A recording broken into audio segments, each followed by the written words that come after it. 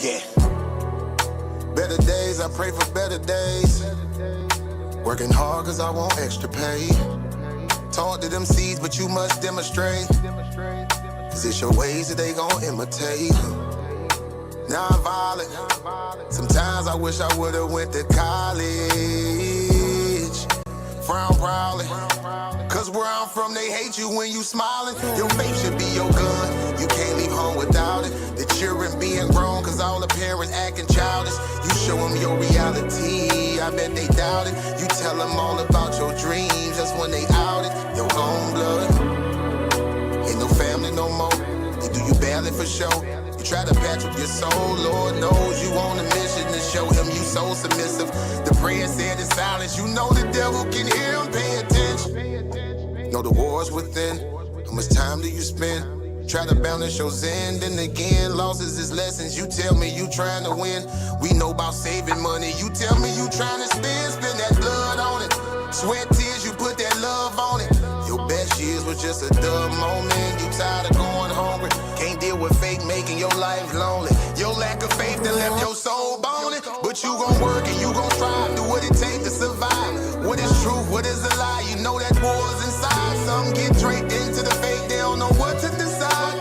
Wrong choice, meet your demise, keep that between you and I. You realize, some people you gon' let go, you visualize.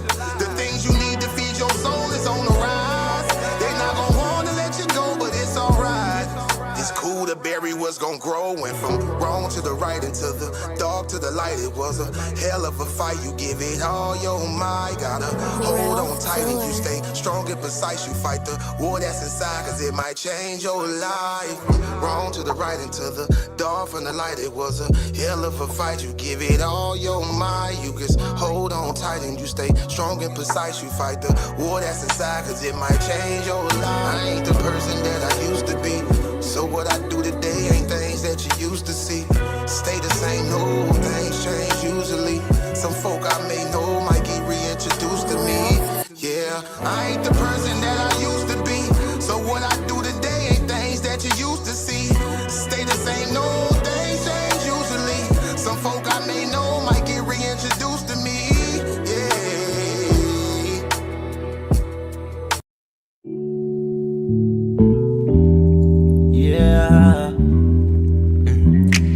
Don't be stressing on the dumb shit, cause God is gonna make a way. Just keep going and keep your faith, so you can win this race. This race called life, yeah, yeah. This race called life. This race called life, yeah, yeah. Race called life.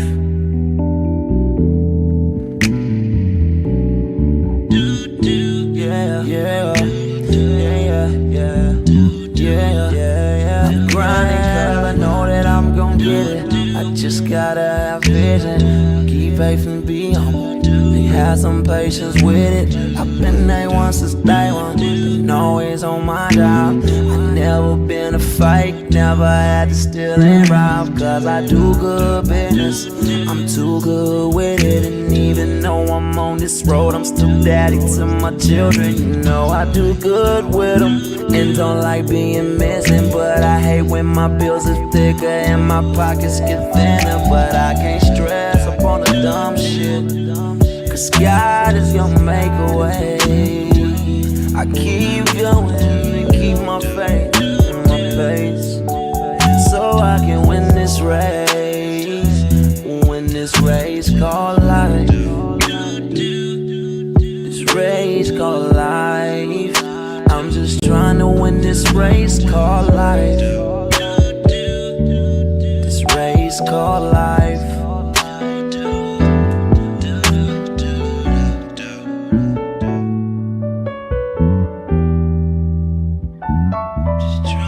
This race called life, yeah. Race called life. I'm just trying to win this race called life, yeah, yeah, yeah. I keep on running in this race called life, yeah.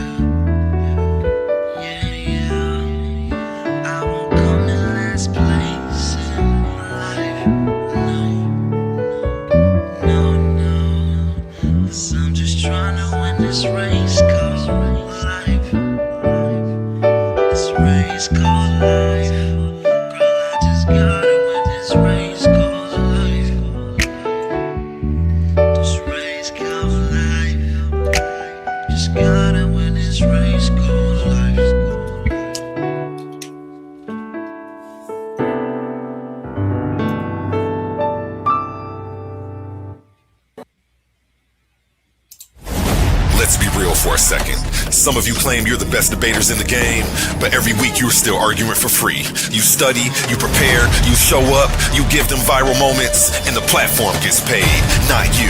That's not competition, that's exploitation. Some leagues built their entire reputation off the backs of debaters they never intended to compensate. Clips, views, donations, super chats, and the people creating the content still walking away with nothing. Over here, we don't play that game. We are one of the only debate leagues actually paying debaters, reinvesting back into the community. Because if your arguments generate value, you deserve value. So here's the reality check. If you're really the monster you claim to be, if your research is really as sharp as you say, if you really think you could dominate any room, then prove it. And here's where the stakes are real. Warriors don't fight exhibitions forever. They fight where the prize is. So you have a choice. Stay comfortable debating for exposure, building someone else's empire, or come step into the arena where serious debaters get respect and paid. This isn't charity. This is combat.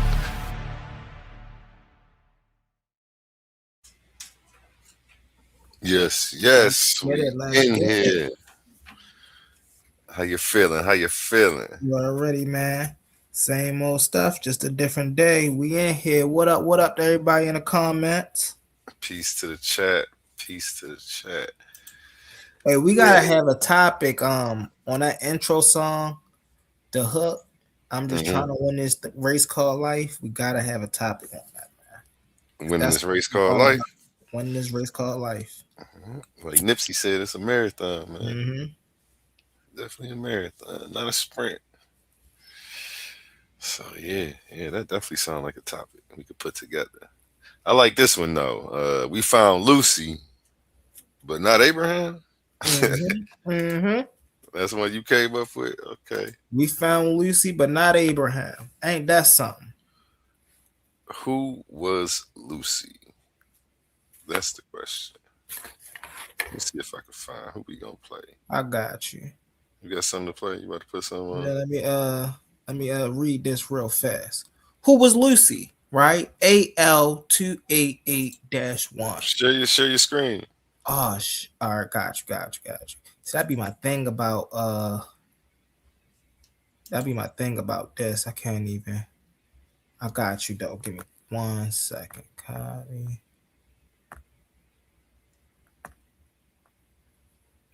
No.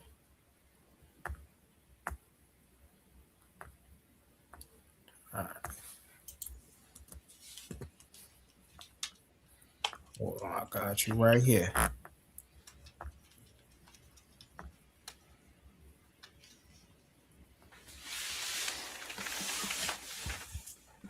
So who was this Lucy, right?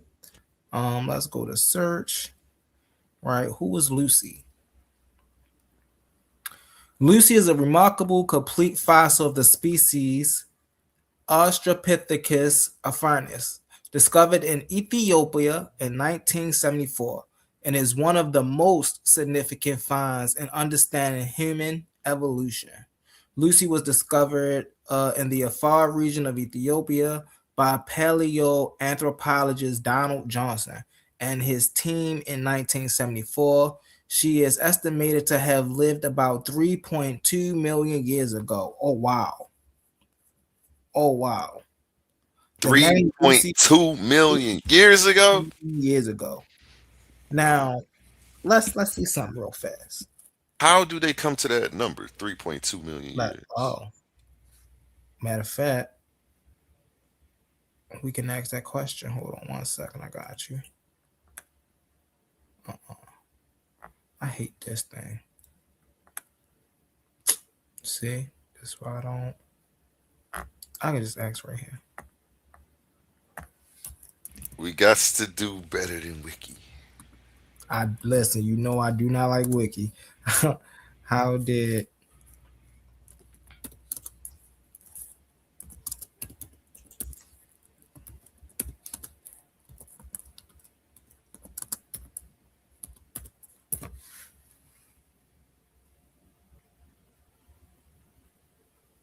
I put it in her name? It's crazy. That's fossils was estimated to be, how do I get this off here? 3.2 million years old using the combined biography and radio. So by radiometric dating and biostography. Biostography. This is I hate when they put Y's on the end of this word because we know this is graph. And when you put a Y here, what do you call it graphy? That make the word sound crazy. But it's a dating of volcanic layers near. Okay, bang. This is what I wanted to hear right here. Okay, so it's a radiometric dating of volcanic layers near her fossil site, right? So we know that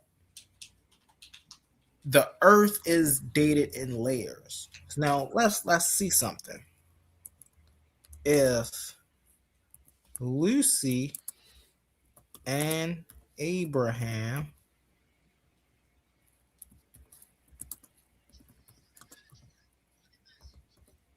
no, you know what? I can't even say that. Matter of fact, I'm still gonna put it in.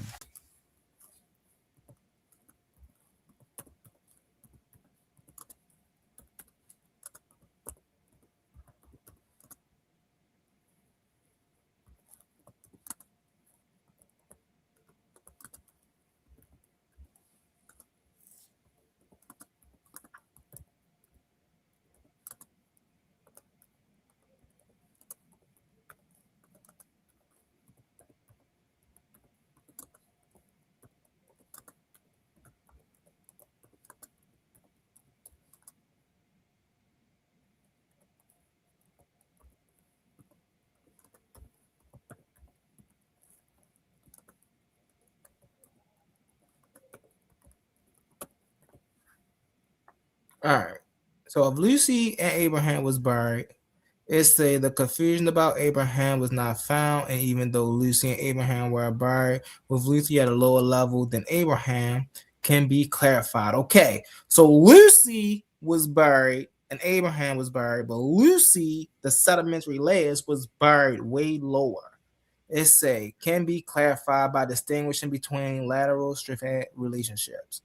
All right, it's a in context or narrative fossils interpretation, layering in fossils or burial context, in natural sedimentary layers or archaeological stratigraph. I ain't saying that why that make the word sound stupid. An object buried in the lower layer is older than objects, right? So layering fossil and burial context, right? In natural sedimentary layers, right? Then the object buried in lower layers is older than the object in upper layers. However, in the presence in upper layers does not guarantee that fossils or remains are discoverable simply because they exist above the fossil layers.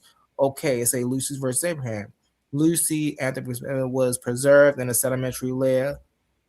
Say Abraham in context reference, likely human ancestor or narrative uses the name, may have been buried in conditions less conducive to preservation or discovery. How the heck was that? The upper sediment layer could have been more erosive or subject to decomposition. Fossilization could have been incomplete or scattered, leaving nothing identifiable. And I'm rude. Let me drop that link, man. Go I ahead. ain't even dropped the link. Process erosion, tectonics, or layer burials may have obscured Abraham's remains. That's crazy too, because if they obscured Abraham's remain, then they must have obscured Lucy's remain, which we didn't find. It's a layer depth alone does not dictate discovery. It's a supporting. I say the pathology made species are referred to extreme rare fossils evidence. Just because earlier lower species are found does not imply nobody said it was contemporaneous. Conclusion: Abraham was not found despite being buried above Lucy because burial depth alone does not ensure fossil preservation or discovery, or the simple fact that Abraham wasn't a real person, you know. But so that's crazy right there, man. So despite Lucy being buried lower than Abraham, they found Lucy. They did not find Abraham. Though they say the layer markers does not necessarily mean you're going to find one person and not the other person, which, you know, I would agree with. But it ain't like they found Lucy yesterday. They found her in 1979. And I'm sure they was looking for a while before they found her. And so, you know, that's crazy right there. We got the links in the comments. You dropped the link, A1? Yeah, I dropped the link. Yeah, yeah.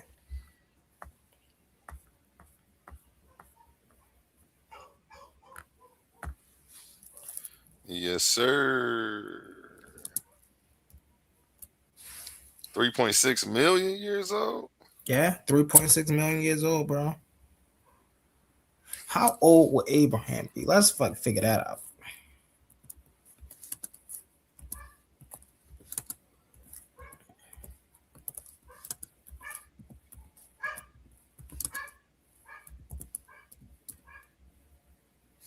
You ain't sharing your screen. Oh no, it's on the side. Hold on one second. A1 of my good dude Humble. What's up? What's up, OTK? Come up on the panel, Brody.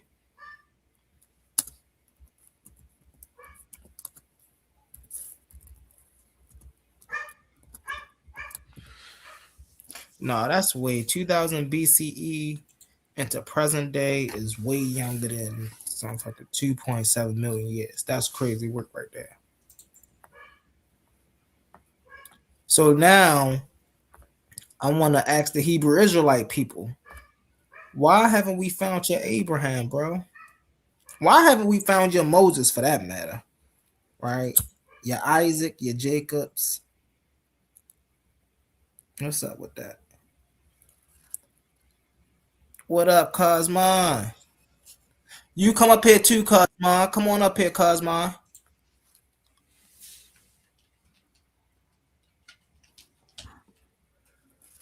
OTK in the building. What it do, OTK? Man, what's going on, my good brother Humble, man? My good brother A1. What's up, Titans? What's Peace, up with peace. y'all? How you feeling? Hey, man, we sit Man, here I'm good, man. constructing a good show, Brody. Yeah, that's a good topic. They found Lucy, but they haven't found. That's a heavy question, bro. I mean, you would have thought, you know, with some advancements in science, you know, we'd have made some progression towards that. You know, we probably would at least found, all right, we can't find Abraham, but at least we found Isaac. Can't find Isaac, but at least we found Moses. You see what I'm saying? And they ain't find none of these niggas. Hey, let me ask you this: Was Lucy, what they call it, octopromiscuous, or whatever, however you pronounce it, or was she homo? Was she part of the homo family, or She wasn't part of the was Homo family. she wasn't, right? No. When I Okay. when I read about her, I thought I saw that first word that you said. No, she's an Australopithecus. Yes, Yeah, she Australopithecus or whatever. Go ahead, Humble. That's how you say it. Yeah, she was an Australopithecus. Okay, so that means walking on all fours too, correct? No, she walked upright. She was She was the first. She was the bridge between walking upright and walking all fours. So she was doing both. I thought Homo erectus was the first to walk upright. The Homo erectus without walking on all fours. Right, the Homo erectus. She was doing both. So she was doing both. She was doing both. All right, I got you. I follow you. Well, I did read that about bipedalism, so that's okay. Yeah, no, I'm tripping. What is that, bro?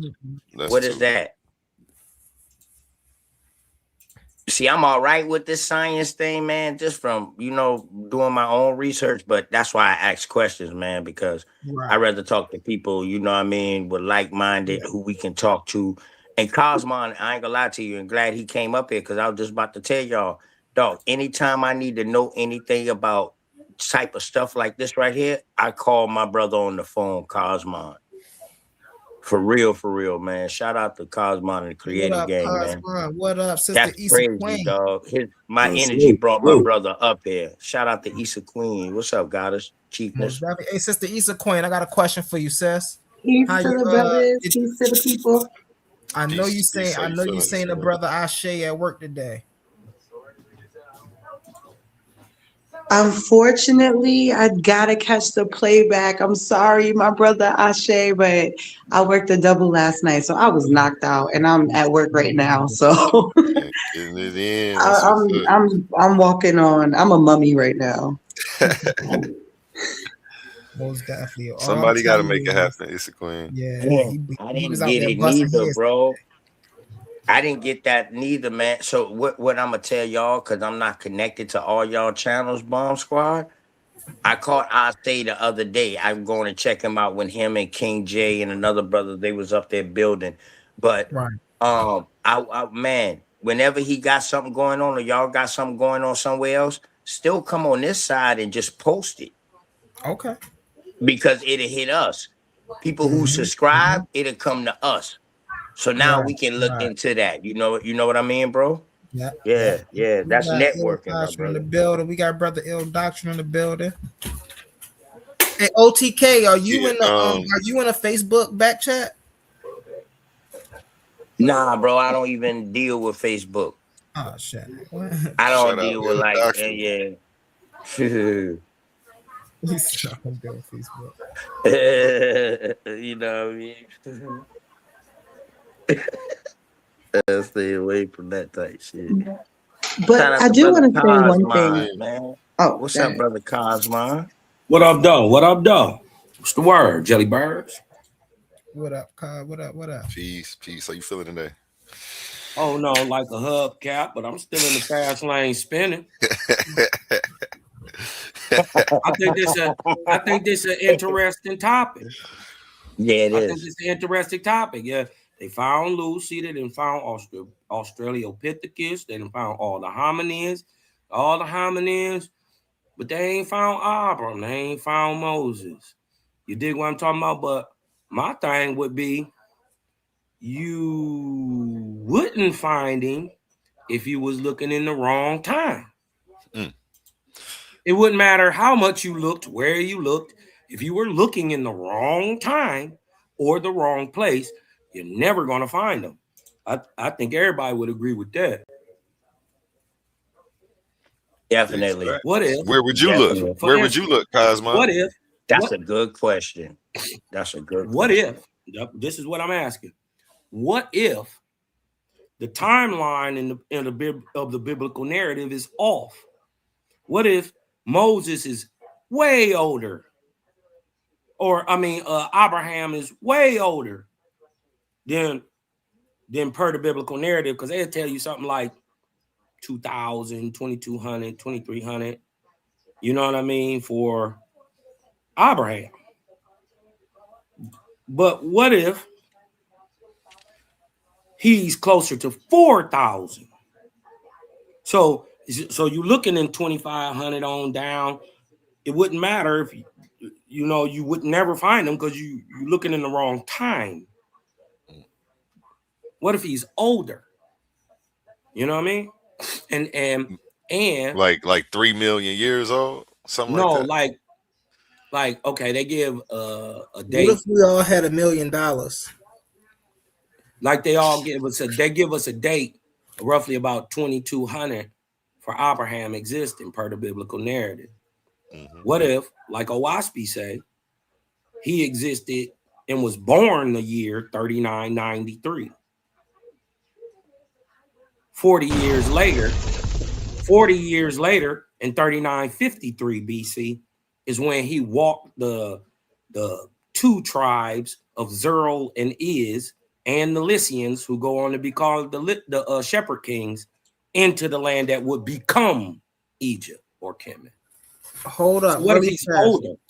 Hold up, really fast. I just Cosmon just brought back to my remembrance a debate that I think that, because we haven't said nothing about this for a while, right? Me and Cosmon are supposed to debate the subject matter: is the Owaspi Bible authentic? Did you do your homework? I most definitely did my homework. Well then, if you want that work, well then come on, get it. You Hey, dig what yo, I'm talking we about? definitely was But what supposed to book? Hold debate on. that Wait a topic. minute. What book do you stand on? Are you standing on anything at all? As far as a belief system, no, because I'm Well, not a then neither am believer. I. You are a believer. You are a believer in I the don't Owaski believe Bible. anything. So you don't believe in the Owaski Bible? No, nigga, no. So you don't believe the Owaski Bible was written by an angel? I don't know. That ain't what it say. That ain't what it say. So who wrote the Owaski Bible? John Newborough. So John Newborough. Now John Newborough wrote the Owaski Bible. Yeah, he got inspiration through angels. Oh, yeah. So do you believe that? Hold on. Do you believe that? Let me ask you a question. Is there a book on earth that wasn't published or produced by a man? Not that I know of. Well, then, why would Owaski be any different? Hold on. All right, hold on. Do you believe that the Owaski No, I don't book, believe. Hold on. Do you believe the Owaski book was inspired by an angel? No. You I don't just believe said anything. You did. No, I don't believe it. So you know that the Owaski Bible was inspired by an angel? Yes. What's the name of this angel? It's not a angel. Because see, if one angel, first of all, if one angel comes and tells you anything, Owaski lets you know that that's false because they don't even move like that. So it was a group of angels. So that's one. That's one. Two, how I know is because the level of information brought forth in Owaski, no man could know. What? Oh no.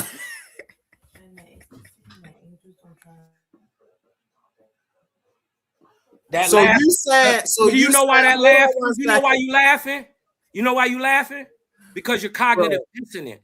Because no, I'm laughing because this the same thing you don't understand. They say this the same thing the Hebrew Israelites say about Moses. What about him? They don't say nothing about Moses. They don't God know came to Moses, inspired Moses to write the Bible. Hey, I hate to call you a liar, so I'm gonna just call you ignorant. Now, because what I'm saying is the Israelites don't say nothing about Moses. They don't know who Moses was in Egypt. They don't know what Israelites don't say Moses. They don't know. They don't know his Pharaoh name. They don't know the year of the Exodus. So stop saying that. He terrible. So you saying that the Hebrew Israelites don't claim that Moses wrote the Bible? They can claim anything they want to. So are you claiming that an angel inspired John Newborough to or possess John Newborough, inscribe the Owaski Bible? Now, this is the very first. I told you to go look at my thing. The very first thing we taught on my channel was about that a source, its author, its compiler, and its publisher can be different entities. We ain't talking about now, just like I always like I've never changed the subject. I've never not stood on this. I say JBN didn't author the text because the words come through something else. They're not his words. He said it was automatically written without his knowledge. So basically what that is like saying, that'd be like saying Michael Jackson created Thriller, but doesn't want credit for it. That's the same thing. JBN compiled Owaski, but he's saying it's not mine. It's not my thoughts. And then he doubles down and says, had I told people that these were my thoughts and that I created this and I did this on my own family and friends would have laughed at me. So he just decided to use the biblical God and then say, well, he told me, but he told me in the presence of an angel, or he showed me in the forms of many angels. No, he didn't say that. Y'all most high name is Jehovah, is it not? The Most High is named Jehovah. Oh, Jehovah, not Jehovah. Your Bible say Jehovah. Say it. Show us that it says that. What? Hold up. Yeah. Show us that IH is not pronounced eh. Listen, what you're misunderstanding is phonetics change. Now phonetics change. Listen. The E can sound like A. Ah. The I can sound like E. Eh. Or a soft A. Eh. It can because the vowel sounds are interchangeable. Oh, now the vowels. Yeah, I know. So y'all cognitive dissonance is real. Just making up whatever y'all want. Yeah, cognitive dissonance is real. You got it's called phonetics. Anybody? Yahuwah. We got anybody, Jehovah anybody who thinks that this brother up here laughing and said something, or just because he's ignorant to the fact. What I just told you about is called phonetics. It's in every single language ever. You dig what I'm talking about? Listen. You dig what I'm saying? He's just because he's unaware of these. He knows that doesn't make his laughter. Only proves that his laughter is based in ignorance. That doesn't stop. That doesn't stop the fact from being your God is the same God in the Bible. I don't have a God. So Jehovah not your God? You just said Jehovah was your God. Jehovah is not a God. What is he? He's the creator. He creates God. Oh, and so only a God can create a God, correct? No. What's going on here, bro? I'm above your pay grade. See, you think God and the creator are the same thing, and they're not. Oh God, are you saying? So hold on. Now, hold on. Before we go any further, I want to make sure you're not trying to pull this flim-flam. You're not going to use the Babylonian deity of fortune joint on me, is you? I don't even know what you're talking about. All right, bet. Are you saying God, the definition of God, is not the creator of all things? I'm saying there are religious ideologies that push the ideal that God is the end-all be-all, when in fact God is the rank and title of an angel. There are angels higher than God and angels lower than God. It's just a position. And also to prove this fact is God is a one and goddess, because there's not just one. There are gods and goddesses. All of them are one-time living, breathing men that came out of the womb of a woman. So you saying if I read your OWASP Bible, I'll never see God in conjunction with Jehovah? Right. And what I'm telling you is in OWASP, it clearly explains that God and the creator of sun, moons, and stars are not the same thing, and that God praises the creator just like I do. God is not our father. God is the brother. What? Wait, whoa. God is what? Hold on. Be quiet for a second, because you're cognitively dissonant right now. God is what your ancestors turn into. It's not the creator. For instance, a watch is never the watchmaker. The watch God is not the God maker. No. There is no creation that doesn't have a creator, and that includes God also. So let's look up what the definition of God is, bro. Because I don't think you can find the definition of God outside of a religious ideology.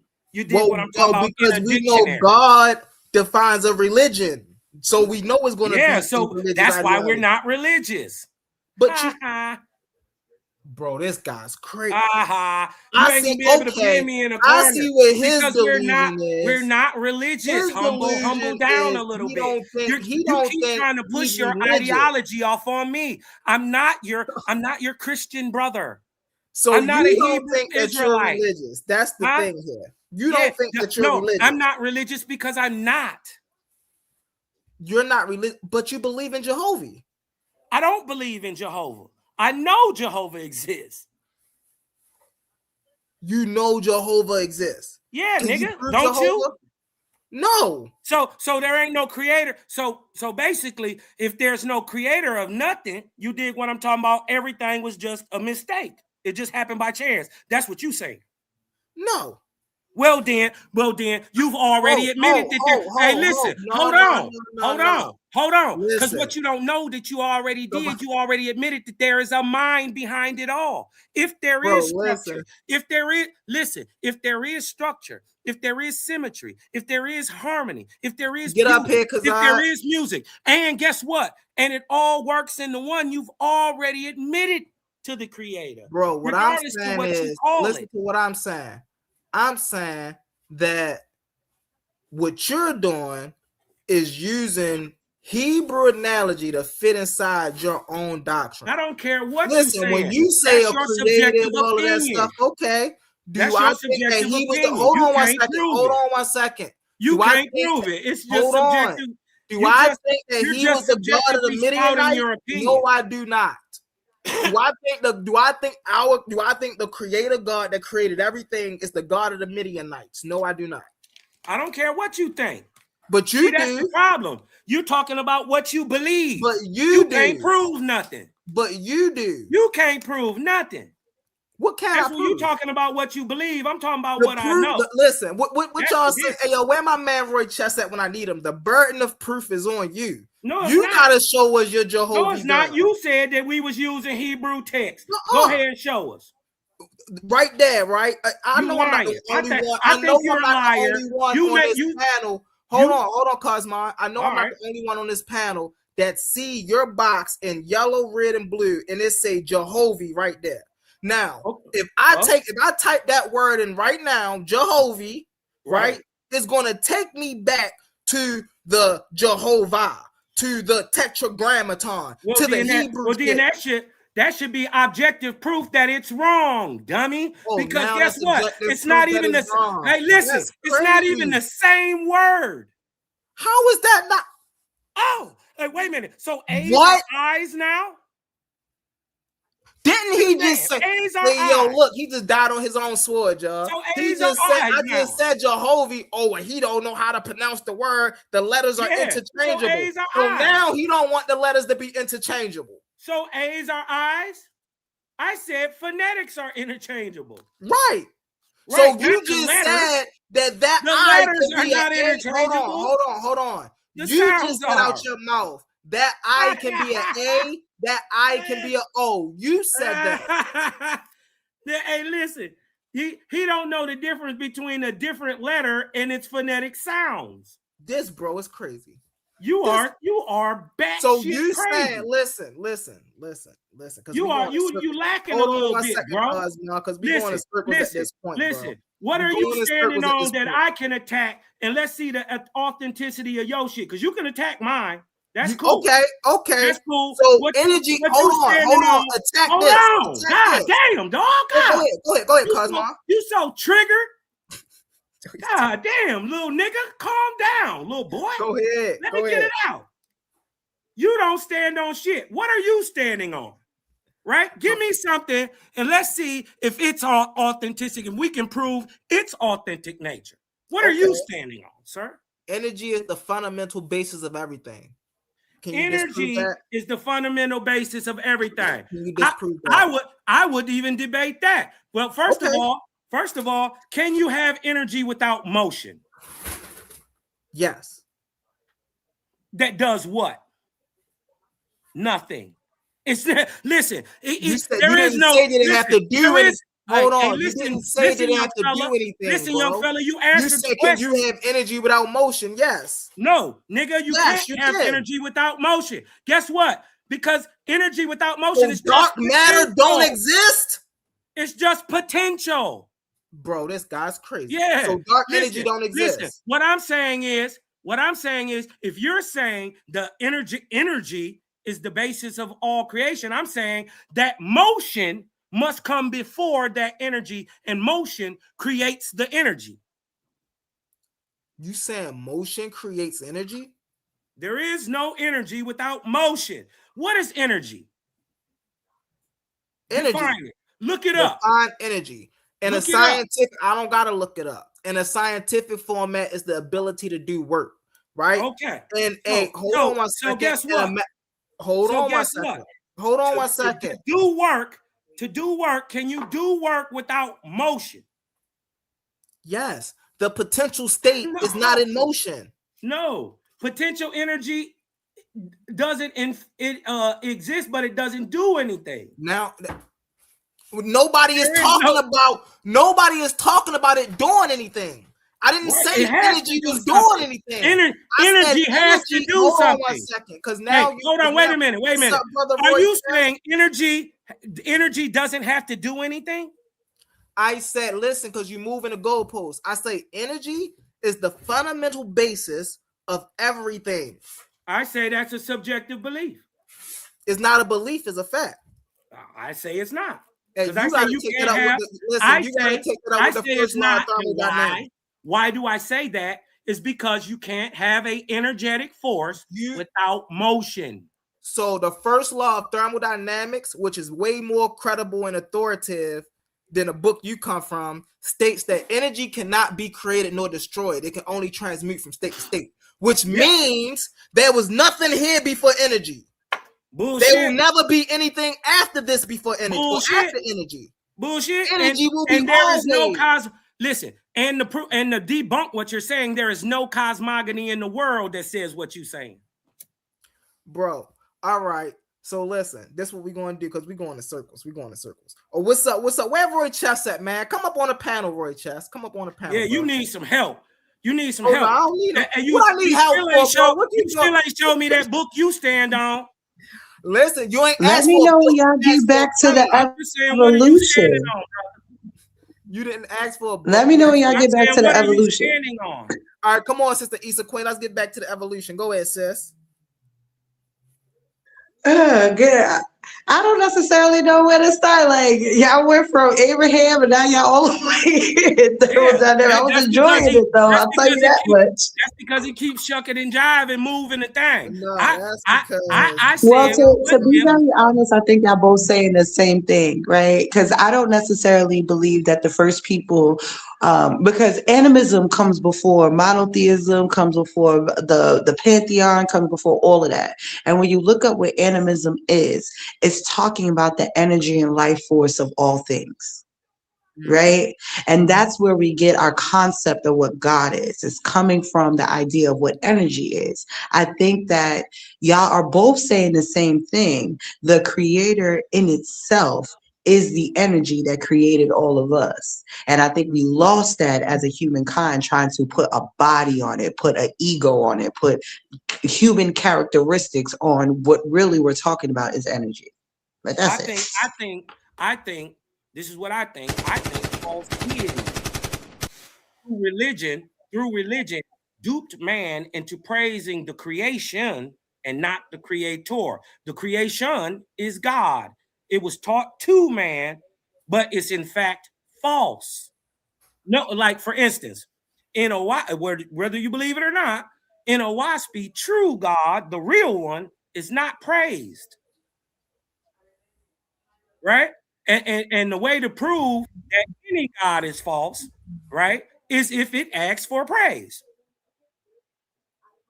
That's one of the ways. I would agree with you.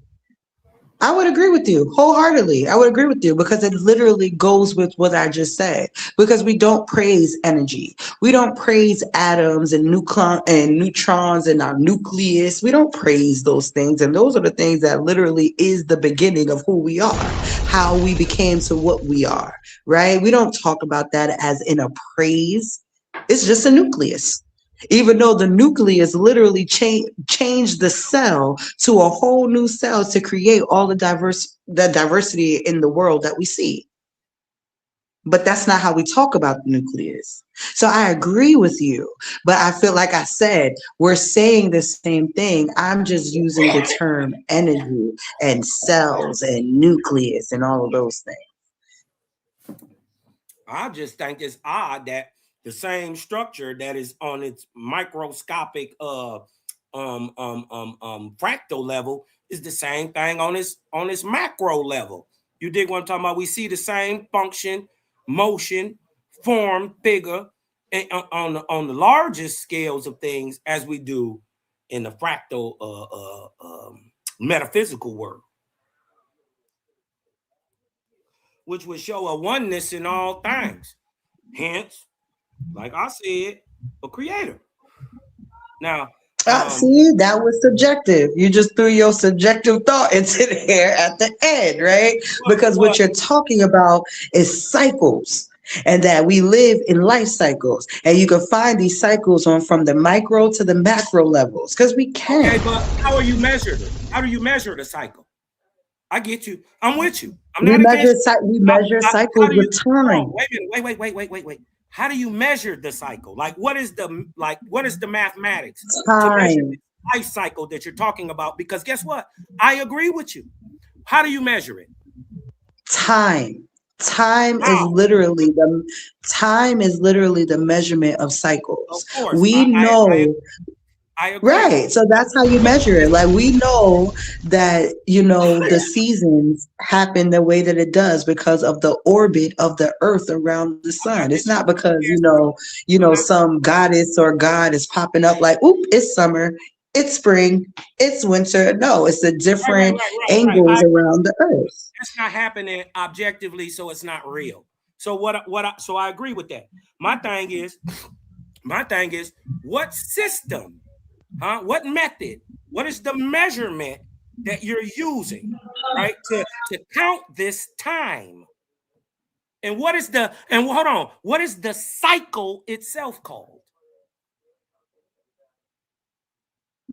So you're asking me a couple of different questions, right? And when it comes to, listen, I like to hear other different things, and remember, I'm saying I agree with you.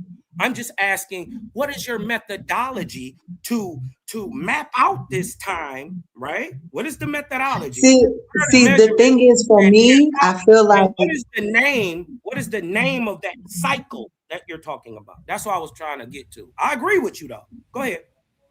So for me, time is a byproduct of the universe. Like, I don't think time was created in the same sense that planets were created. I think it's a byproduct. How we tell time depends on how things are moving. So the cycles that we're talking about, right, would be, at least when it comes to the seasons, would be the orbits of the planet. Our planet has a cycle that it goes around the sun consistently. Correct. And that's how we're telling the system of time. Hold on. I agree. Would you agree with that? Man himself has a cyclic cycle that is comparative to the earth. How you said man has a secret or separate cycle? Cyclic. I'm sorry, somebody got background noise. I'm missing the word. It has a cyclic cycle. Like a cyclical cycle. Yeah, everything has a cyclical cycle because cycles goes in circles. So my question was, just like the earth goes through seasons, do you agree with that man also goes through seasons? Yes, there's a baby stage, there's a toddler stage, there's a prepubescent stage, there's a teen stage. Yes, yes, we hit different echelons, like we hit different seasons in our life cycle. The entire life is the cycle, and we hit different points on that cycle. I agree. Owaspi teaches it. I agree. Yeah. It teaches it. And the crazy part is it says it just like the sister says it. Just like man goes from infancy to childhood to prepubescent to mature to old age and then death. It says so. It says it just like she just said. The Tao Te Ching said like that too. What that mean? Lao Tzu wrote. Yeah, a lot of people say it like that. You know what I mean? Because there is a universal truth that man can come to on their own, like understanding agriculture. There wasn't one person that walked around the planet teaching everybody how to do agriculture. People can figure this out on their own if they're just intuitive with the earth. It's the same thing that goes with evolution. Darwin was the first person that talked about evolution. And even before his book popped out, there was a naturalist that did a paper basically also talking about natural selection that pushed Darwin to release his book. Him. You know what I mean? So like certain ideas is just true because it's true to our reality, and you can find that from anywhere.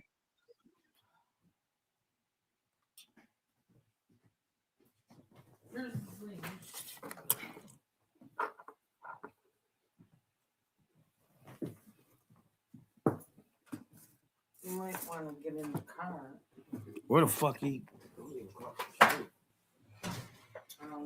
Oh, and I wanted to say earlier, y'all said something about finding the bones of Abraham. I would like for anybody to find any remnants of the 40 years that they spent in the desert. Because at least right then and there, after Moses does the Exodus and they do 40 years in the desert around Kemet, it's like that's a pinpoint area that you can actually look to find remnants of this people, of these stories. And you don't even find it there when they pinpointed it. So it doesn't matter where you think Abraham's body is. If you can't, like, the things that are tangible, you can't even find. Abraham's body is a mystery. Peace, everyone. Can you guys hear me? What up, world class? Abraham's body was supposedly buried by God himself. No one could find it. Peace. What scripture is that, Rich? It's a particular scripture. I would have to find it. So you just freestyling? Yeah, it sounded like it, but I'm gonna look it up for you. I guess I've never heard that one. You never heard that before? Come on. I've never heard that one. I didn't just make that up. Shout out, y'all. Hey, I'm not saying you did. No, there's a lot of stuff I've never heard of that's out there. I asked the question. I wasn't making a suggestion. I'm just saying, you know. It may even have 100,000 followers. I don't know about it yet. Yeah, I'll look it up. I forgot what. I'll look it up. Shout out Cosmon. Shout out Humble A1. You already know. You know what I'm saying. Salute Queen Issa. You know what I'm saying. Bless up, Brother Roy Chess. You know what I mean.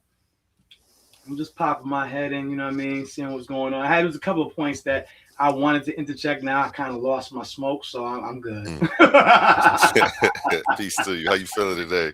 I'm all right, man. Trying to make it. You already know me, man. Always good seeing you, brother. Appreciate it, man. Appreciate you too, man. Got me out here motherfucking blushing and shit. Like, yo, this nigga fucking ain't what?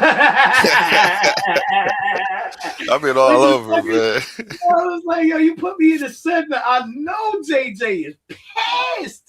No, that wasn't you in the center. That wasn't you in the center. That's Humble. Oh, that's Humble? Okay. Yeah, okay. That's Humble Mystic. That's Humble Mystic. Humble. Well, damn, and it's funny that I knew exactly what you was like talking me, about. Then he looking like him. It's funny I knew exactly what you was talking about without asking for explanation. But for anybody who doesn't, let me go ahead and play the ad.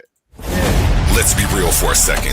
Some of you claim you're the best debaters in the game, but every week you're still arguing for free. You study, you prepare, you show up, you give them viral moments, and the platform gets paid, not you.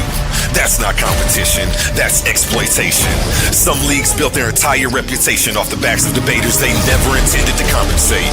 Clips, views, donations, super chats, and the people creating the content still walking away with nothing. Over here, we don't play that game. We are one of the only debate leagues actually paying debaters, reinvesting back into the community. Because if your arguments generate value, you deserve value. So here's the reality check. If you're really the monster you claim to be, if your research is really as sharp as you say, if you really think you could dominate any room, then prove it. And here's where the stakes are real. Warriors don't fight exhibitions forever. They fight where the prize is. So you have a choice. Stay comfortable debating for exposure, building someone else's empire, or come step into the arena where serious debaters get respect and paid. This isn't charity. This is combat. Yeah, you're gonna have to fix your AI because you had too many pictures of me in there, B. That's me, bro. No, B, that's my face. With the kung fu freaking daggone crown on. That's all War Child right there, B. I'm about to make different versions of that, but I am gonna slide you might have to, away. you might have to fix You definitely that, got bro. paid. That look like me, nigga. Tell them how fast the cash apps come, baby. Oh yeah, most definitely. You feel me? Yeah, I you found had a it. debate over here. Got paid. Cosmon got had a few paid debates over here. My bad. I heard my damn dog got out. I had to go get my dog. What you say, brother? Shout out with Cosmon. You had to take your dog out. Huh? You was taking your dog out. You said? No, that little sucker just bust out the dang old house. I had to go get that little mug, man. Shout out notes from the underground in the chat. That's Leandre McBride. He definitely got paid. You know, we paying for debates over here. $50 win, lose, or draw, brothers. I'm thinking about switching it to 75-25 to make more incentive to go hard, you know. But everybody show up, go hard anyway. Like nobody wants to lose. So I might keep it the same. We're gonna see what happens. And you know, I just think we should start making some little one-on-one bets. You dig what I'm talking about? Just bet the 50, so somebody can go ahead and get a hun bun. I like that. He If said y'all both 100. agree to it, shoot, I'll do it. Yeah. Zion crazy.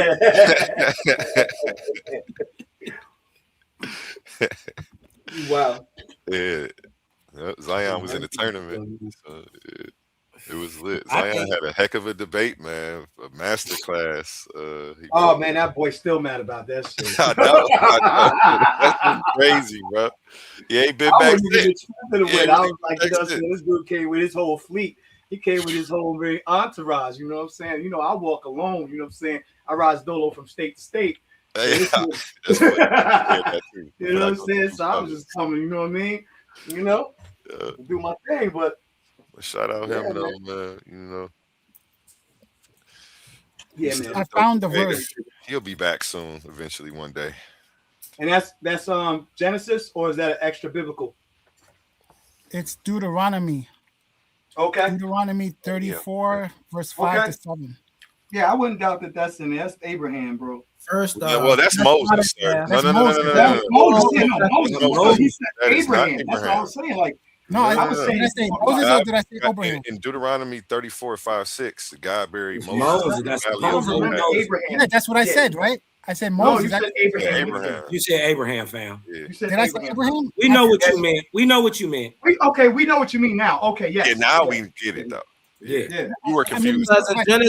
Because in Genesis 25, 9 and 10, Isaac and Ishmael come together and bury Abraham. Yeah, boom. Yeah, I made a mistake. My fault.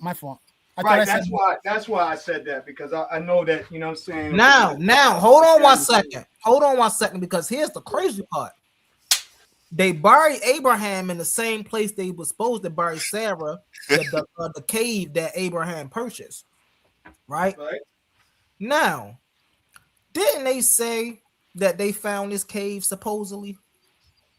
I didn't hear about it. Go ahead, Man, show us. they say they find everything, yo. They got people out there that said that they found them. Yeah, how many times people gonna claim that they found something? You know what I'm saying? Like, if there was a whole dude on TV who was a total wisdom, he found the Ark of Covenant, never gonna produce nothing.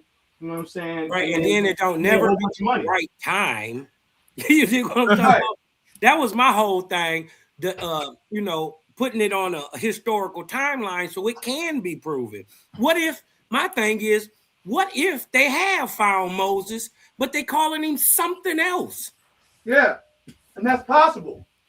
Right, because they think they're in the wrong time. Right. They think they're in the wrong time, or they actually are in the wrong time. But and the names are subjective a lot of times in Bible, because they make things symbolic, and languages change, and how people, you know what I'm saying, with the whole Ramesses, they wouldn't tell you which Ramesses it was.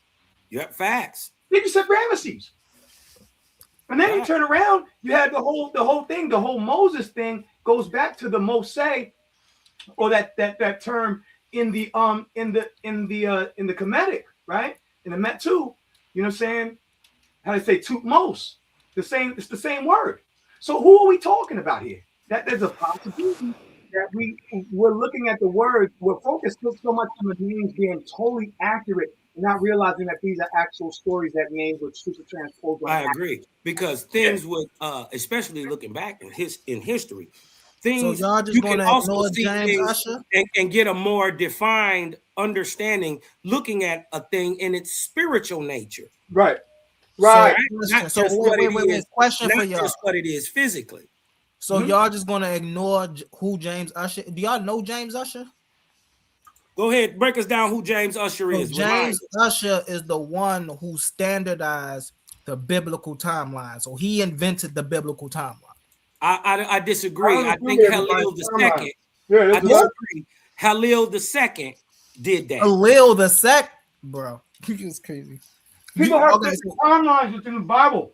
Yeah, it's the timeline, bro. What doctrine? So in what religious context? If this person was a Christian or he was Protestant, he was an archbishop. You know what I'm saying? Like for instance, what year? The dispensational age 1650. He was an archbishop who lived not in held by every Christian or Jew. Well, first, second century, Halil II already existed to get in the graces of Justinian.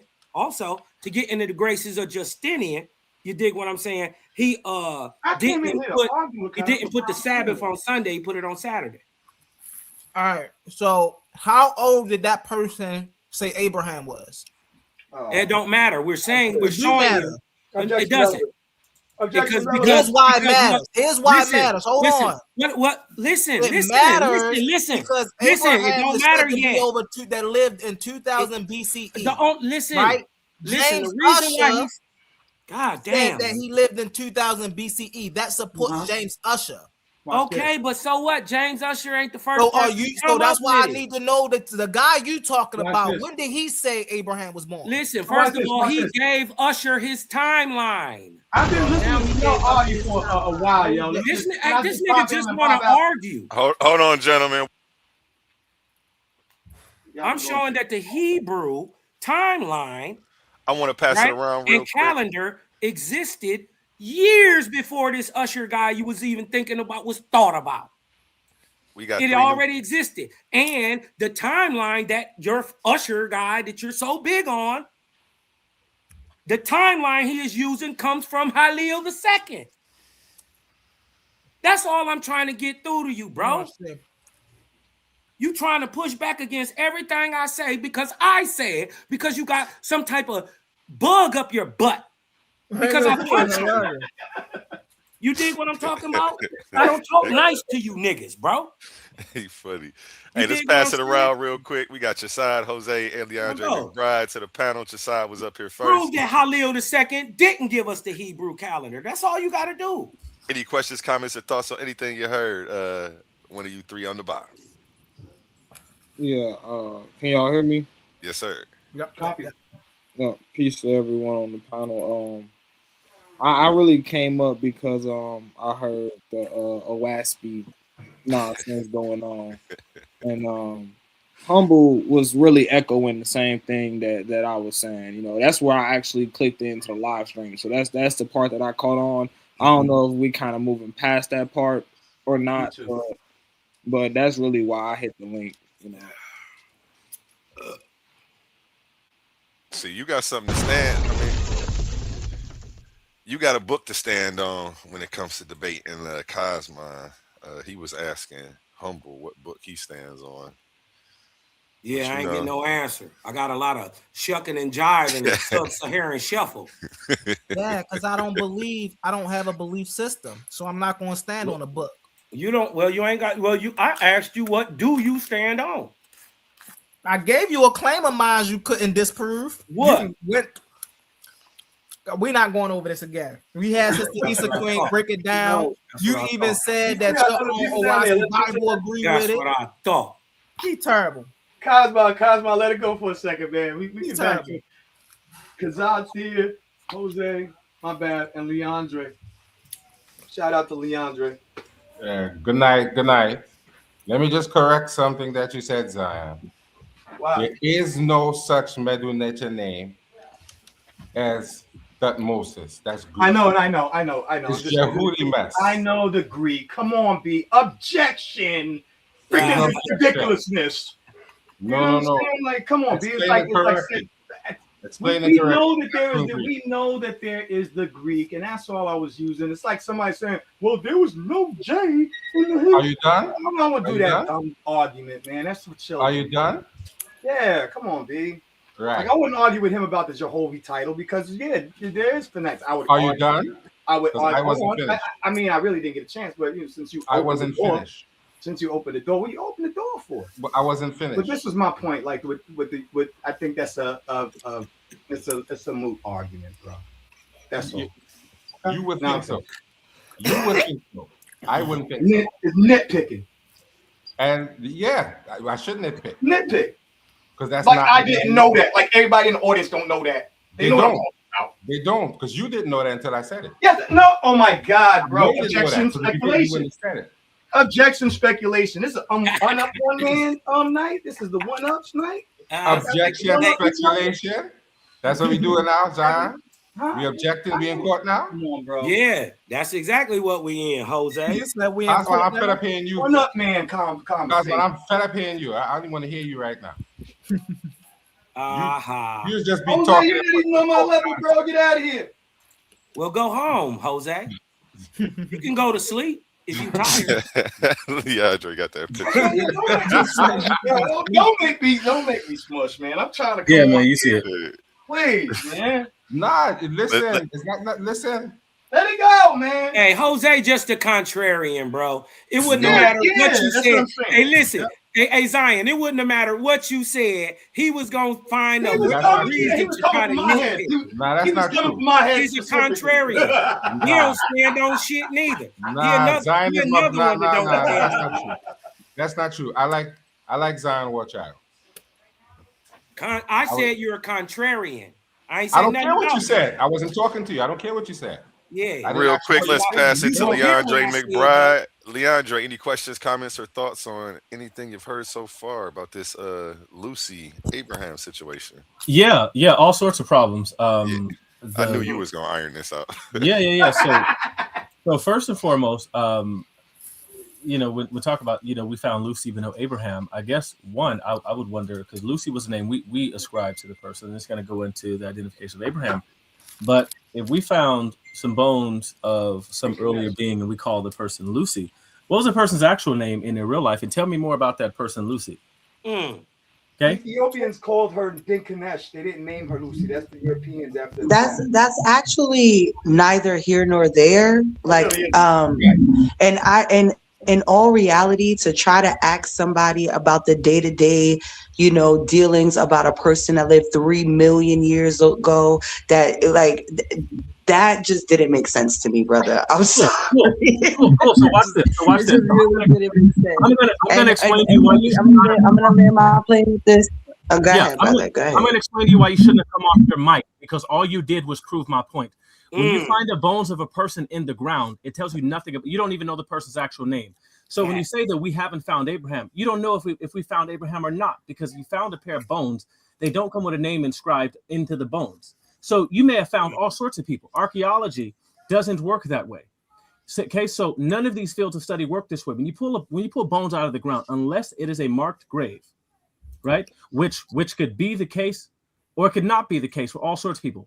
Okay, 0.9% of people who have ever lived on the planet archaeologically leave no single archaeological footprint. Will probably never find their bones.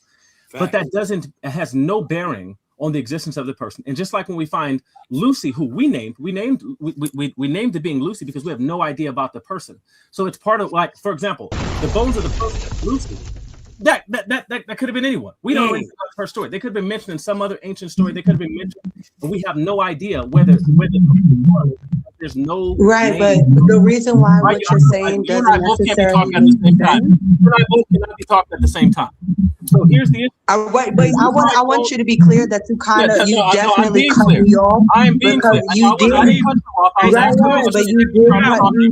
cut me off while I was speaking, because you started with a question that you already had an answer to, and now you're being a little girl about it. No, actually, you cut him off, sis. Go ahead, brother. No, actually, he cut me off. And I don't respect when people ask a question, wait till I'm answering, and then cut me off while I'm speaking to continue on what they were saying because it was a loaded question. You never let me answer the question because you already had the answer together. I never finished. And now you're going into a paragraph about what you want to say, cutting me off. There was no opportunity for you to finish because nobody asked you anything. Leandre was asking. You asked a question to the panel. What I'm not about to do is deal with men who have issues with the fact. You should have just said that I have something to say instead of trying to be a sarcastic asshole and sit there and talk and ask a question when you already have the answer. I said what I said, so you can continue now. Man, we supposed to be brothers. Come on, man, we supposed to be brothers. Okay, when I play that, that means break it up, everybody. We're supposed to be brothers and sisters. Let's go, Titan family. I missed what happened. I think you said he asked you a question and cut you off. I didn't ask her a single solitary question. No, he asked the panel a question. He asked the panel a question, right? I went to go answer the question, and he already had his answer, so he cut me off before I could even finish what I was saying. So you could watch the playback, but go ahead, sir. We're not about to play playback. The question was rhetorical. He wasn't really asking a question. Exactly. If it was rhetorical, why did he stop? Why did he stop? Let me start speaking, and then said, "See, this is why you should never came off your mic when he cut me off." Exactly. So whoever's playing butt buddy for this dude needs to calm it down and recognize what actually happened. There's an unhappy man somewhere in your life who cannot stop talking, despite the fact I already told you, and it's been acknowledged by someone else up here. It was a rhetorical question. I was not asking you anything. You have nothing to offer. Apparently, there's a single man on a panel who ain't have a woman in years and come up here to talk to a bunch of dudes because people got issues. See, we could go back and forth all the live long day. I told your weird ass to keep on going, but instead you want to sit here and argue with me.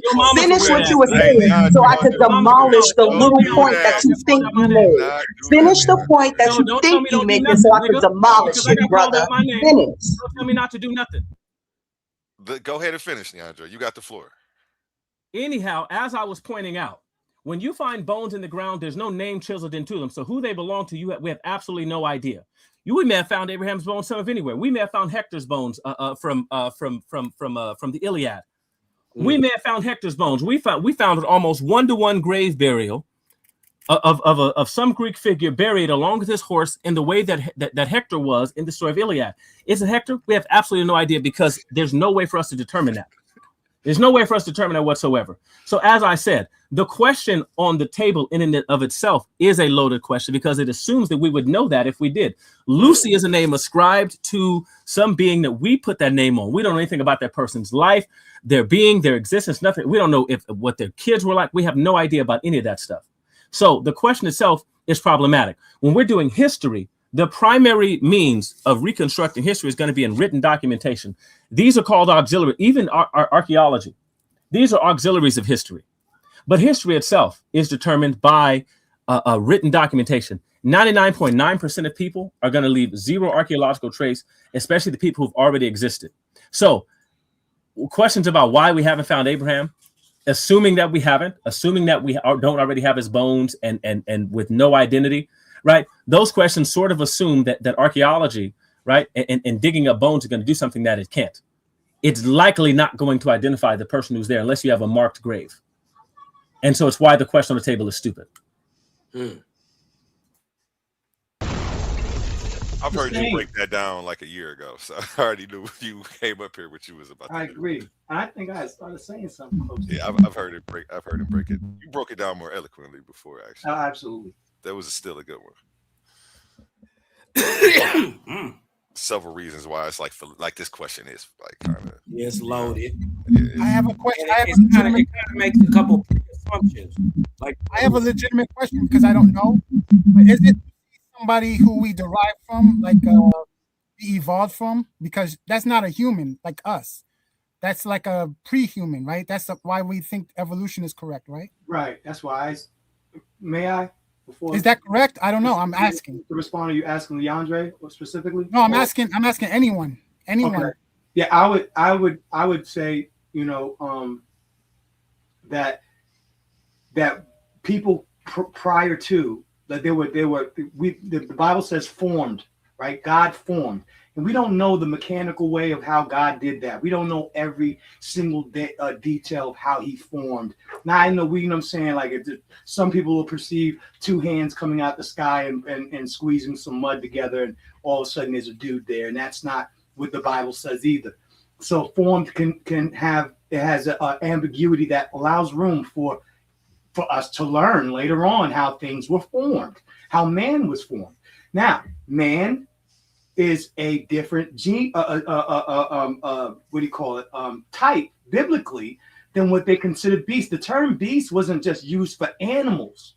It was used for certain you know, like primates or pre-humans, that even now when we talk about you know, we consider certain things hominids but not humans. Oftentimes humans are often, that term human as a specification is delegated towards what do you call it? Homo sapiens, Homo erectus, and certain special variations of hominids. I mean, that they didn't have some form of you know, origin correlation. I'm done. So it was a hominid, but it's not a human, Homo sapien. Right. It was like beasts of the field. They were like the beasts on the land, man. Yeah, they were not. They didn't have the same, you know what I'm saying, cranial freaking daggone prefrontal lobe that caused them to be able to, you know what I'm saying, start doing the things that mankind could. So we turned into we were that, and we turned into that, right? we turned into what we are now from that. Correct. Yeah, we talking about we. That wasn't we, because they weren't like us. I mean, we came from that. It's like mud. You know what I'm saying? I mean, you can turn back to dust. You got to think. Don't you think you could turn back to a monkey unless you get, you know, a part of your brain messed up? No, I'm not saying going backward. I'm saying that was first, and then we evolved into what we are. Right? That's the story. Yes, I would say formation leaves room for that. That's what I'm saying. I'm not speculating on the mechanics or saying that there's absolutes. I don't work in absolutes. No, I'm not giving I'm not asking for absolute. I'm saying I'm just giving you like, the reason why it can work in that understanding, because biblically it does not give mechanics. It's not a science book. It gives formation. It gives broad scopes that literally the processes as we learn, because the Bible says that that knowledge would increase, and that we would have all things would come to our remembrance, and things would be, our knowledge would be corrected. The Bible gives room for learning. It actually encourages it. To study to show thyself approved, and to sharpen iron, and to daggone study all things. So there was never a in the Bible, oh, this is how it happened, you know what I'm saying, 6 days, you know, this is why I'm going to smush Naphtali, you know what I'm saying, oh, yes, the 6 days of 6,000 years, and then, you know what I'm saying, man was formed out of dirt, you know what I'm saying, no, it's not, y'all are reading in crayon. Hold on. After you, Issa Queen was supposed to be next, but she jumped off the panel. She was supposed to clean up. Land your plane. I wasn't trying to cut you off. I'm done. He asked the second question. I was already finished. Can I say something next? After Issa Queen, you got it. Thank you. So what I was trying to say about the brother's point about the Lucy not being able to identify who and what Lucy is, according to her day-to-day life, depending and using that as a segue into why we can't find Abraham was it was just null and void for me, right? Because one thing does not automatically equate to the other thing. Abraham's story isn't made in a bubble. It has you know, a unique history to it. There's a whole bunch of people on the planet. It's not even that long ago. Like, there's so many different things that's going on that finding Abraham's skeletons will be way easier and way better to easier to identify than it would be a Lucy, right? Because Lucy, you're right. I agree with you. Lucy is something that somebody, you know, named for it, but it's not just a name. They named them. They were able to classify Lucy in the animal classification chart because that animal classification chart was already out there.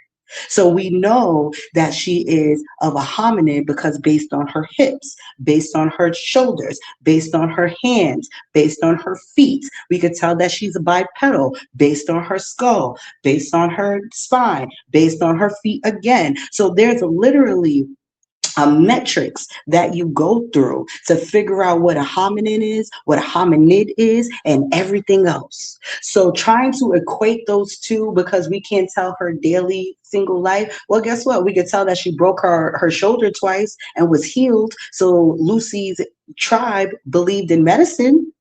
We can tell that from the bones. There's a whole lot of things we can tell from the bones. And when it comes to Abraham, there's a whole culture as well. Because when we start burying people, that's our first sign of culture. There's a whole thing that goes around it. Sometimes you have beads. Sometimes you have, you know, pelts and all of these different things that will classify you underneath a certain culture. That's how we know the Israelites. We were just talking about the Israelites and the way they built their homes. So we can look and see by the way they built their homes that's an Israelite home.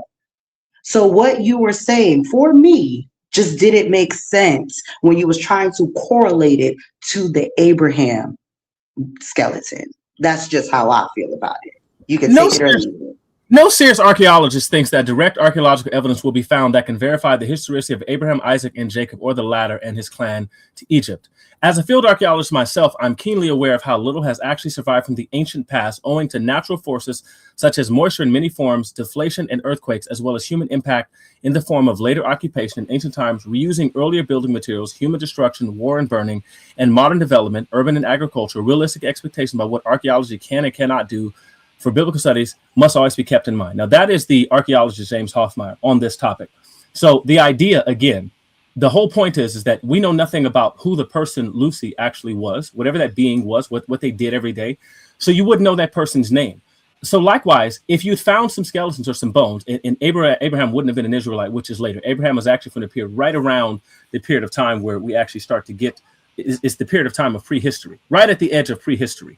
As a historian myself, it's the time period about around prehistory. So no serious person thinks that if you find some bones, it's going to say, unless you have a marked grave, that it's going to say Abraham.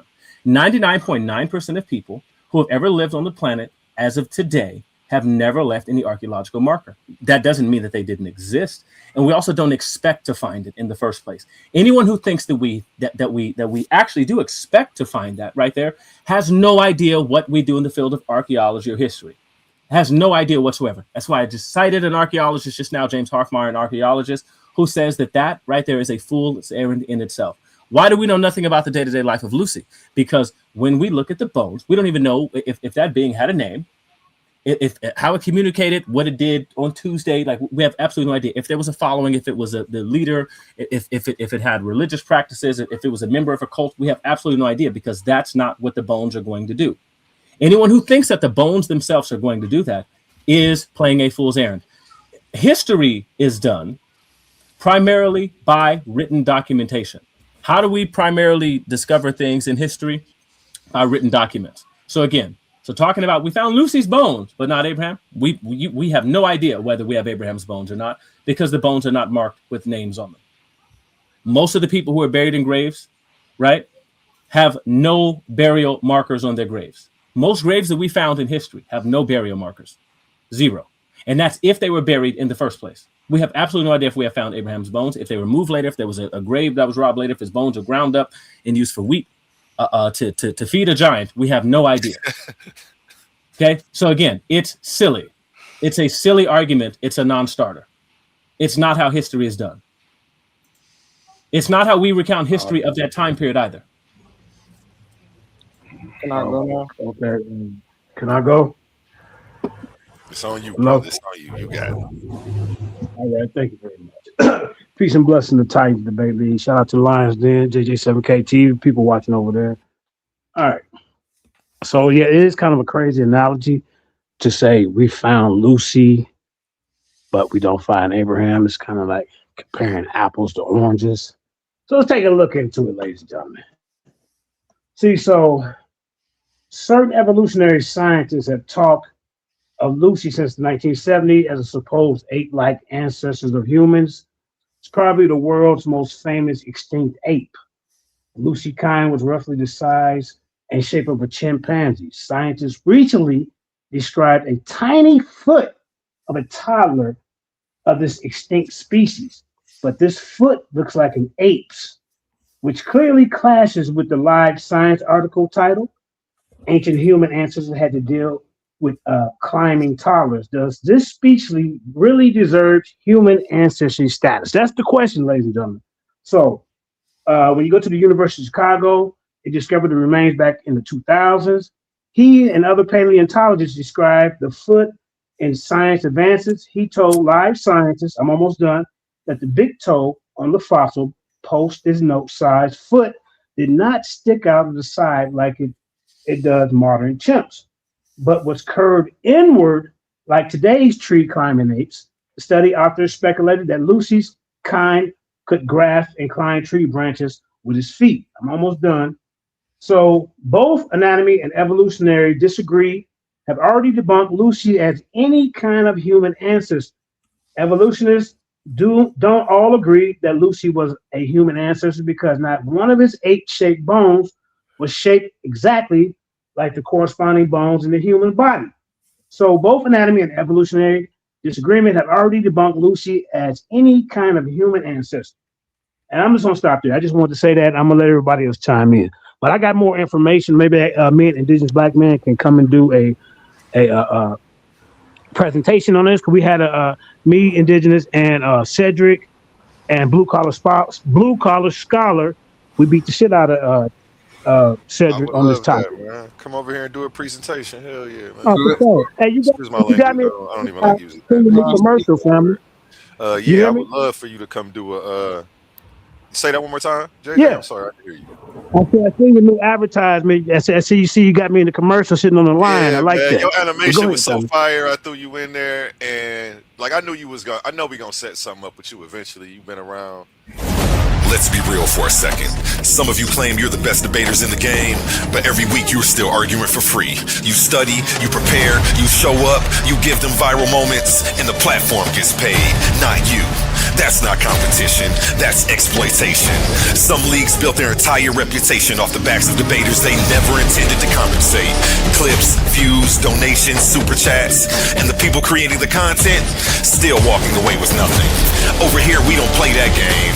We are one of the only debate leagues actually paying debaters, reinvesting back into the community. Because if your arguments generate value, you deserve value. So here's the reality check. If you're really the monster you claim to be, if your research is really as sharp as you say, if you really think you could dominate any room, then prove it. And here's where the stakes are real. Warriors don't fight exhibitions forever. They fight where the prize is. So you have a choice. Stay comfortable debating for exposure, building someone else's empire, or come step into the arena where serious debaters get respect and paid. This isn't charity. This is combat. Yes, that's the I got a- ad I he's have a talking question. about. And I had we had a storm here in Ohio this weekend and knocked the internet out literally for 2.5 days. My internet just came back on. Wow. So the debate that we had Saturday and the results show that we were supposed to have today are going to be rescheduled. Yesterday we were supposed to have this debate. We're going to, it's to be announced. We're going to reschedule it. I see Yara in the comments. This now. Saturday, March 14th, the Battle of Truth, the clash of intellects, Leandre McBride versus Elder Yara. Can Elder Yara, the seasoned veteran with decades of debate experience, prove he's an Israelite using only scripture? Or will Leandre, the brilliant PhD scholar, dismantle his claim with razor-sharp logic and scholarly precision? It's a high-stakes debate where faith meets knowledge and history is on the line. Two giants, one question. Can Elder Yara prove his Israelite identity through the word? This is a battle you don't want to miss. Tune in to Titans Debate League and witness the ultimate war of words. Who's got the facts? Who will leave the other in the dust? The countdown to the debate begins now.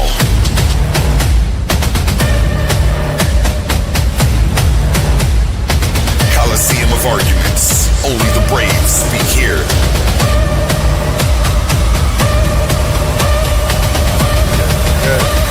And are you not entertained?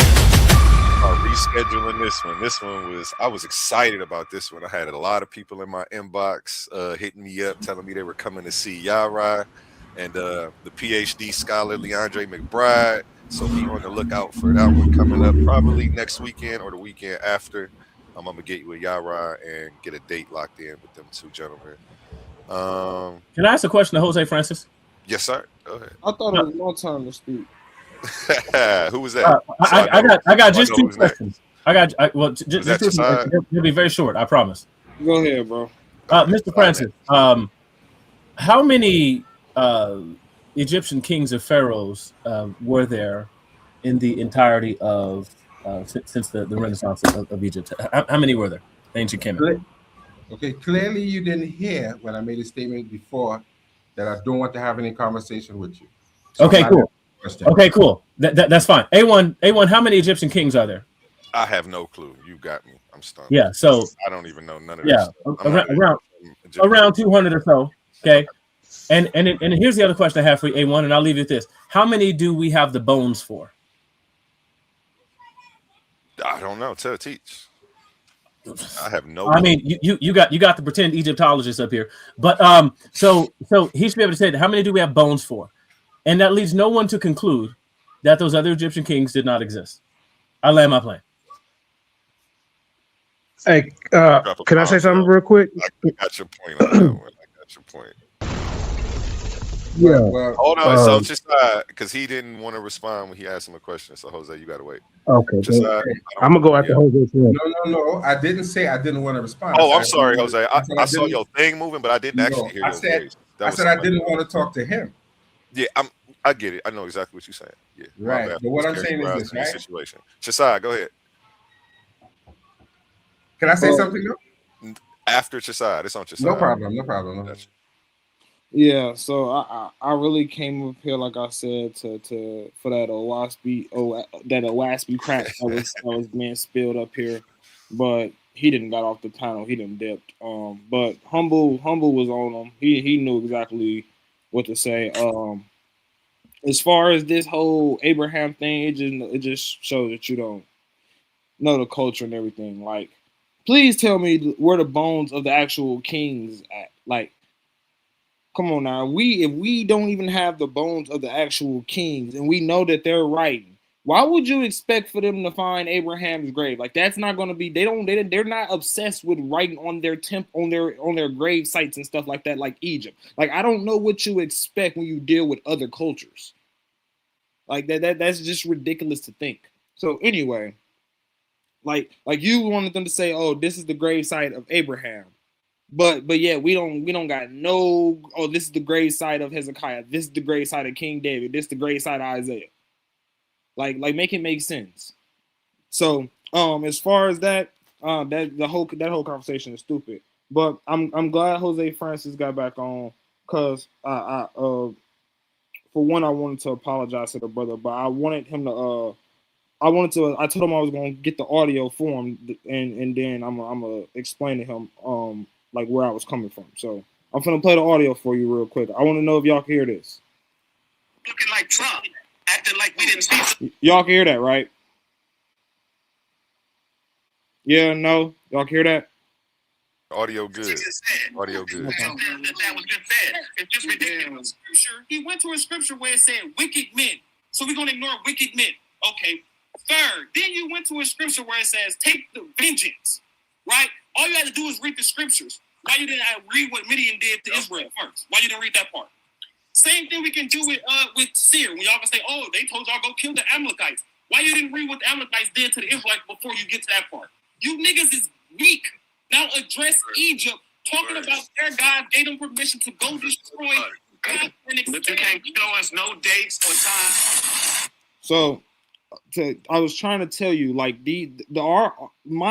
our tension between us and those other guys is like it's before you even try to have a conversation with me, and you in the middle of it, I gave you a lot of aggression that you necessarily didn't always deserve. So you were saying like specifically, you never said that and all that, bro. I'm telling you, these guys get caught up in their lies and stuff, and then once they get beat, they flip their stance. Like after they get pummeled, they flip their stance. I already showed King J. I already showed Asar. I already showed all of them doing that. That's their motive. Once they get crushed, they flip their stance. So in this live, like he said, you can't show da. This is the first time that I presented the information and start going at them on Egypt. This live, they're constantly saying this stuff don't exist. There is no. Hold on, they saying there is no Amun-Ra telling them to go kill. None of that. They're saying that stuff don't exist. I got one more audio for you because, like I told you, this is before you got in it. So hold on, real quick. Go ahead, Marcus. And then after that, I want to address Jose Francis myself.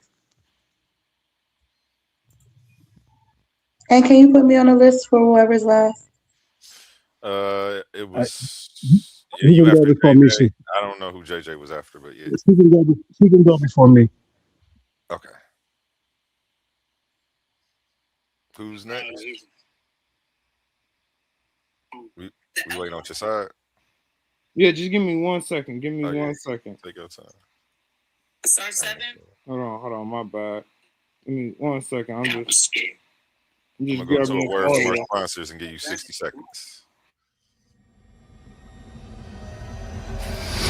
These are not just speakers. These are thinkers, forged in fire. Warriors of words stepping into destiny. Welcome to the Coliseum of arguments, where logic clashes with conviction and ideas spill like blood in the sand. 16 titans, 16 minds, one path to immortality. They come seeking truth, they fight for redemption, they burn for revenge. Featuring the intellectual elite of the Titans Debate League. Every round a new war, every word a new weapon. Every Titan ready to fall or rise in glory. This is not debate, this is combat. Step into the Coliseum of arguments. Only the brave speak here. Are you not entertained?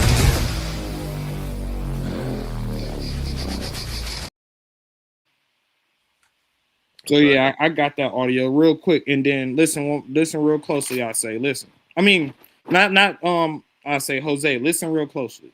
It's not even giving us a real primary. It's not even giving us a real primary source at that. It's not coming from no stele.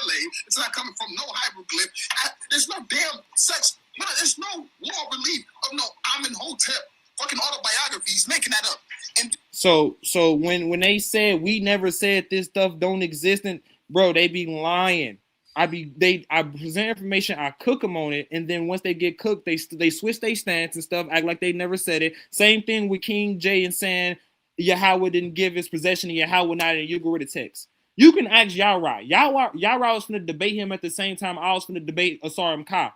King J was saying Yahweh was in the Ugaritic text as El's son. He switched his stance after he got beat on. They get beat on the stances.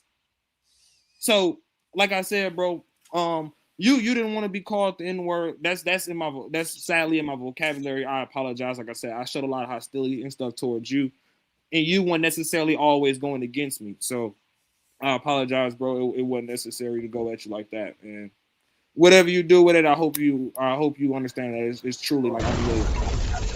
I appreciate that, and I'll accept that. But let me address the point that Leandre was making. They have enough recorded history to say that these people were historical, even though they don't find remains. The ancient Kemetic people wrote so much.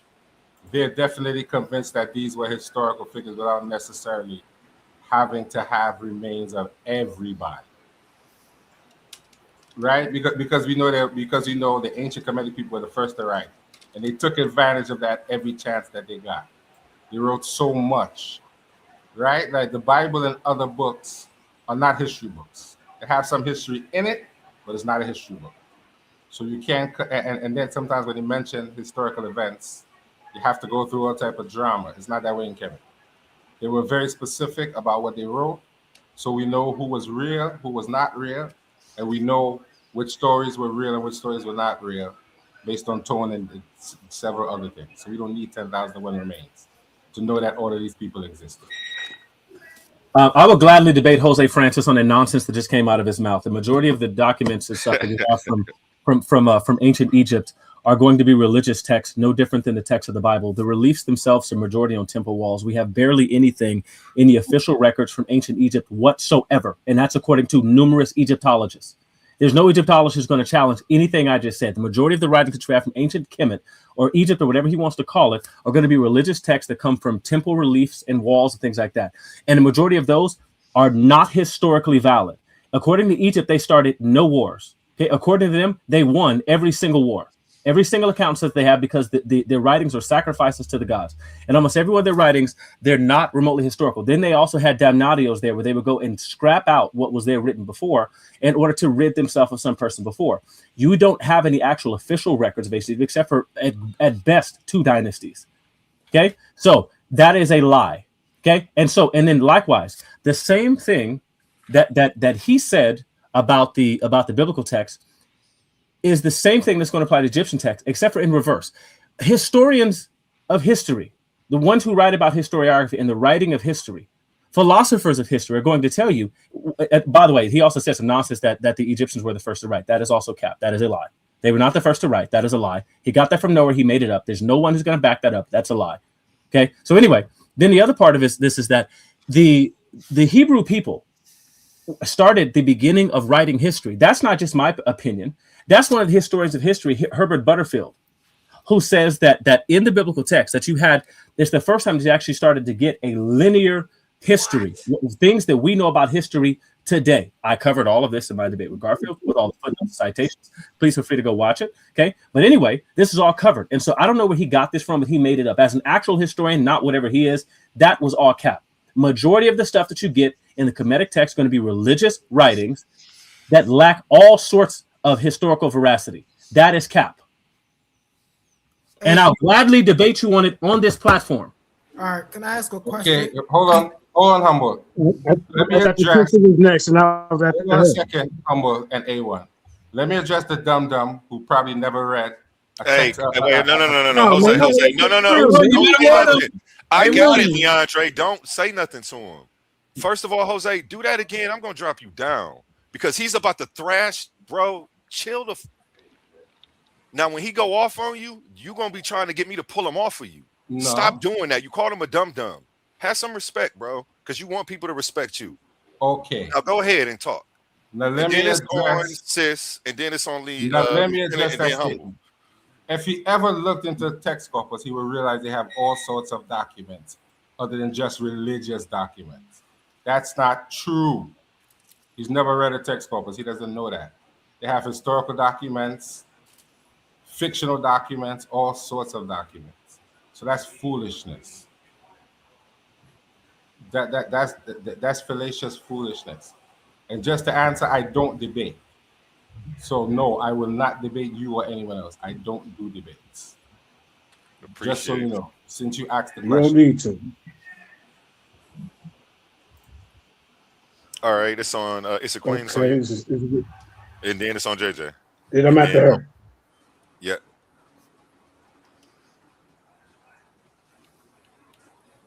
It's a Queen. Are you there?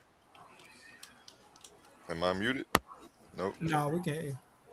Go ahead, JJ, until It's a Queen comes back.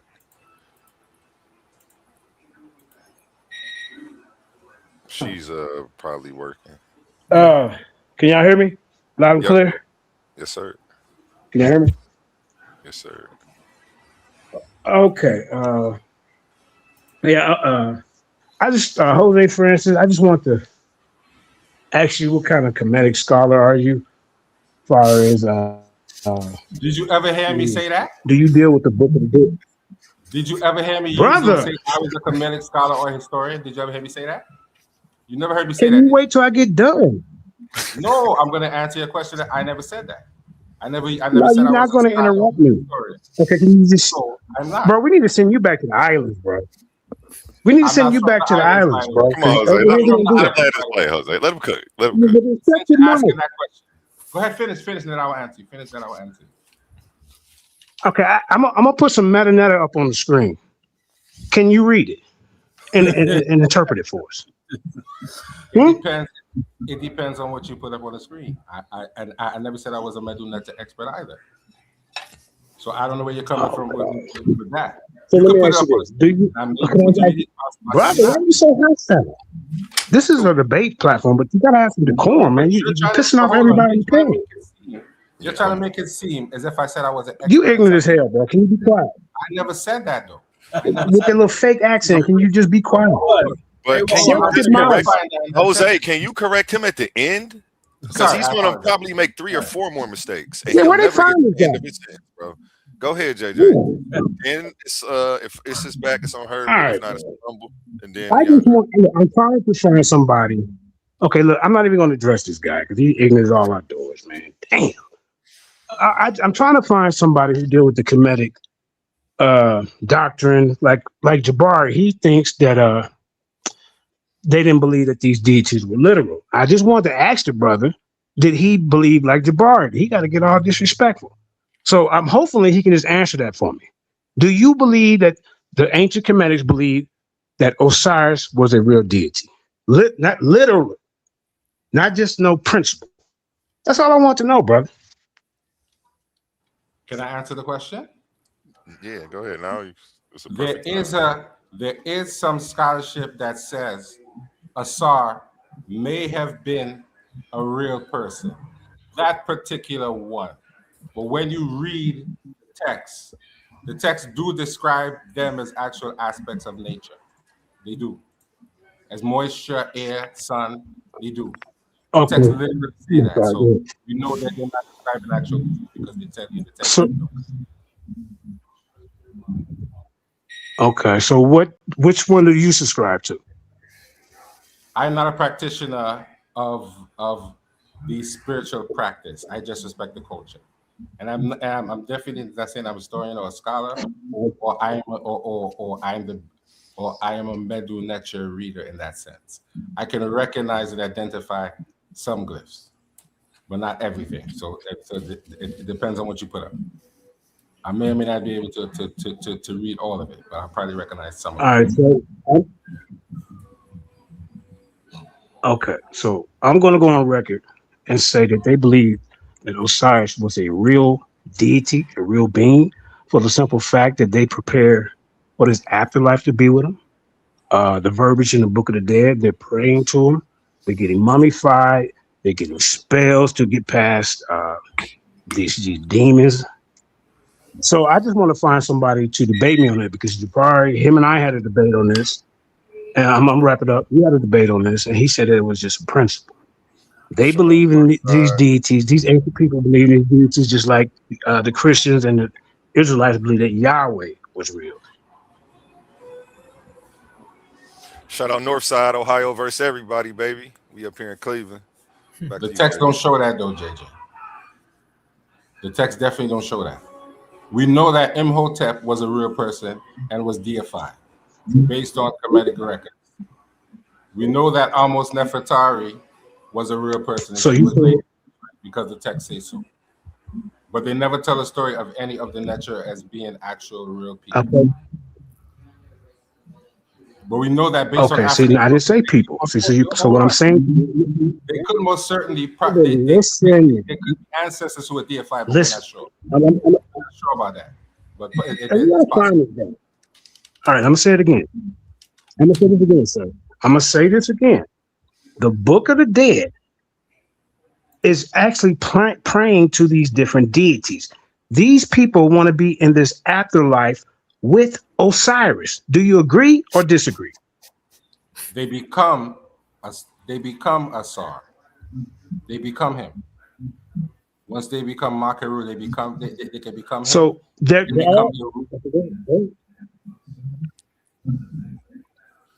okay.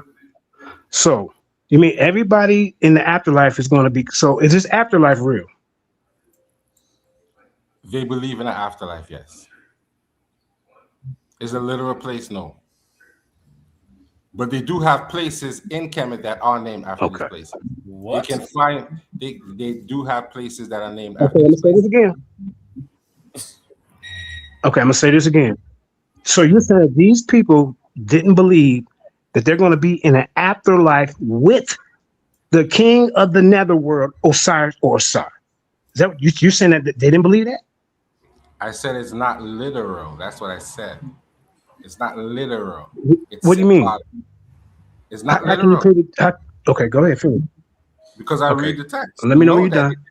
You did not describe it as a How can they literal. believe the afterlife is real? But what? I'm confused. I said it's not literal. Yeah, but you told Literal. Let me get him. Do you know what literal Let me means? get him. Do you know what literal don't try to, don't, Leon. Really, you don't. Yeah, I do. Okay, hold up, sir. So, according to the Book of the Dead, the Book of the Heavenly Cow, and all these other books, these people are trying to get into an afterlife with a being. Why do you think that these, the 0 to the first dynasty, why do you think they were doing retainer sacrifices? They were taking people with them, these pharaohs and kings, they were kings back then, taking them with them to be with them in this afterlife, so they didn't have to work. They would take their mistresses and their noblemen and their family members with them. They believed that this afterlife was real. They believed that this Osiris was real, literally real, sir. So I'm asking you, is it just a principle, or do they believe it was literal? Yes or no? I answered the question. I said the text tells No, you didn't. I did, but you weren't listening. I said the text tells you literally that these deities represent moisture, air, the sun, and the earth. The text tells you that, and if you read them, you would know that. The deity Geb literally is used to describe earth. That is the word for earth. If you read the text, that is the word for earth. All right. Ra is the Ladies word and gentlemen, this Heru means day. So, I'm listening to understand. Now listen to respond. So go ahead, brother. And now I'm gonna land my plane after this, and somebody else can go. Go ahead, bro. Say it again. I Are said you done? it 3 times. I'm not gonna repeat it. So someone else can go because I said it 3 times. Okay. So now after I get done, hold on. Let me get. I'm gonna land my plane, ladies and gentlemen. It's unfortunate that he would get up here and give out misinformation about these ancient people. All right, they cut off heads. 0 to the first dynasty, and then it became so unhumane that they had to stop doing it. And they came up with these Shabbati dolls. And then with these Shabbati dolls, they would have a spell to go with them to get past once their heart got weighed and they went past and made it past that. Now they got to get past all this to get to Osiris to be in this afterlife with him. So he's playing the Jabari game. Oh, well, literal means not real, and real is really literal. And no, bro. Just like the Israelites and the Christians believe that when they die, they're going to be judged by this powerful deity, whatever name you want to call it, Yahweh die. The ancient Kemetic were the most religious people on this planet. They lived to prepare for this afterlife, this literal afterlife. So then he wants to throw it out. You didn't read it. No, you didn't read the Book of the Dead. You interpreted it. You're leaning on your own understanding. And when you get up here and make these claims, you're going to get challenged. But the thing is, you too scared to get in the ring and debate it. So I'm gonna leave you alone. I'm gonna land my plane right there. So A1, find me a Kemetic person who don't believe that. Shout out Sapphire. If you Wade Park After Dark, man, what you know about that, man? If you in Cleveland, man, we got a link. I'm all about boots on the ground and putting this together. I've got some community events coming up this summer. You can definitely be a part of that. Get at me though. Back to you, gentlemen. It's a Queen. Are you back yet? Okay, I don't hear her. I don't see her coming off of mute. Humble, it's on you. All right. So I just want to respond to JJ really fast, and then I want to ask Leandra a question. So JJ, I also take that stance. I don't believe the Commission people looked at the Netaru as literal beings. From the text, I understand that they describe forces of nature. It's also the correct title of that book is called The Book of Coming Forth by Day. And when you read it, you start to understand that the book is not preparing you for the afterlife, right? It's showing you how to live in accordance to this life. So when you get to the afterlife, you can be, as you would say, judge righteously, to move on. So That's what we dealing with. The book of Coming Forth by Day. That's what we're dealing with. We're dealing with an instruction manual to teach those people and us, if we're reading it today, but to teach people how to live correctly now. So when you pass on, you see what I'm saying? You can be, it's no different than the Christianity. You gotta follow these rules, or the Hebrews, you gotta follow these rules and get to heaven, right? I wouldn't disagree with you on that part. Did they believe in afterlife? They absolutely did, right? But the way that they worked with the Neteru was very different than how a Christian deal with Jesus and God, right? These people worship Jesus and God, right? These people worked with the Neteru, right? So they didn't just sit there and pray and do this. And no, they understood that Shu meant air and moisture and things of that nature. It's like he was saying Gab, right? They understood that Gab was the earth. They understood these things. So when they were operating, my brother Ashe just had a debate on, is there such thing as African spiritual, African science? And what we find when we study the Commission people was they had an understanding of agriculture. They had an understanding of building and of agriculture, construction, things of that nature, you know, moving canals and moving water flays. They had an understanding of this, and they show their understanding of this through the Neteru. So that's the correct perception I have when you're looking at this tradition. You can't look at this tradition from a Western world view. Okay. Let me know what you're doing. I don't want to interrupt you. No, I want to ask Leandre. Hey, Leandre, did you say that? No, don't switch the subject, bro. I'm not switching the subject. I really want to ask real fast. I don't want, because bro, I'm not going to go back and forth on him. I just want to ask him this because I just want to make sure I was clear. Hey, Leandre, did you say that it wasn't the Egyptians that was writing first? It was the Hebrew people? So you paying people to the debate in 2 weeks? Will you? Okay. Go ahead, JJ. My bad. Go ahead, JJ. It's on you. Maybe he lost connection for a second. We're real. You cutting up, JJ? We can't. Will you take that? Okay, let me say it. Can you hear me now? Okay. Yeah, I can hear you. Try in 2 weeks, I'll debate you. According to the Book of the Dead, did the ancient Kemetics believe that these deities were real or just literal? Will you take that debate in 2 weeks? I would debate you on if the Neteru were literal beings that walk the earth or not. In 2 weeks, I would debate you on that.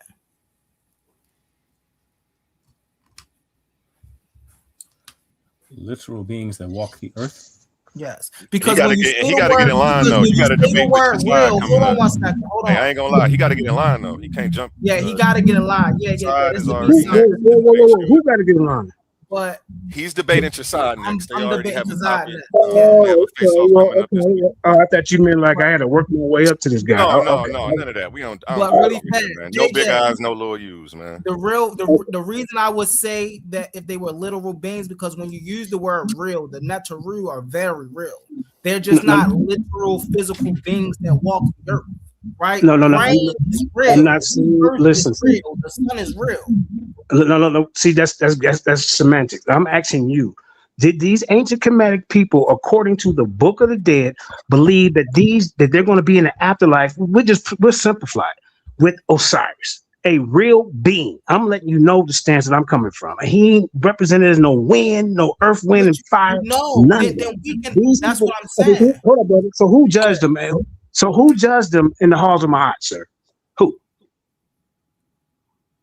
Asar. Who judged the people? Who? Asar judges the people. So you don't even see Asar? Huh? Who? Asar. Ashe. Okay, so Asar, what was he? What he was just what? A principal judged him? No, bro. Do you not understand the underworld scene, bro? Hold on, time out. See, this is the point. This is where your again, Get in the ring. hold on 1 second. I got you.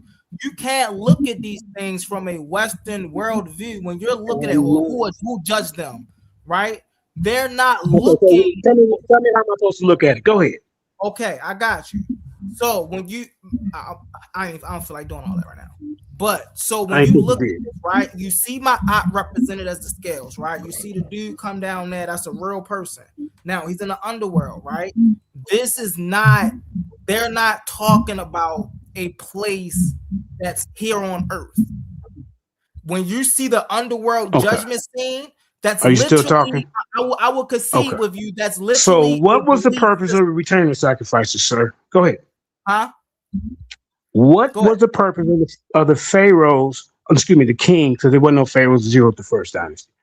What was the purpose of them cutting off these people's heads and taking them with them when they passed away? Go ahead. There was no kings that did that. Oh, what? Hey, play that what? I'm going to destroy you, young man. Because you've been listening to the kings, pharaohs that ever did that when it come to Kemet. I don't know which way. Okay, how about this? Okay, so you're saying that there was no such thing as a return of sacrifice. Is that what you're telling me? No, I'm telling you, pre-dynastic Kemet, there was no kings, right, cutting people heads off for sacrificial ritual. Okay. All right. You in some trouble. No. Jose Francis, you ain't no debater. You just a talker. So fall back. Nobody wants to hear you. You're too scared to get in the ring. Shut your mouth. No, shut. I'm not talking to you. Hey, could you this guy? Send him back to the islands. Shut your mouth. Shut the coconut eating lip. Somebody got a bad echo in that mic. Really? No, because this bozo did. Hey, one. Let me get this humble guy. What you got a tag team? I take on both of y'all on this topic. But he's too scared to get in the ring. He already established that. So what you opening? Why you opening the fight? Really, bro? Probably. No, hold up, bro. You're trying to make a debate. You have nothing to do with debates. You just a talker. You feel that's gonna make me want to debate you. Shut your island. That is really gonna make me want to debate island monkey. Shut your mouth. Acting like a 5-year-old. I don't want to debate you. You're in my league, bro. You haven't had one debate. Shut up. Hold on. When I said something, don't try to have him say you. You was trouble. You was when I say something back, and I start to all right, let this bozo talk so I can get back to him. Go in there, bozo. And then I have a problem. So you need to tell them to either stop it. No, you need to be quiet, bro. You don't get in the ring. This for real debate. Wait for a second. What did I miss? Why are you up here? Well, what you missed is DJ asked. You're gonna talk to me that way. And then when I say something, hold on, one mic. I'm about to mute you, Jose, because somebody's answering my question, and you jumped in. Go ahead, DeAndre. So JJ and Humble Mystic, they were discussing whether the afterlife was real, and JJ asked about retainer sacrifices of the early Egyptian kings, and about people being beheaded or killed to be buried with the kings of pharaohs. And Humble Mystic said that never happened. So they then said he was going to destroy him, and they challenged him to a debate. So okay. I just wanted to make sure nobody was fighting or disrespecting nobody crazy. So the man can call me a monkey, and that's okay. Right? Well, he certainly did call him a monkey and told him to shut his mouth. You didn't hear that part, though. You didn't hear that part. You interrupted. You're not. You're not. Okay. Yeah. Jose doesn't debate. Jose doesn't debate. We heard that. So you didn't hear the island monkey part, though, DeAndre. You didn't hear that. I just said that he said that. What are you talking about?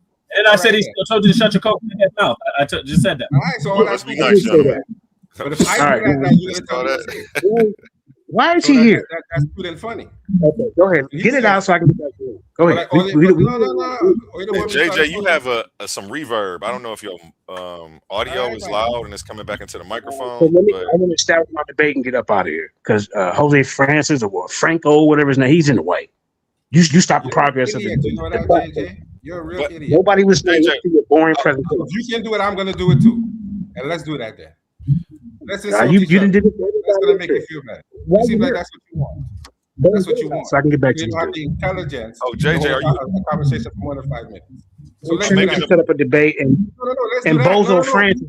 No, insulting me is going to actually make me want to debate you Because you're intelligent.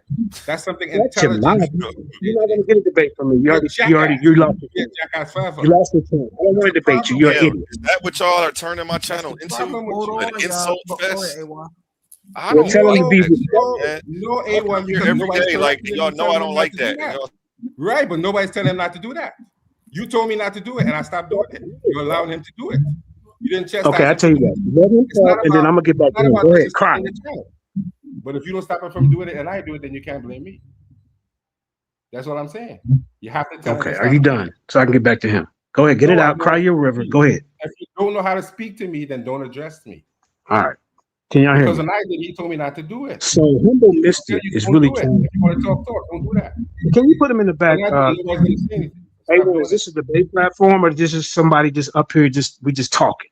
I don't just talk. I get in the goddamn ring. That's something that you ain't never did in your goddamn coconut eating life. I'm sick of you. Every time I'm There you go. There you go. There you go. I'm sick of this. There you go. And then they're gonna laugh at the best you. I don't like you. I don't like you. Yes. I just don't like you because you disrespect. You Hold just ain't on, one mic, control. one mic. Hey, Jose, hold on. Let me and JJ get it in. I like that type of talk, JJ. Get in the ring with it, Brody. I fuck with you. Go ahead, JJ. Yeah. So okay. So we got to come up with a title. Hold on So 1 second. we can do a two. Ooh.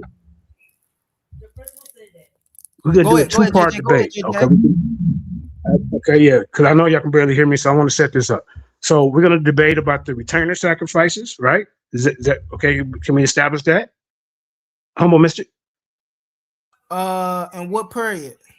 What period you talking about retainer sacrifice? Well, the point is You said it didn't do it. It never Right, happened. Andre. Yeah, I'm saying what period? Well, what he was telling you is that in pursuit of their afterlife goals, they would kill people to go with them to the afterlife. You said that never happened, and so he wants to debate you on that. It doesn't matter what period. If he shows any period, it would be relevant to the topic. Oh, you switching the debate topic? Hey, yo, he's terrible. No, I'm not. So you trying to switch No, the I'm debate not. topic for me? No, I'm not. I said a two-part debate. Listening is an art form. You trying to scamper up out of here? Okay, go ahead. Yes, because it could all tie into really. This all really ties into what they really believed, and see. So we're gonna, and then the second part of this debate, we're gonna get into the Book of the Dead, and I'm saying from the verbiage of the Book of the Dead, they actually believe that these deities were real. They're going to be in the afterlife with them, and Osiris is a real being, not no human being walking on earth. They believe that he was a real being in the afterlife. They believe that they're going to be with him in their afterlife. Do you agree or disagree? Yeah. I wouldn't, based off that belief, I wouldn't disagree with you. You can't come up, brother. Well, maybe I'll go back out and come back up. On their belief system, when they go to the afterlife, as if we're calling it, right? Do the people in Kemet think that they would be with the Neteru? That was the point of the afterlife. Yeah. So can I just say this? So and JJ, and y'all correct if I'm, because here's what I'm hearing. It sounds like JJ is asking the question of whether or not they thought that these were like, and I'm using a big word, ontological, but whether these beings actually existed. He's not arguing whether or not they were humans or human people who walked the earth. He's saying that they believed that there were real beings that existed that they were going to go join and be with. And so part of what he said is no. Okay, I got what you're saying, Leandre. Thank you. No, they did not believe that. No. Okay. All right, cool. So let's set it up after you and so what would it probably be like a month from now? Because I don't know when is you and Marcus debate. I'm back. We actually A1. Hey, Kazai, what you doing tomorrow, Kazai? I'm back, baby. I'm back. My bad about that. Dog knocked the cord out the wall and shit. I dropped the link for you, y'all. Tomorrow we can do a face-off for y'all. So y'all man, Kazai gonna do a face-off and we gonna set everything up tomorrow. But JJ, you hopping in the tournament? You hopping in that next tournament, JJ? Well, actually, I mean, last time I hopped in the tournament and the number one contender guy you had ran, but yeah, you got a new tournament going. You know, I jump in there. But Me I and, want the to finals establish. of the one I got now. We down to the last 4 debaters, so I'm about to start Okay. getting the bracket together now. Yeah, I'll jump in. I mean, I'm semi-retired, but you know, I guess I could do it for you, you know, to help with the ratings. You know what I'm saying? But Yeah, I'll put y'all together in the first round if you want me to do that for you. You and Humble in the first me round. For the new tournament. For the new Okay, yeah. We can do that. Yeah. We can do that. Hey, Okay, so that's just hold on real fast. A little public service announcement.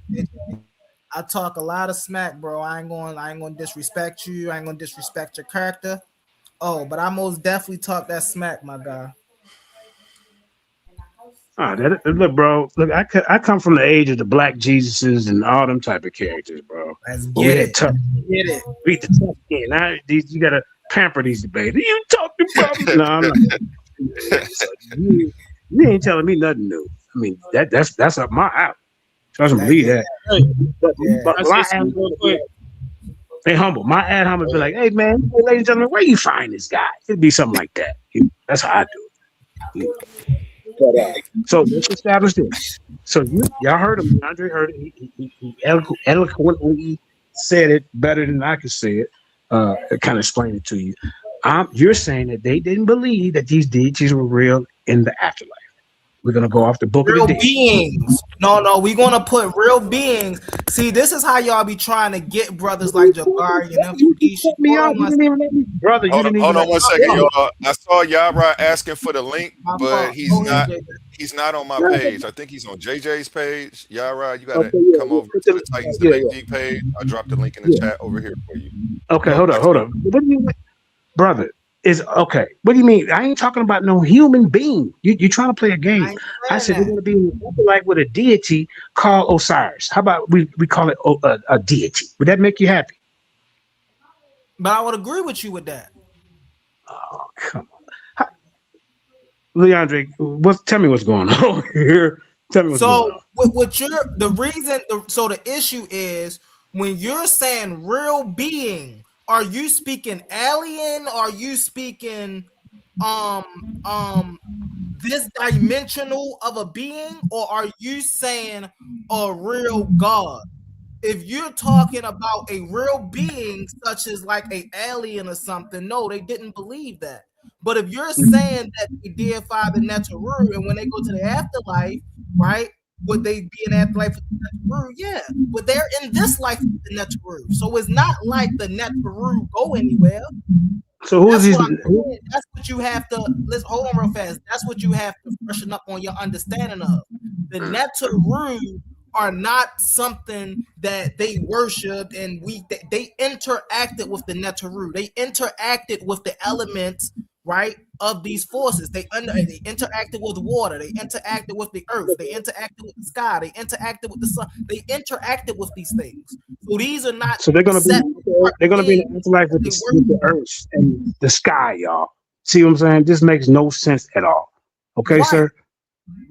It don't make sense. No, so you're trying to play. Okay, I'm gonna let you land your plane, and I'm gonna get you. Go ahead.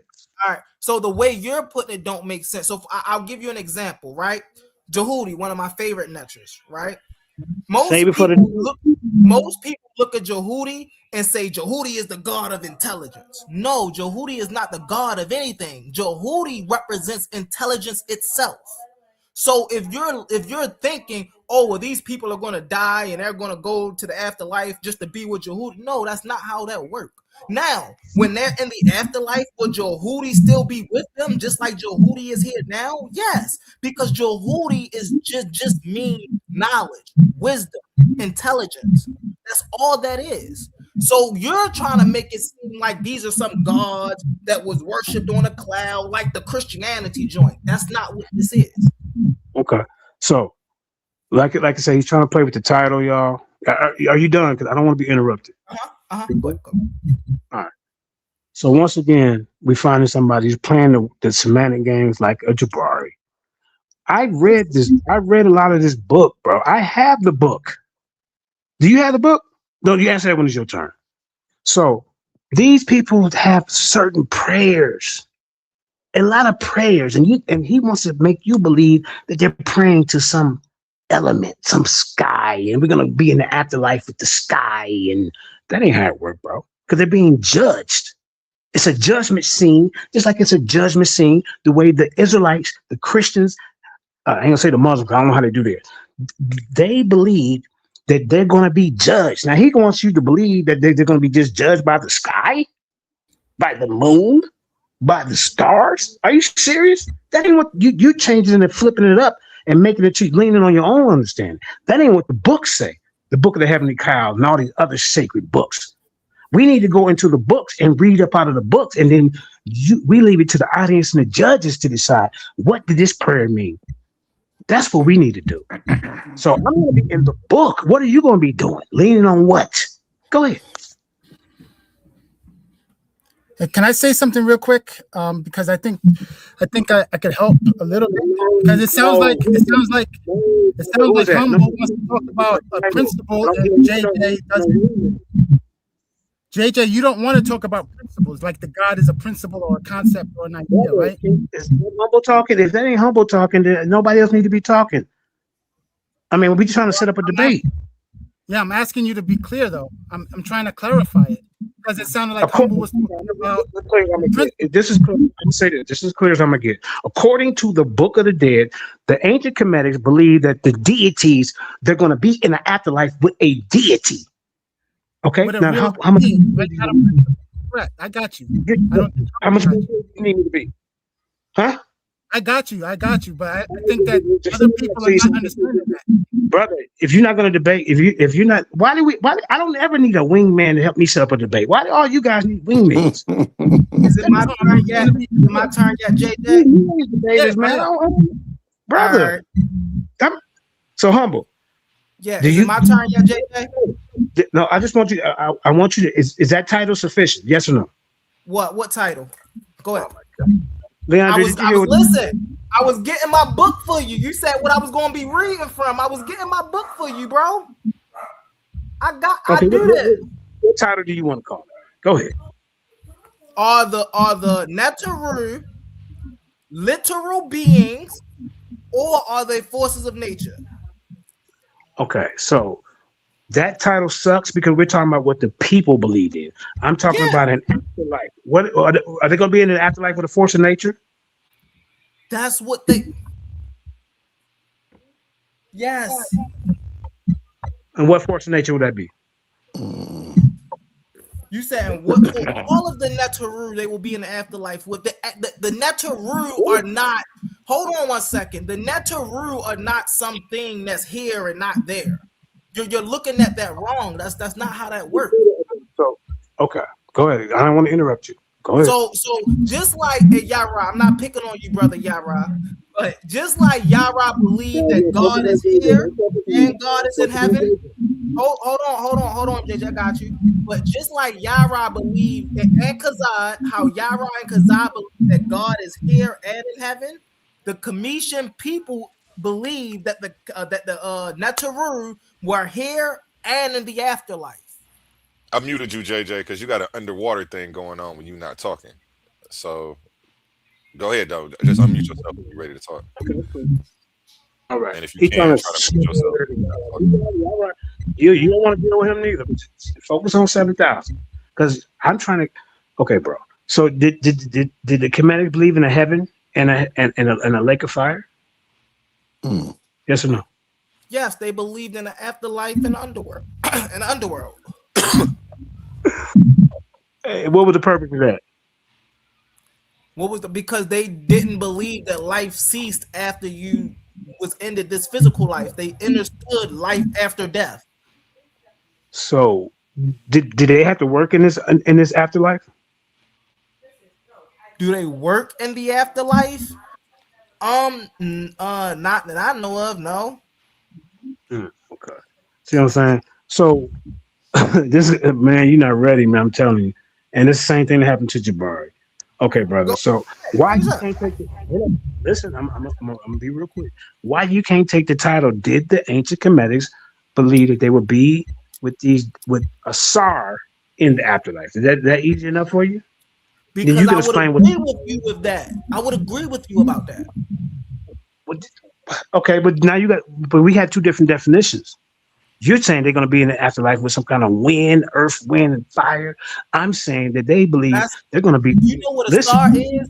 Hold on. Do you know who I'm a saying star they're going is? to be in the, I talk like they're going to be in the afterlife with this deity who's in charge of this afterlife. You not believe in it? Yes or no?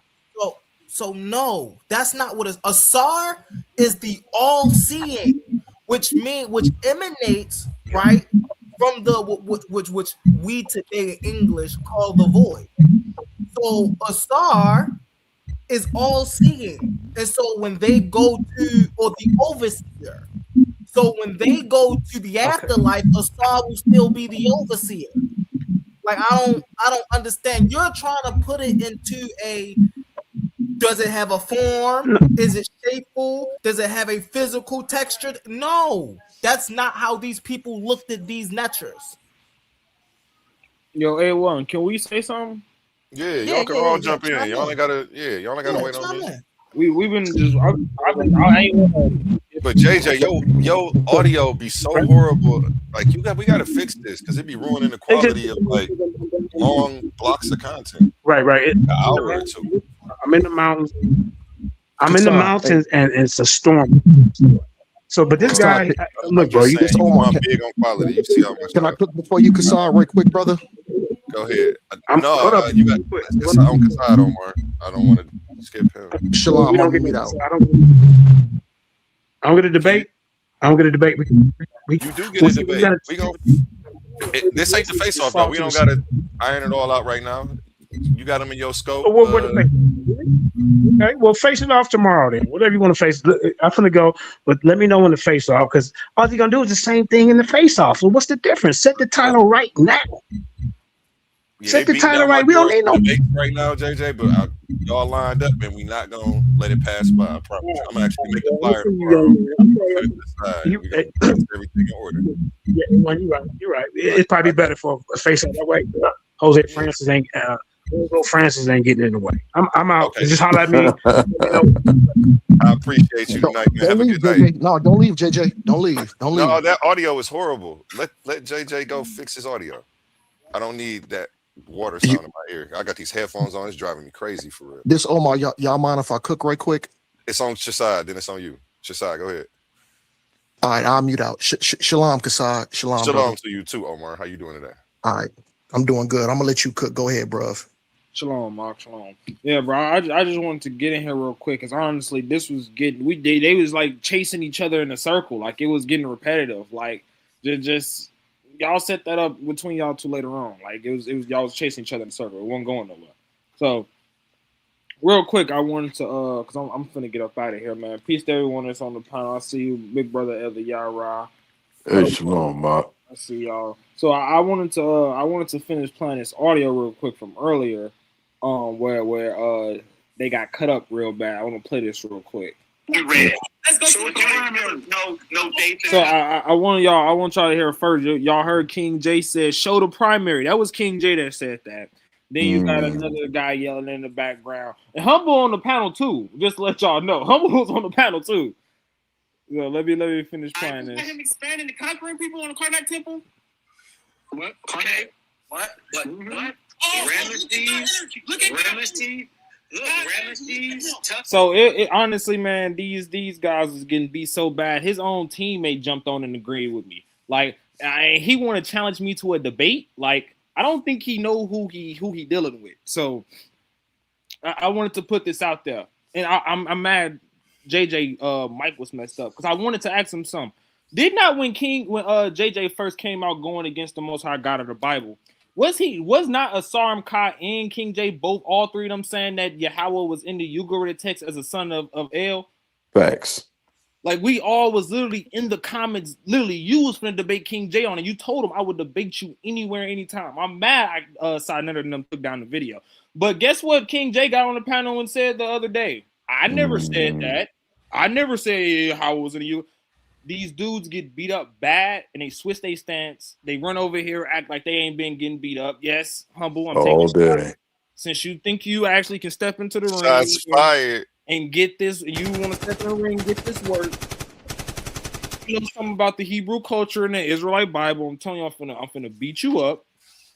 You ran over here like you ain't been getting cooked to get cooked on the big stage. So, hey man, I don't know if y'all heard me. I do work tomorrow. I didn't know if y'all heard me say that. I work. Oh tomorrow. no, I ain't hear you.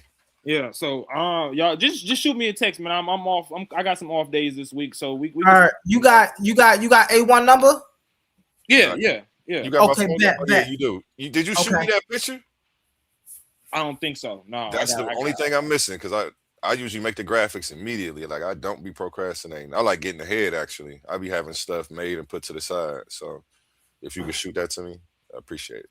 I got you. And then a description of what you want me to make you look like, unless you just want to leave it up to me. Just don't make me no goofy, man. That's all. No, never that. I'm gonna try to add a Hebrew element to it. Like I just put GD and Capone together. Let me pull up his picture real quick. Share screen. Oh shit! I gotta pull up the image. Excuse my language. But yeah, go ahead. Back to you, gentlemen. That's all I wanted to say. Hey, these brothers be going over here just because they think the other crowd ain't get beat up, and they ain't see him get beat up. That he didn't get beat up. Nah, bro, you got beat up every time you step to me. You got beat up. You gonna step to me again. You gonna get beat up, and then we gonna send you back over here whining and crying again. You know, acting like it didn't happen, and you know. You see GD and Capone, humble.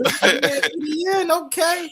Hey, I got him in the Hebrew, Hebrew superhero, man. Hey, that's crazy work. Hey, listen, sound good. All of that sound good, Kazad, until we get in that ring, bro.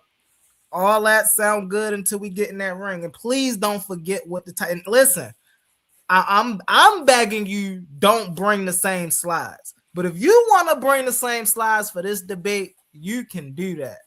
You know, far as listen. Far as Kazad cooking it, my man Kazad do be holding the stand on his own square, right? But something I listen, this debate, I'm gonna have to show Kazad, man, there's levels to this. And he just simply not on my level. You feel me? Wow.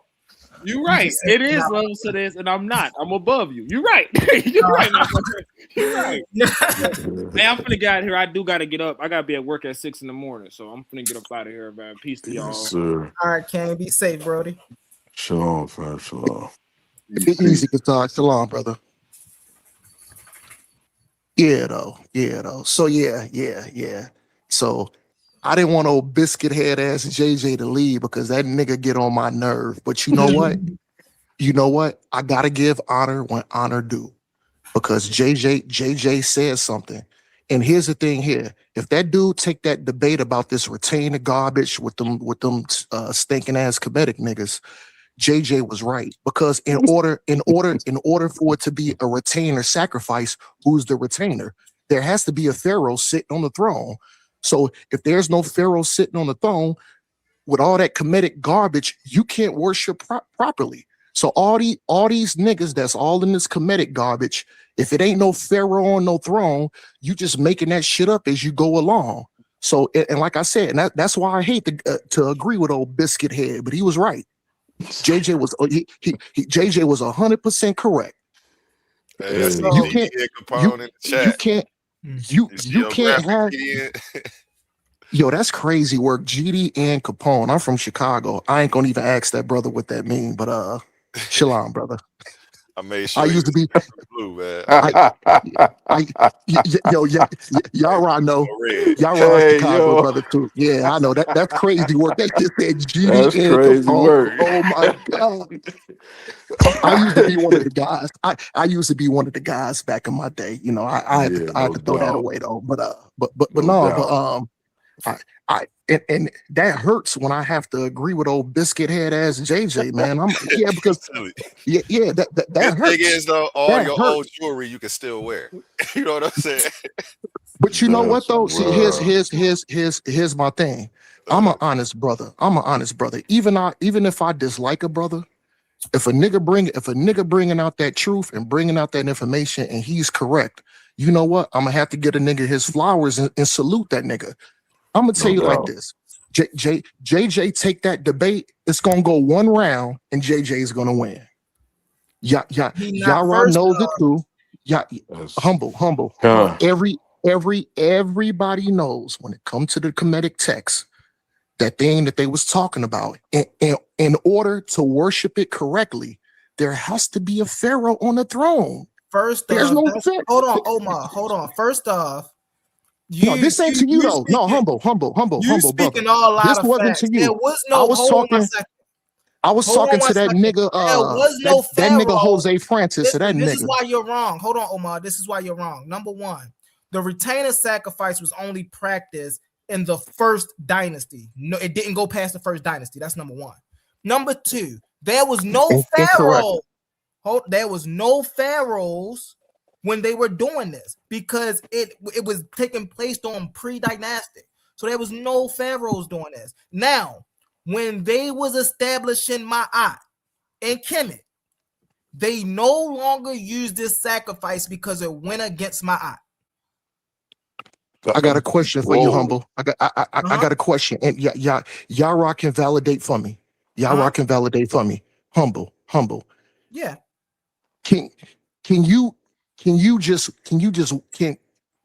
a stranger just walk into the halls of Kemet, grab those ancient texts, and be a priest and practice and be a retainer? No. Or what? No. That's a yes. Say that. Oh, Yara, did you hear that? Say it again, a humble. person can't just go into what specific stock you have to be?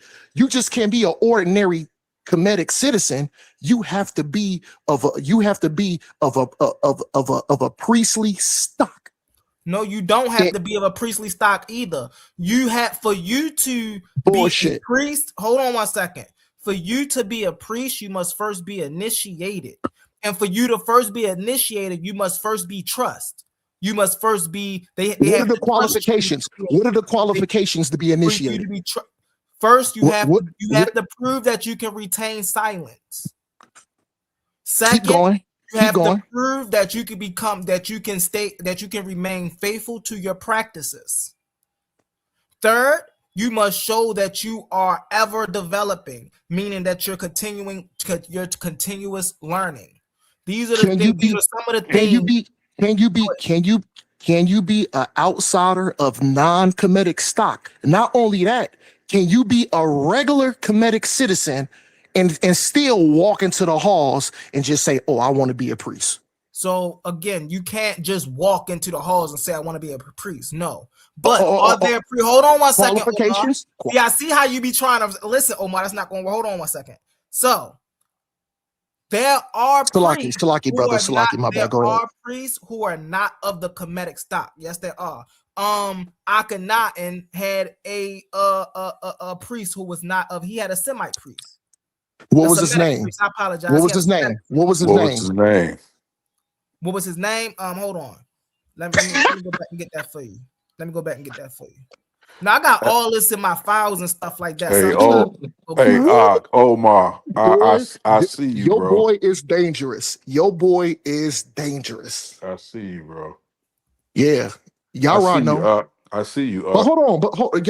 Y'all I got something for him. But this. Let me see where the guy right. Let me pass it. Let me cook right quick. I just want to say something right quick because I'll dead weight, and then I'm gonna let my elder cook because my elder he gonna. But I don't agree to 100%. Y'all Chicago brother like me, Hebrew brother. But I don't agree with him. But we can come together and cook these niggas though.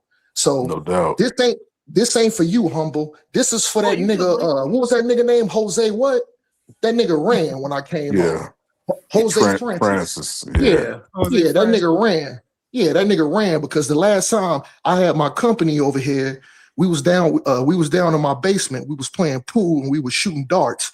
And then I had to go. All my guys was calling me, "Oh, come down, come down." And they was like, "Yeah, Omar ran." So this is for Jose Francis. And then this is the piggyback off of what JJ said, because JJ mentioned it, but he didn't have a source. Let's get it. This is for them niggas this is for them Kemetic niggas wearing a penis around their neck. This is the ancient. This is the ancient Kemetic. This is for the ancient Kemetic coffin text recitation from the east walls of Pepi. Spell 635. Oh my God, this is finna be nasty work. Ray has no power over me, and it is I who taketh away his breath. I violated his hinder parts. Nasty work. Oh, I got another one. Antechamber east wall. Hold on. No. Antechamber east wall. Recitation. 396. Horus groaned because the eye of his body, when he has eaten and swallowed it. Seth wrath because of his testicles. Horus transported semen into Horus's anus. That's not this guy terrible. Hey yo, you gotta source that up. Oh my, hey, bro, this guy crazy. He giving you the cantation. Did you hear him? This guy crazy. He giving you the source. Wait, hold on, both of y'all. I want to ask somebody a question. Wait, which part of that, what he said, was the first time that you've heard any of that? I'm just curious. All of that he's that's the first time you've heard any of that? Yara. Hey, bro, you're not. I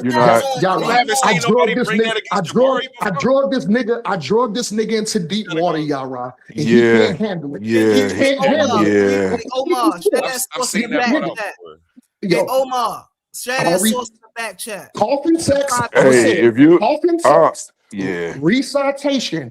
This is from the east walls of Pepi. This is spell 635.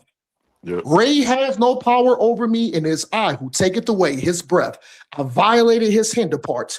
This is the next one. This is antechamber, east wall, recitation. This is 396. Horus groaned because the eye of his body, when I have eaten and swallowed it. Seth wrath because of his testicles. Horus transported semen into Horus's anus. That's antechamber, east wall, Pepi. Recitation 396. There go your fourth. Hold on. And then my first one, still from the east walls of Pepi, spell 635. I'm nasty with this work. Let me tell you, any nigga that follow this Kemetic garbage, nigga, I will cook you. Hold on. I got 400 more spells that I can read. Man, you don't want me to read those. It is disgusting. It's disgusting. Cook. Yara, you got the floor, elder. Cook him, Yara. Hey, I'm gonna mute that. Holler from the comments. He said you're not ready. Hey, Humble's a cool cat, bro. I rock with him. But I want to say this, bro. If that's the first time you've heard that, you're not ready, bro. You're not ready. Get out of here. If listen, I'm gonna say it again, bro, and I'm being sincere with you, bro. If that's the first time you've heard that, you're not ready. Because what you've been giving us, bro. Shalom to Marcus, my brother Kasai. He not listen, hold on 1 second. 1 second, Yara. Number one, he not gonna drop them sources that he reading from. He just did. The east wall of Pepi. No, that's a citation. That's a recitation. He just dropped it. Ain't no recitation. Put that's a spell 635. Yo, humble. Don't be mad, humble. Bro. I'm not mad. Humble, why you mad, brother? Hold on, I'm not mad. Hold on 1 second. Humble. That wasn't even for you. Hold on. That wasn't even for you, humble. That was for that nigga. That was for that nigga Jose. That was Jose Francis. Yeah, that was for that nigga. That was for that nigga. Right. Fuck out of here, man. I'm nasty with this one. 1 second, y'all. I'm not taking no shots from what Omar is bringing out. No, yeah. I want to know where to go look and read this at. Right, that's what I'm saying. He just gave you that. Right, nigga. I said it 3 times in a row. Right, he's saying he getting that from the east. I need to know, like, Maybe he didn't hear you. Maybe he didn't hear you. Just go type up the East Wall Chamber of Pepe. No, maybe he didn't hear you, bro. Maybe he didn't hear you. That's what I'm saying. Like he dropped the source. Because I know I heard you say It's ancient. It's ancient. It's ancient Kemetic coffin text. It's recitation from the East Walls of Pepi, spelled 635 and it's spelled 396. Hold on. And they even got an even nastier one, spelled 365. I ain't even say that one because it's too disgusting to say. Hey. If I say if I say that spell, they'll probably take Titan channel down. So I ain't gonna even say that. Yeah, you already said they was wearing phalluses around their neck, but you used the P word. Yeah, hey, listen, niggas wearing penises around their neck. Man, get out of here. Listen, man. this is what we know, bro, and this is why what Omar is saying. I be saying this to Jose Francis all the time. That's cook who needs to be cooking. That's Jose Francis, right?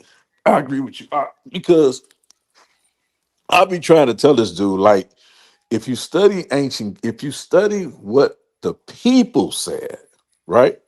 They'll tell you that they did have retainer sacrifices past the first dynastic period.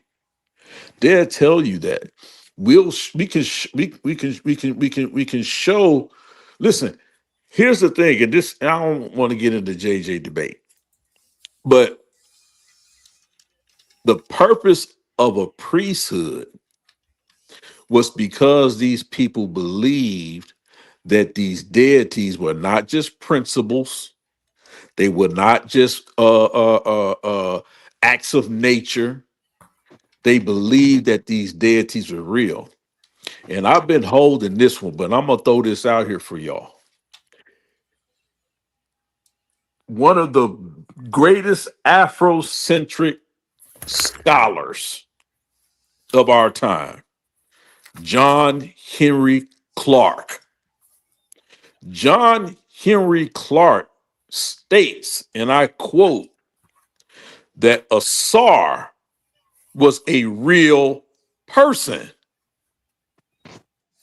This is what John Henry Clarke says, not a principle. Yara, cook, Yara. Go ahead, get him, cook, Yara. Not a principle, not an actor, not a force of nature, not an idea, but that he was a very real person and that he was part of a civil war between that occurred in the Napata Valley region or among the Nubian people, and that in this civil war he departs and he moves to a new area. They expel him out into a new area. This is where they claim that this first king he calls Asar, establishes what you know is ancient Kemet today, right? But John Henry Clarke says this. I actually have the video of him saying it out of his mouth. He's not saying, oh, this is an act of nature. He said Asar was a real person. So this is what he said, and that this is what they believed. We know that this is what they believed because here's what I'm going to say too. This is what a lot of people don't really understand. They talk about Mayat this and Mayat that and Mayat this and Mayat that. The laws of Mayat aren't even codified until circa 735, 740 BCE. There is no, I'm going to say it to you again. The laws of Mayat are not even codified until 735 BCE, circa 735 BCE. So when you know what that means? What you're saying is they're not put into a codex. They're not put into a codex exactly until 735 BCE. But you know what was in a codex before 735 BCE? The Torah. I'm gonna get you. So this is what I'm trying to tell people. Like a lot of what y'all be trying to regurgitate to us is New Age Kemetic science. So all of that 7 pillars of Mayat and all that. You're not going to show me that in any coffin text, arterial text, on the walls. You're not going to show us that in a codified manner. It did not exist. Humble, before you go, I want to ask Yara to expound even more because Yara hit the nail on the head. Here's the thing. It can't be codified because when one pharaoh died, the next pharaoh could come in there, take all that shit up off the wall and change that shit up. And that's why it can't be codified. Well, hold on. And we know that they actually did that. Hold on. I wanted Yara to expound. Yeah, we know that they did that. Go ahead, y'all. Yara. Got to and y'all gonna have to correct me, but I know I know it was during the Ramesses period. It was one of the during the Ramesses period. There was an uprising of the people because the pharaoh wasn't paying them for their labor, and he wasn't upholding to them what they thought was Ma'at, right? Because what he was that was Akhenaten. But no, that was not Akhenaten. That was a rant. No, it wasn't Akhenaten. It wasn't Akhenaten. It wasn't changed the Akhenaten. deities up. Go ahead, Yes, Yara. he was switching up the deities. It wasn't Akhenaten. What he was saying was, because I am Pharaoh and I am the keeper of Ma'at, I have the right to set what Ma'at is. And what he basically said was, I can take your wife, and that's Ma'at. Exactly. Where y'all be getting? Hold on, time. Hey, bro, hold on, bro. Listen, because hold on, bro. Listen, hold on, bro. Because y'all study Kemetic science, y'all don't study Kemetic history. It hurts. Y'all don't study. Y'all don't study Kemetic history. Y'all study Kemetic science. Hold on. It ain't even and about that's different. Exactly. Hold on. It's not even about studying Kemetic history or studying Kemetic science, right? My thing is, when you go into this culture, right? Even when you go into the historical context, GD and Capone was right. It was Ramsey, I think, the second. But go yes, ahead. I believe he is absolutely correct. It was Ramses the second. Yeah, I know it was one of the Ramses. I just didn't want to say it, but I appreciate it. I'm gonna mute out. Go ahead, Salaki, humble Salaki. John Henry Clark never said Saul was a real king. Hey, bro, stop right there. You just said that. Hold on, bro. You just said that without even studying the information. You did not just say that without studying the information. Hold on, yes, let me get it in. I'm gonna talk to you. Hold on, let me get it in. Don't make me share my screen on you, bro. I don't want to embarrass you because we was taking shots at Jose. Let him go. He's dead. They dead in the water. Let him go, Yara. They dead in the water. Let him go. Dang. See, y'all made me y'all made me forget.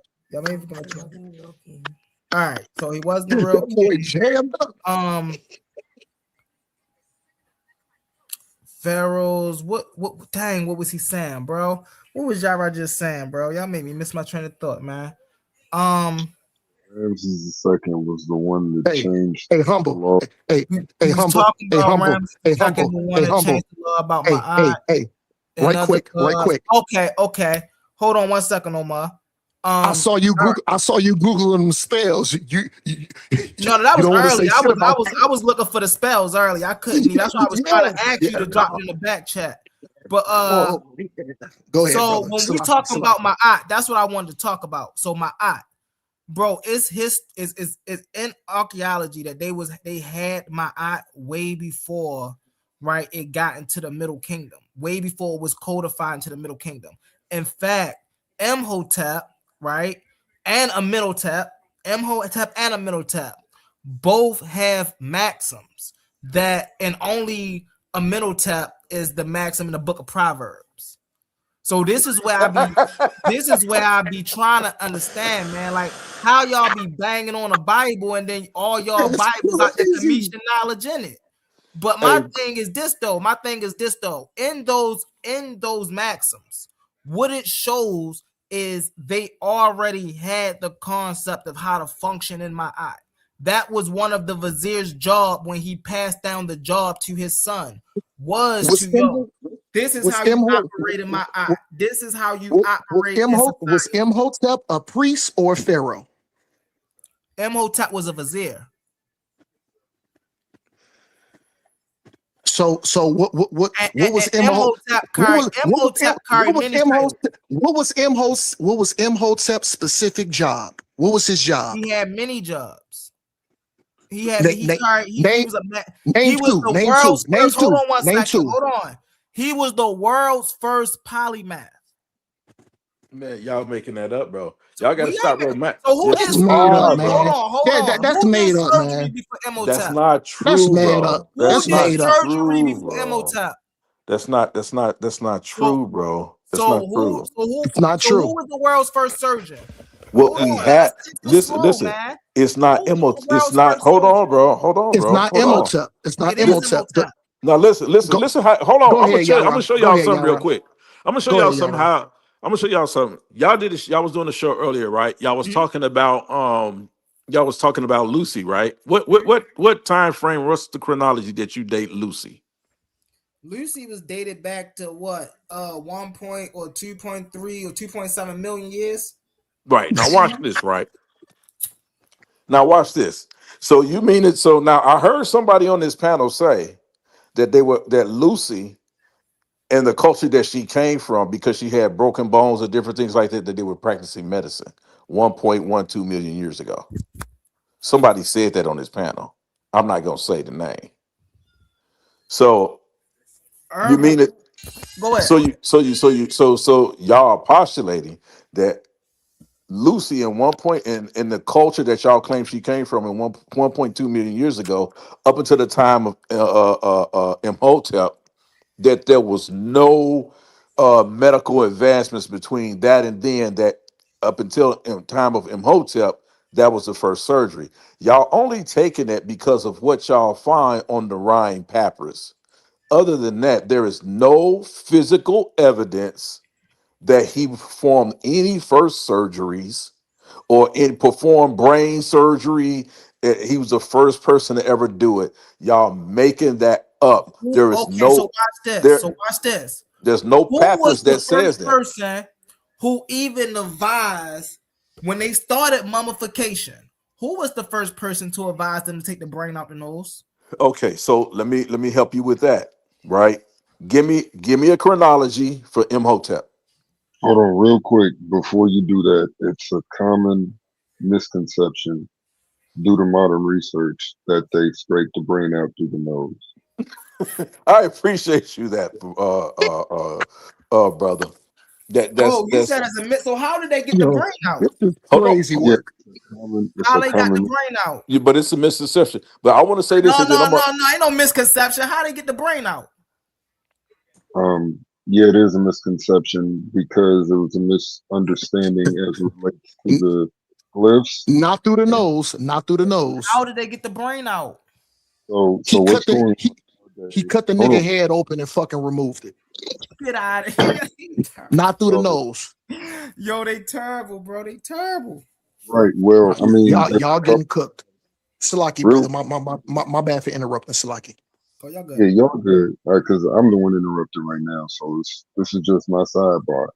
I'm just going to let you know there's been recent studies on mummies as it relates to some of the tools, and if there's any evidence of, say, brain fragments on some of these tools, especially when the long-standing perspective was, yes, exactly as they articulated this week, they would scrape the brain out through the nose. But modern science has put a lot of doubt onto that idea because the evidence doesn't support that.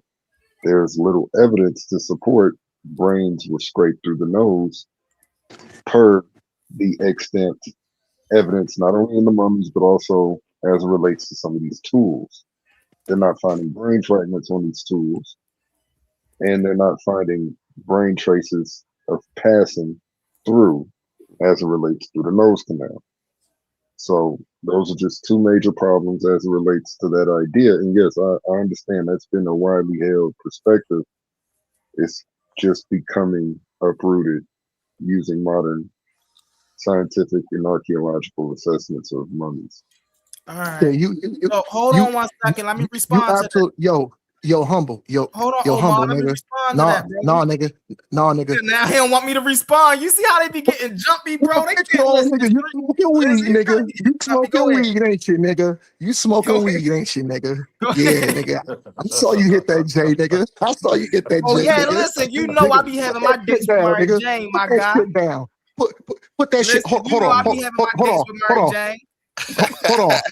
I'm not gonna even. Yeah, I saw you, nigga. Yeah, I saw you hit that big old fat J, nigga. Put that shit down, nigga. Your motherfucking brain fried, nigga. But no, I ain't Listen, gonna. I'm ready. I ain't gonna even entertain 1.2 million years. So let's entertain this nigga RBW88 4,000 years. Yo, humble. 3 weeks ago on Tuesday, what did you have to eat? What did you eat? What did you have for dinner, nigga? 3 weeks ago on Tuesday.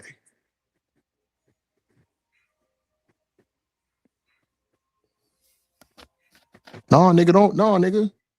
Hit that J, nigga. Hit that J. Hit that J. Think wow, man. Hold on, y'all. My niece up. Hold on, y'all. My niece up Think walking hard. around. I had to make sure she ain't falling on no steps. Oh, Salaki.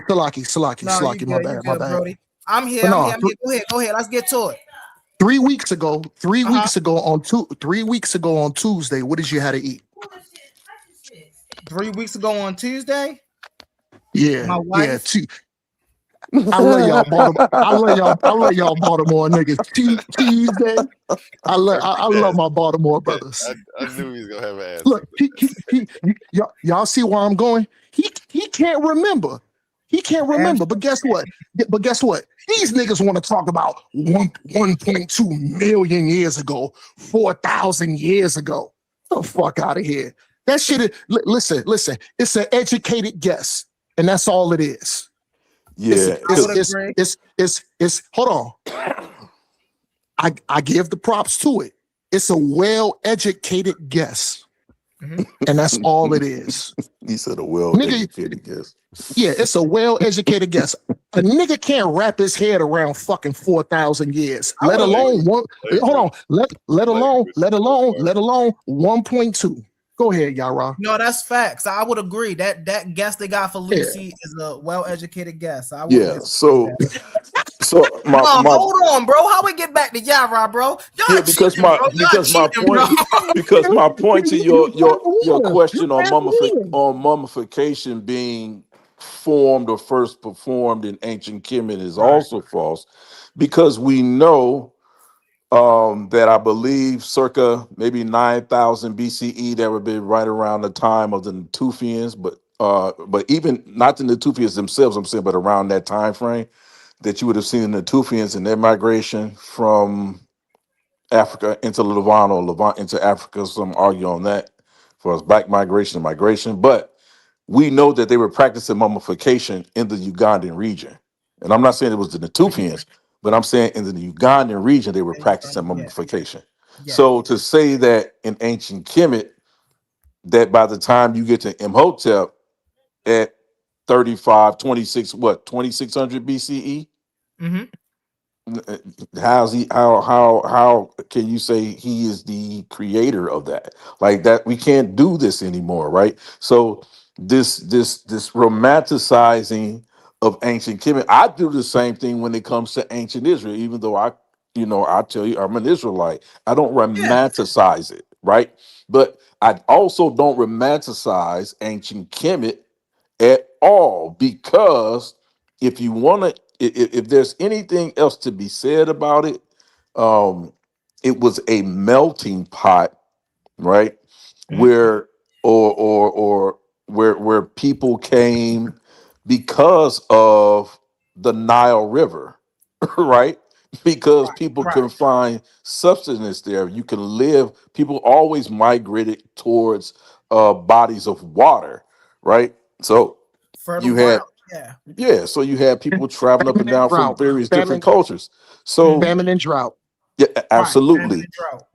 Absolutely. So you had this romanticizing of ancient Kemet, like the people of, like, if you read the ulterior, like these ulterior texts, these coffin texts, and different things like that we still have, all of these practices that we have, they still can't tell us, and neither one of them tell us, from Eunice text to Pepe to whomever you talk about. They still can't tell you or show you how they actually built those mirrors or pyramids. They can't tell you because it wasn't their culture. They can't tell you how those mirrors were built. They just can't. The mirror of Doja. Yeah, You see, it's not. But see, Doja Yara is it's correct. not a mirror. They outsource. It's not a mirror. They It's a outsource. step. It's a mastaba. It's a mastaba, which relatively reflects more of what you would find in Mesopotamia than you would find in of the mirrors in ancient Kemet. So it's not the same though, and actually, they'll tell you You talking that the about the Step mastaba. Pyramid in Doja? Yeah, no, well, I wasn't, but the step pyramid is a. You mean the mastaba Joseph? is a step. It's a step building technique to where yes, Right. you step it up, you step it up, and you keep building, and then you remove it. That's correct, but it's actually in Saqqara. The pharaoh was Joseph, but it was actually in Saqqara, right? So, and there's a number of things about that when you talk about the archaeologists and the epigraphists and the linguistics and the people that actually went into that mastaba in Saqqara. I talk about this all the time. They talk about the serpentine spells that were written on the walls in that area.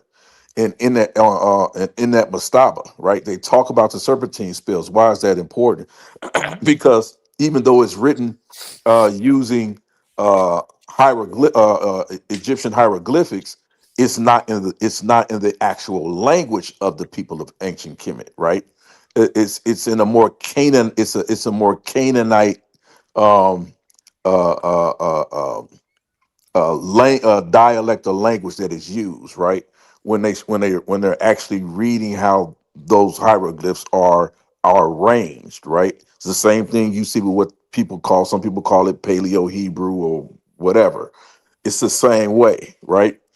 So we know that the people that were building these mastabas aren't the same people that were building these pyramids or these mirrors. It's not the same people, but nobody knows, right? So when you talk about these things coming out of ancient Kemet, there's very few, I'm going to say it again, very few innovative techniques that we're now understanding never came out of ancient Kemet. They came from some other culture. It may have been practiced in those areas because people were traveling from these different areas, from different cultures, going towards bodies of water, right? For whatever reasons, right? So it's like this romanticizing of ancient Kemet has to stop. There's really no basis to it. All of this teaching about the laws of Mayat and reciprocity and all that, that's not codified. You're not going to find me one tomb where on the walls or one papyrus where it lists these things all together. It doesn't exist. It never existed. You When breaking up, bro. these guys start talking about that, you'll see them talk about certain things, but it's not in a codified manner, and you don't get that until circa 735 to 100 BCE after the founding of Rome. Yeah, where was the laws of Mayat when where these niggas was having sexual relations with their mother and with their sister? Where was the laws of Mayat then? Their mother? Who has sex Out the with their door. mother? See, that's what I be saying. Hold up, it's my turn. Hold up. Yara. It's my turn. Yara. Hold up. Bring No, it out, you Yara. can't keep making Bring it out, statements. Yara. Keep running the Yara to keep helping you, bro. You terrible, Omar. The nigga had a retarded foot and a cleft mouth for a reason. It was incest. You can do that. You listen. In comedic, I'm not saying regular civilians. I'm talking about the comedic royal family. If the nigga had a wife and couldn't bore a son, guess what he would do? He asleep with his mother, asleep with his sister. It's absolutely disgusting. That's proven. That's proven. That's proven. Oh my God, Yara. Where Yara go? Where Yara go? Look, you see him Where calling Yara me go? like, yeah, Yara gone now. I'm asking you, where is that? You ain't got Yara to back you up. I'm asking you, where is that? I'm on my phone. I only got certain of my notes. I can prove that. I can prove that, humble. I can prove that, humble. I can prove that, humble. Hold on one second. Incest. Hold on.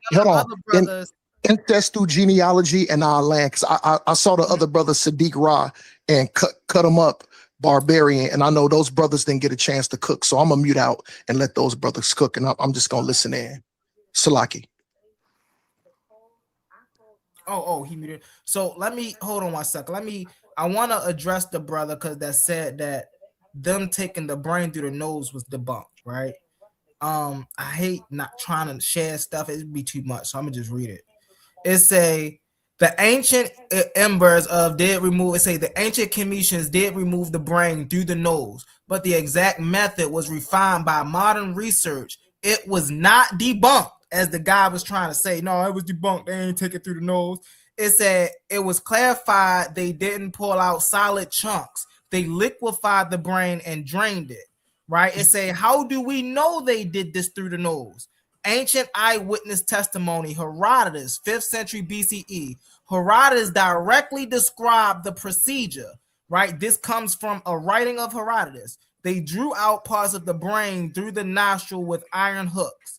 This is the earliest witness descriptions of the Egyptians' excavations, archaeological evidence, and it's a embalming tools have been found that match the description. The ethema bone, bone behind the nose is often punctured. So mind y'all, this guy said that, oh well, that's a huge mistake. Herodotus, hold on. At that time, Herodotus was never in Kemet around that time. Get out of here, bro. Impossible. You cited Herodotus. This guy's terrible. The father of medicine.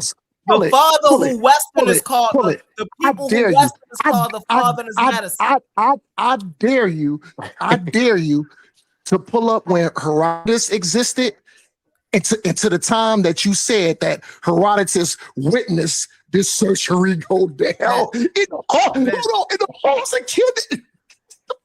Got you. Got you. Yo, you just said Herodotus was there and he witnessed it. Prove that. Hey, humble, if you don't mind, could you look in the chat and click on what I shared? Because what I shared gives a lot more context on what I actually stated. Go ahead, brother. My bad. My bad to the other brother. No, you fine. So there's at least 5 pharaohs that have been mummified with their brains intact. At least 5 of them. So it wasn't a univocal action, and the practice seems to have ramped up after the Ptolemaic era. So early on, there's inconclusive evidence that this was the mandatory action done for the preservation of particular inward parts in the Egyptian mummification practice and system. So there is some evidence of the action. Not AI, humble. My bad to the other brother. Hey, no. Hey, yo, humble. You can't do that, brother. You pulling AI. But that ain't me. That's not my source. That's his source. I pulled it AI, but in I don't know if it gives everything I'm looking at, But if it does, you would actually see a couple of the news articles that are re-articulating the misconception that this was a standard practice that was always done, because the evidence, again, does not agree to this. Yes, you can have, by the way, the tissue of the brain, it can liquefy. You're absolutely right. It can liquefy, and it doesn't take a long time for the brain, quote unquote, to liquefy. And again, modern research, they're doing different types of studies nowadays than what they did in the past on mummies and even bone boxes of antiquity. So, like for the Jews, one thing they're doing now is they're collecting these bone boxes and doing scrubs on the actual the interior surface of the bone box to try to get some of the DNA of the ancient Israelites mapped up in a database. And it's somewhat successful. It's not absolutely successful, but these are new practices being done, and this is why that idea is being reconsidered in light of in light of Egyptology studies. Because again, they found many corpses that have been mummified with brain fragments still remained inside of the corpse. Good Which shit, again- Barbarian. Intact. Hey, cut him up, Barbarian. If you don't mind, can I go? I know I was just I look. I forgot Intact. and I was Intact. gonna do this The really key fast, word fast. is I think it's important, Brody. intact. Hold on 1 second. If you Intact. don't mind, hold on 1 second, Good, Omar. good shit, Barbarian. My bad, Humble. My I just bad. want to go through here because I seen you've been doing some research, bro. And you hold on 1 second. Oh yeah, this is mine. But I seen you've been doing some research, bro, and I just want to just show people a great thing about how to utilize AI. Everybody be trying to look, oh, AI bad. But if you don't mind, It's not a bad thing. It's not a bad thing. It's not a bad thing. can I show this real quick? Cut them up. I just want to expound on this real quick. You're showing it, ain't you? Yeah, but this might be your personal information. This might be your personal research, bro. You don't want to see people what you doing. That's not my personal. I mean, all I did was copy the. No, I ain't saying you're personal like that. I'm just saying you might be getting ready for something and you don't want. You see what I'm saying? That was quick. Look. So you told me not to. Hold on 1 second. All Barbarian did. He just pulled something up quick. Yeah, hold on That's 1 all second. he did. But I see in the link to validate. Hold on 1 second, Brody. Hold on 1 second.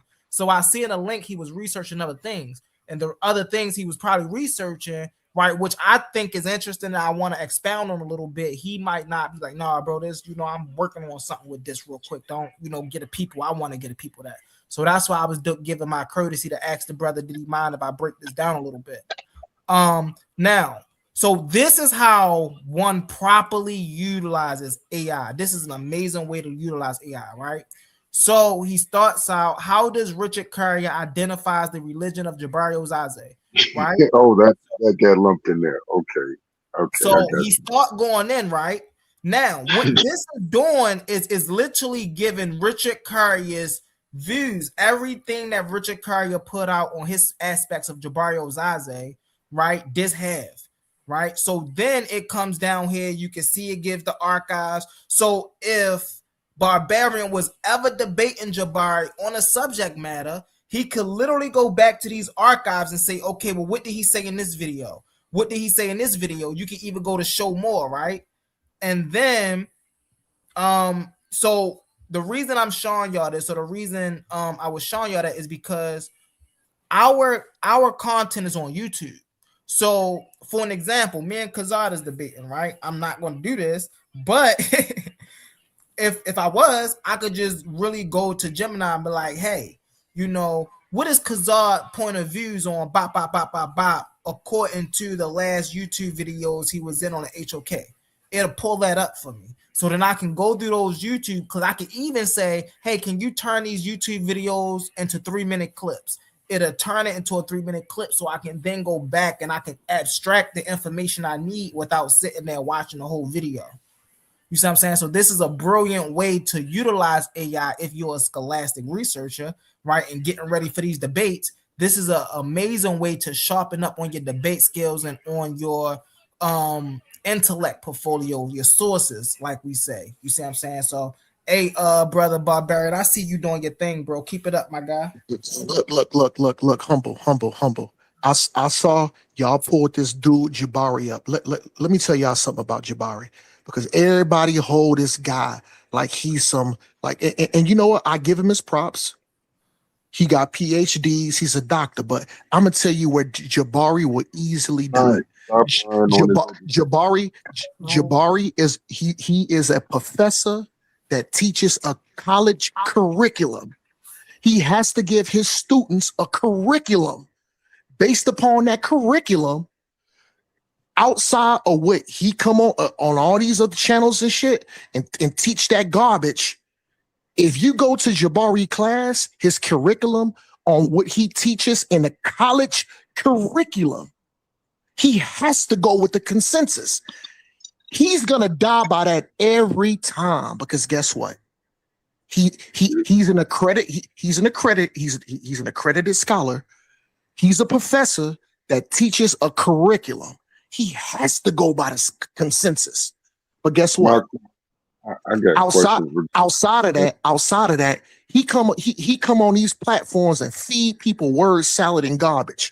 But guess what Jabari do to his students? That nigga teaches the college curriculum.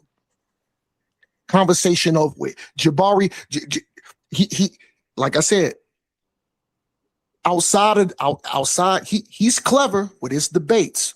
But how you jam Jabari up? What do you teach your students? Oh, I got to open up a book and I have to teach curriculum, and then I have to grade the papers. Conversation over. This dude ain't no scholar all like that. It's as far as debating and all that garbage. I'm about, the netters wasn't literal. It was all spirituality. This nigga got beat up. He got beat up as a youngin because he was a Catholic, and that nigga hate the Bible so he hate the Bible so much. He will disagree with the curriculum that he teaches his students, and this is all accredited.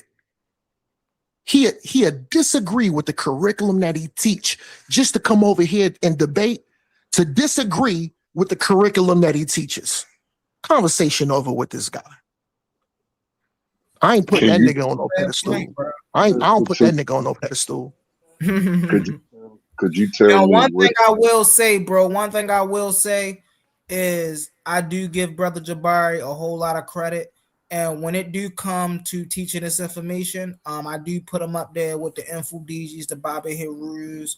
And the reason I do that is because I can literally today go to YouTube and see him leading the tour in Kemet.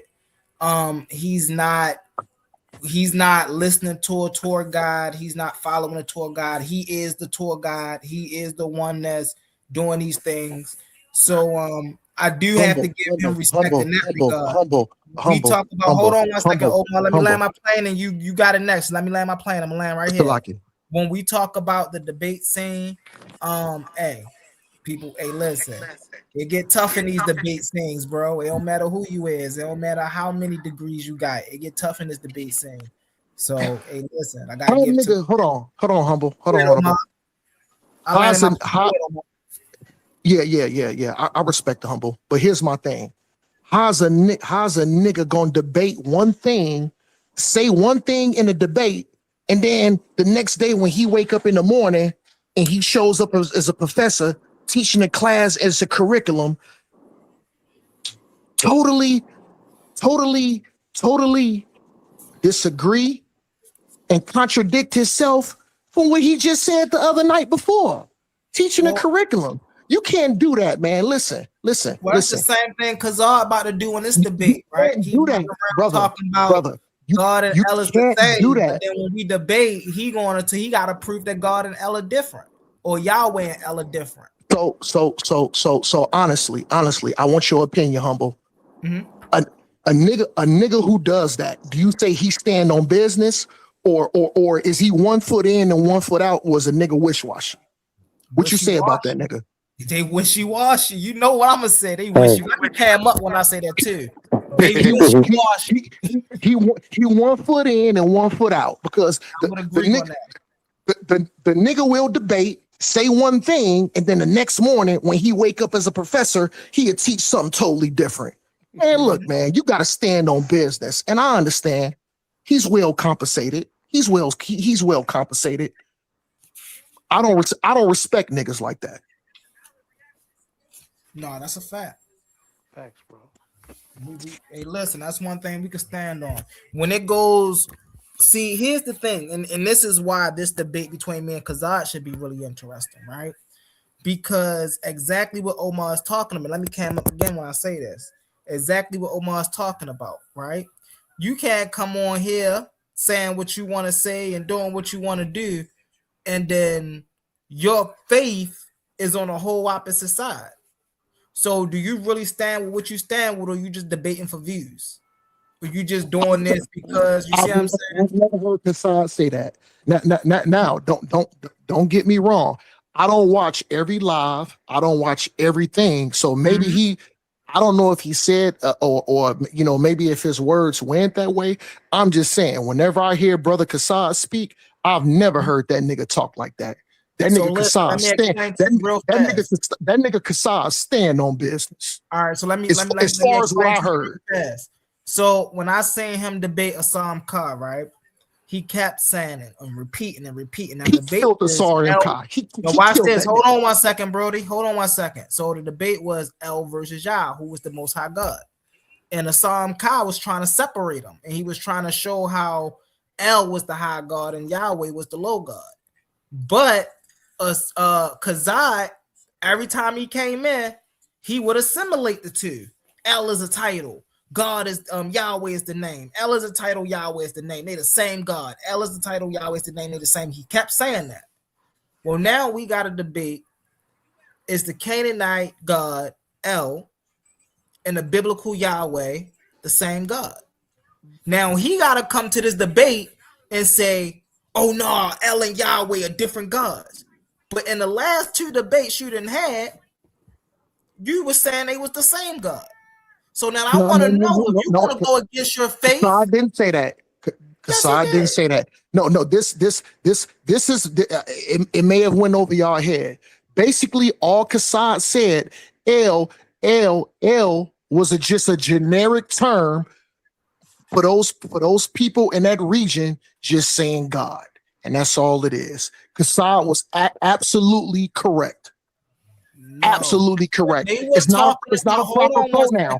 It's not a proper pronoun. It's the Kassad was correct. Listen. In that region at the time, because a lot of those dialects was the same. So when a person just say El, all they just saying is God. Now the God can be Yahweh. It can be Baal. It can be different. But because the dialects was the same, El is just a generic term. So that's what where you're saying. God. Watch this. Hold on. This is where Kazad got caught up. Hold on 1 second. This is where Kazad got caught up. When they went to the book, Kazad didn't get caught up. Hold on 1 second. Hold on 1 second. Hold on. When they went to the it's book a delay. It's a delay. Slacky. All right. When they went to the book of Deuteronomy, I believe it was the book of Deuteronomy, and Assam Kha was trying to say that Elion there was different than Yahweh getting his portion. Because I'd say no, Elion and Yahweh, Elion is just a title. Yahweh, they're the same God. So he like, no, bro, they different. He like, no, they the same. So once again, he's gonna have to show. He's gonna have to either go historically. No, humble. Who said they was different? Who said they was different? I just want you to elaborate. Said it was different, and he was saying it was the same. And so now, right, we're debating, and now he have the same debate he was doing, but he has to stand on the other side. And he told me, "Yo, I bring the same slides I brought against them." Well, you just gonna be proving my point if you do that. So well, he's not though, bro. Like, I really respect what y'all be doing, bro. But we can tell y'all new to the information. And so I'm gonna say this, bro, while you Googling, right? No. I'm having my thing. Go ahead. Yeah, I'm just messing with you. But I'm gonna say this to you. He's 100% correct, right? Because you guys are under the assumption that when the term El is used in the biblical narrative, that it's the speaking of the same El deity that the Canaanite pantheon talks about, and it's not. No. We understand. Well, I can speak No, for myself. you don't. I hold Because on you one wouldn't be second. having this debate.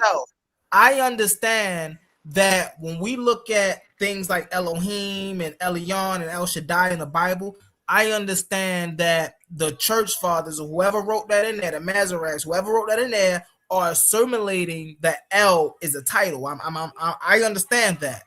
My thing is they got that from El, the god of the Canaanites. No, they didn't. Yes, they did. No, they didn't. That's the contention No, right no, there. no. They flipped it and used it as a title. No, but they that no, comes they from El before they were worshiping Yahweh. Can I And ask they you a had to assimilate the two. See, that's where he got to fall at. no humble. That's not how you synthesize that. real quick, Humble, may I ask you a question? Go ahead. Do you listen to liberal YouTube Bible scholars like Dan McCullen?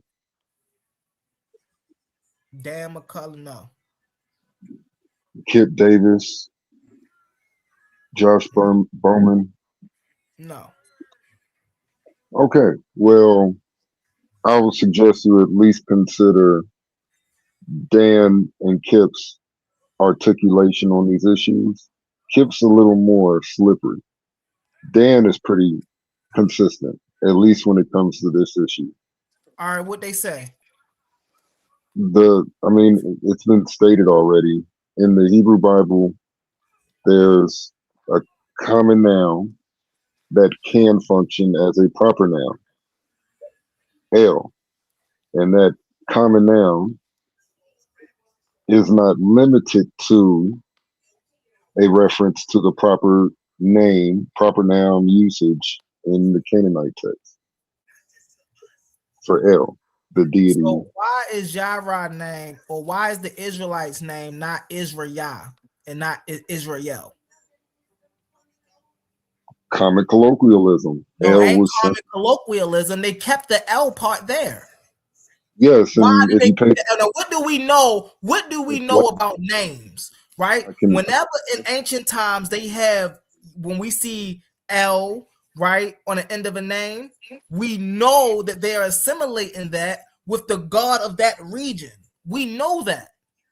So we don't can't know that. say, oh, well, L was just a colloquial thing. It started off for the Israelites as a colloquial thing. No, El was once their god. Are you denying that they used a similar language as their neighbors? No. With a lot of overlapping terms? No. So you're in agreement that they used Before they became the Israelites, hold on one second. Before they became the Israelites, they worshiped the same God as their neighbors. They didn't worship a distinct God until they became the Israelites. strongly disagree to that. That's false. What? Oh, That's my false. Yeah, here's a good reason to reject That's wild. Here's a good reason to reject this thesis. Consider the religious cultic objects of the early Israelites. Mm-hmm. Their primary cultic object was what? The Ark of the Covenant. No, There you was- said early. It's hold on. Are you trying to say proto, because y'all be trying to flip flop these names? Are you saying early Israelites as the proto Israelites, or are you saying early Israelites as the Israelites in there like when they first started to form? That's an equivocal question. No, because if you saying proto Israelites, the proto Israelites are Canaanites. But if you saying the Israelites when they first started to form, when they broke away from Canaan, then I can say, okay, you talking about the Ark of the Covenant and things of that nature. So yeah, I disagree that the proto-Israelites are quote unquote Canaanites. I think that the Canaanite stock, or Yeah, they have primarily Amorite stock, but they're not just Amorites or of Amorite lineage. They're not just Shashu or of Shashu lineage.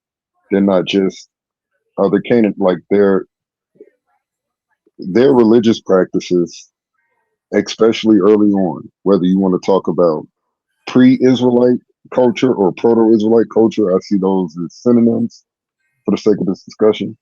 But again, the primary cultic object of these ancient peoples was the Ark of the Covenant. And there's a unique feature on the Ark of the Covenant that's contrary to all the other ancient arks and barks around the ancient Near East, even in Egypt. And that was no deity and icon in the on the top of the quote unquote mercy seat or the lid. Well, that's not true because and we're talking about proto-Israelites, right? The Canaanites. There was no Ark of the Covenant then, because they were polytheistic. So we sing El, Yahweh, we sing Asherah, we sing Baal, we sing all of them in there. When we talk about the Canaanites, there was no, all of them assimilated about the Ark of the Covenant and this, that. No, that's not how that went down. Right, but let's just deal with the Canaanites real quick. Hold on, real quick. I got a point. No. I just want to tell y'all, brothers, I got a dip. I just got a dip. I just want to land my plane before I go. I got to go spend some time with my rib. Man, shout out to Titan Debate League, my brother who given me a voice. Much respect and love to Titan. Much respect to Humble. Even though I ain't gonna front, I was cutting that nigga. I was interrupting the shit out that nigga Humble. He's a good sport though. I love that brother. He's a solid brother that does a good job. Is leading the panel. Shout out to A1. Shout out! Of course, I gotta give my L to my Chicago brother Yara. Shout out to Yara. Much love. Cut him up to Barbarian. And then I gotta get much love to my guy, GD Capone. Man, much love. I gotta go spend some time with my red man. Y'all brothers keep doing what y'all doing. Much love and respect. And let the information lead to information. You know what I'm saying? Iron sharpens iron. Much respect. Love y'all brothers. Love y'all brothers. Hey, Yara, what part of our city is this brother from? That's all my question was. I think he's from the west side, bro. Oh, so we just west side is in there. All right.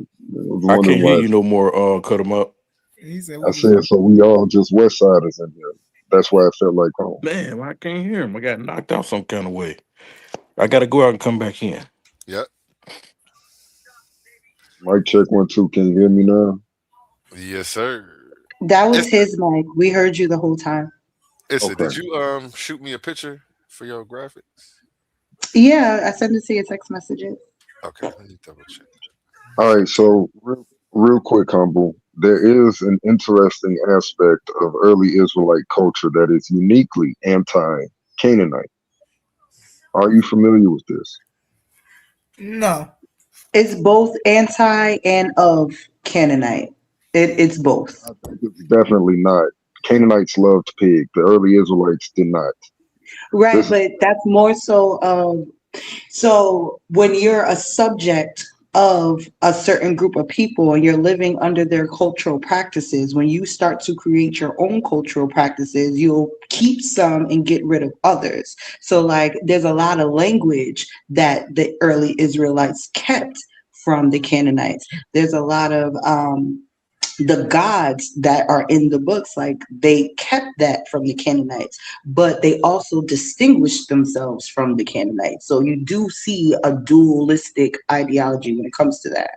Right. But then when we talk about that, we got to talk about time periods, right?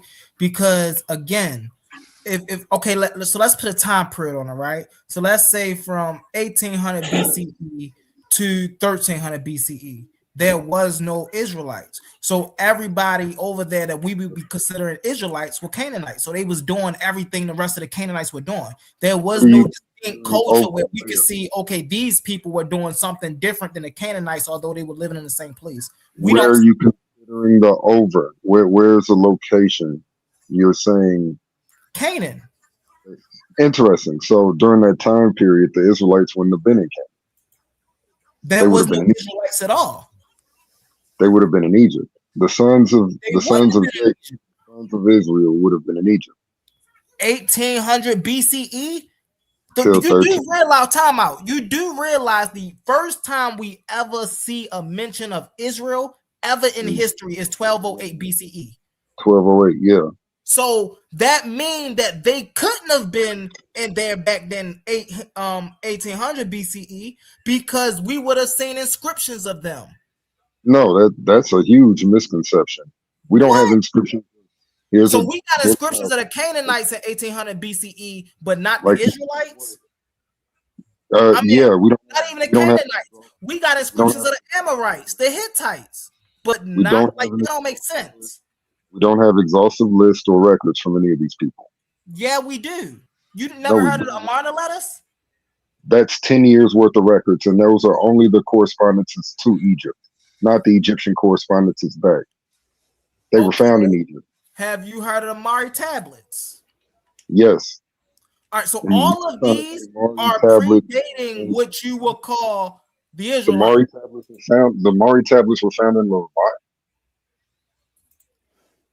Let me ask you a question. What language was found? What writings? I don't even want to say language because I don't even want to get into that whole thing. I'm gonna correct myself. What writings was found, or whose people? What could I say that? What was the font of writing? Yeah, during what time period? So we have administrative records beginning around the time of Ramses II in Akkadian script of Semites. Who? You're not familiar with the world's oldest peace treaty? I'm asking, who are these people that you saying we got records dating from Ramses? Who? Where? Ramses II. He has actually a diglot, or a peace treaty written in two different languages. One with the people of, I want to say, either Kadesh or the Libyans.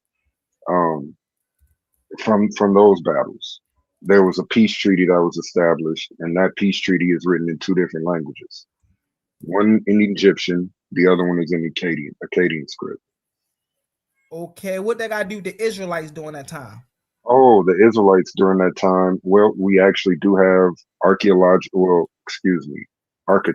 continuity in both Egypt and the early Israelite settlements with the four-room house coming out of Egypt, because we find four-room houses abundant of ours. We also find a four-room house outside of the building complex in Thebes during the reign of Horemheb. So that's architectural continuity, not to mention, where's his food, this pig taboo probably originating? If they had a long-term experience in Egypt, and Egypt also has a pig taboo, it's not very complicated to me to just pay attention to the tracking in the dirt. And there's a community that springs about at the end of the late Bronze, early Iron Age, in the Levant, in these territories where the Israelites in their literature claim to settle, beginning at Mount Ebal onward. And these territories have four-room houses, no pig taboos, and at least those two aspects have continuity in ancient Egypt, not in the Levant. So where did those people likely come from? Probably Egypt. And if you can actually read the ethnogenesis of Israelites, of the ancient Israel people, in a very, very well-received work from Avram Frost, an archaeologist and sociologist at Bar Ilan University in Jerusalem. He's actually been an adjunct professor at Harvard. So it's a very, very influential work as it relates to the origin of the Israelites. And yes, he does state very clearly in that work and in recent publications where he sort of summarized the book. There was likely an Egyptian community that came into Canaan in the midst of the origin of the Israelite ethnogenesis. So there is some evidence of a Egyptian transfer of culture and peoples. And just looking at the biblical text, when we read the names of the Levite priests, it's quite interesting because they have Egyptian names. Most of the other Israelites have Amoritic style names. Okay. Not quite Canaanite, but Amoritic. And the language is also very technically tough to decipher, but many critical scholars and linguists are suggesting the Hebrew language parallels more or less Aramaic, the Aramean language, not so much the Canaanite language. So there's actually more cultural similitudes in the Arameans with the Aramean people and the early Israelites as it relates to their language compared to, say, the Canaanites. That's a very technical argument I would have to demonstrate, but it's been made and it's there, especially with some of these new findings out of Lakech. Okay, so let me just read this really fast. In 1259 BCE, and the reason I'm at 1259 is because this is when this treaty was. In 1259 BCE, there were no Israelite settlements in Egypt or Canaan. The Israelites were not yet a settled nation. Archaeology shows that in 1259 BCE, the people later called Israelites were still a part of Canaanite population, living in typical late Bronze Age towns, not a distinct hill country Israelite village that appeared later in 1200 to 1000 BCE. What the land look like in 1259? Hold on, I got you. Archaeology. The date falls in late Bronze Age, 1550 to 1200 BCE. Canaanites was controlled by Egypt. Egypt girdles, Egyptian governors, Canaanite city-states paying tribute. Populations, Canaanites, not Israelites. Archaeology shows urban Canaanite cities, Hazor, Megiddo, Lynching, and Gezer, places, temples, fortifications, international trades with Egypt, Cyprus, and the Hittites. No evidence of Israelite villages yet. The early Israelite settlement appeared after 1200 BCE during the Iron Age 1 period, not in 1259. What Israelite meant in this period? The first time Israel appeared in history is on the Merneptah Stele, 1207 BCE, 52 years after 1259. And even then, Israel is described as a people, not as a kingdom, nomadic, not semi-settled, without cities. So in 1259 BCE, they were not yet visible as a distinct group, which let us know during this time they were still Canaanites. So what did Israelite settlement look like in 1259 BCE?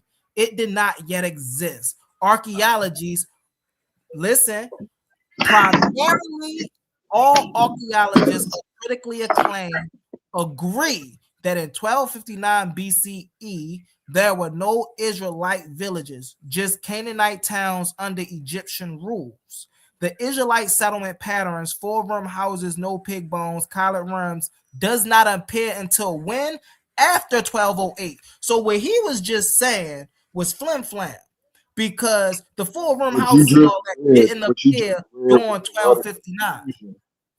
I'm glad I was very clear in my statements. I said proto-Israel begins to form in Canaan, the transitional phase of the late Bronze, early Iron Age. I'm glad I'm in agreement with that. Thank you for y'all literally saying the same thing without saying the same thing, right? For the case of argument, like instead of saying Canaanite, I don't know why we keep on going to proto-Israel. I don't know why we keep doing that, but because can I go after you?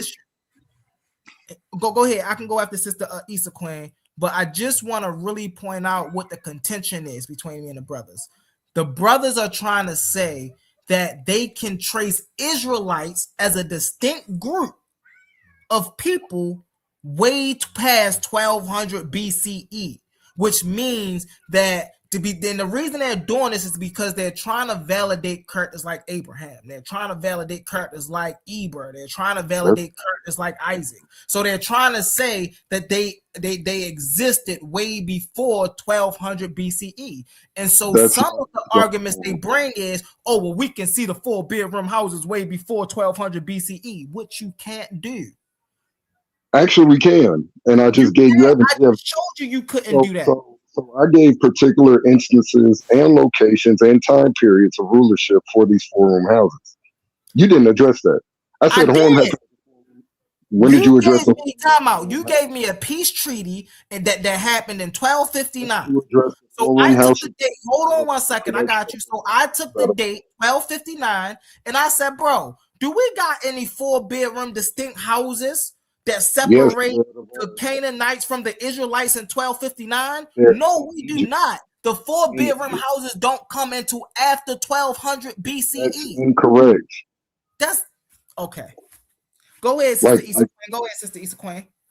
I could start citing BTOC right now for you if you really wanted me to, because BTOC's the one who dug out of ours. He's the one that has that evidence and argument for the 4-room houses before they begin to pop up in very succinct, tight urban environments throughout Canaan.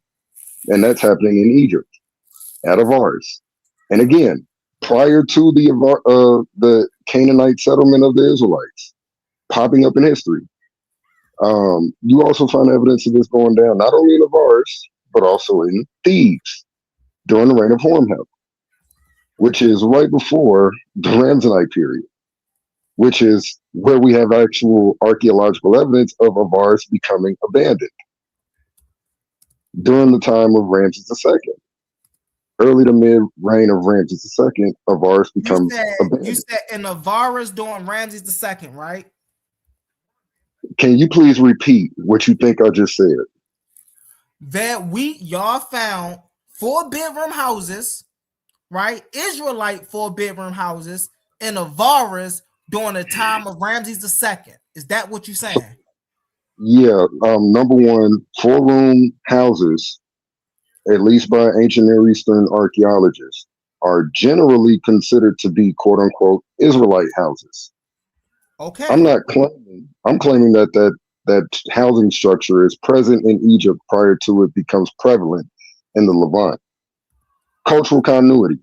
And the other point of cultural continuity that I made earlier is Egypt has a no pig taboo. The Canaanites loved pig. The Amorites, everybody in Canaan loved pig until this brand new community pops up and sort of takes over the Judean foothills. And there you find less than 1% of pig attested at their initial settlement. Less than 0.5% to less than 1/2 or to less than 0.5% of pig founded at the early Israelite settlements. And by the way, it's not me who says the food thing is significant to identify ancient Israelites. You can blame Israel Finkelstein for that comment. 1996 Brill publication, E.J. Brill publication, he said explicitly, if there's any way to identify the Israelites from anyone else in ancient history, it would be by means of the food taboo, the no pig taboo. And then Finkelstein traces the no pig taboo from Mount Ebal all the way through the early settlements of what we believe were ancient Israelites. Initial settlements to identify those settlement locations due to the no pig bone being Israelite settlements, not Canaanite, but uniquely Israelite settlements. It would be easy to identify these settlements as Canaanite if they maintain their pig consumption. Okay. They don't. Check your messages, Issa. So listen, right? So mind you, it say there were no 4-room Israelite houses in Avaris during the time of Ramses II, 1279 to 1213 BCE. The 4-room houses in Iron Age Israelite agriculture form and did not exist in the late Bronze Age when Avaris was occupied by Egyptians and early and early You Hyksos. stating things. What's a So I, four-room house actually is? The archaeology is crystal clear. A four-room house equals Iron Age Israelites, Judaites, domestic agriculture. Appears only after 1200 BCE. Found in the central highlands of Canaan, not Egypt. He that's just said correct. we could find these things in Egypt. No, we can't. We can. This style did not exist in late Bronze Age, the Thebes times and of Ramses Avaris. II. Thebes Would and a vase Avaris. look like? Hold on 1 second. I got you, Brody. What a vase look like in Ramses II's time? A vase Tel Ababa in the 13th century BCE was an Egyptian administrative military system built in Egyptian New Kingdom style, containing Egyptian style houses, places, and barracks, not Iron Age Israelite agriculture. The Hyksos earlier 1650 to 1550 BCE had Levantine style houses, but not four-room houses. Oh wow. So they say This is Levantine houses, but the Levantine houses wasn't four-room houses. that's That correct. they did not Three-room form houses that. and four-room But houses there that were are no, hold on 1 second. I got you. Why was there no Israelite houses in the Vars? First, chronology mismatch. The four-room houses appear after 1200 BCE, not before. Ramses II ruled 1279 and 1213. Avaris It's is home abandoned as a major city by this reign. The capital It's home moved to Pi Ramses. Oh, so in 1213, is right? Horm heaven. 1259 and 1213, there was no Avaris. Avaris was abandoned, That- and the that's capital was moved to Pi Ramses. So we What? couldn't have no four-room houses in a place that was abandoned. Can you please repeat yourself? What? Repeat myself or what? You said that when did P. Ramses cause Avaris to become abandoned? 1259 to 1213. 1213, Okay. he moved the capital to Pi Ramses. He did that well before then, but okay. Can I just cut in real quick? Because I do have some interjections, right? That's me. First of all, A1, that picture is beautiful. Thank you. Loved it. Perfect. Yeah, if I would have answered you, it would have cut me off of stream. So I just did that. Secondly, when it comes to the conversation, there are arguments out there that say that that style of house is a layout for agrarian families, like families who live in that pastoral / herbalist lifestyle where you have the animals on the first floor and then everybody else on the second floor. Like that doesn't necessarily it doesn't at all actually talk to the ethnicity of the group. What it does do though, it can pose like this could be the Israelites, but it doesn't automatically prove that that's y'all, right? And then it does come into circular reasoning a little bit, right? So you'll have, if you define those houses as Israelite only because it's found in Israel, right? Using that to prove it elsewhere, you cannot prove that those other people didn't fashion a way of using that house as well, because you're really just looking at a more Semitic Canaanite version that has evolved from what the Canaanites were already doing. So it doesn't necessarily distinguish y'all until it distinguishes y'all when y'all pop up in the, with the Israelites in Canaan, not in Egypt. So I do feel like that was very good evidence. Like, don't get me wrong, I'm not trying to say that what you said was off or wrong or anything like that. I do feel like it's a step in the right direction for having this for getting this type of history out there and connecting it to Israelites. I just don't see the connection yet. I got you. To be honest, can you hear me, by the way? Go ahead. Okay. To be honest, I agree with you. Using any of these particular archaeological features to say, oh, yes, this is Israelites, that is a little flippant. I think if we are to identify the Israelites, it needs to be accumulatively, and the accumulative data would include more than just mere building structures or even more than just mere food habits, dietary habits. It's a lot more that goes into this in order to make this identification for Israelite settlements or Israelite housing structures or what have you. So I'm in complete agreement with you there. I'm just saying that according to some, so I don't know, the sister may be actually familiar with Abram Frost or some of these other scholars, but even when it comes to the four-room house debate, the four-room house structure, before it appears in Canaan, it's also evident in the Transjordan. We have like one or two Transjordan housing structures that are four-room houses over that way. And this is slightly before the early Israelite settlements. And that's interesting in light of the fact the biblical narrative has them enter around Edom, because they bypass Edom going eastward, and then they come into Canaan going west. So they're coming from the east to the west to enter into the territory that they ultimately settled in according to the narrative.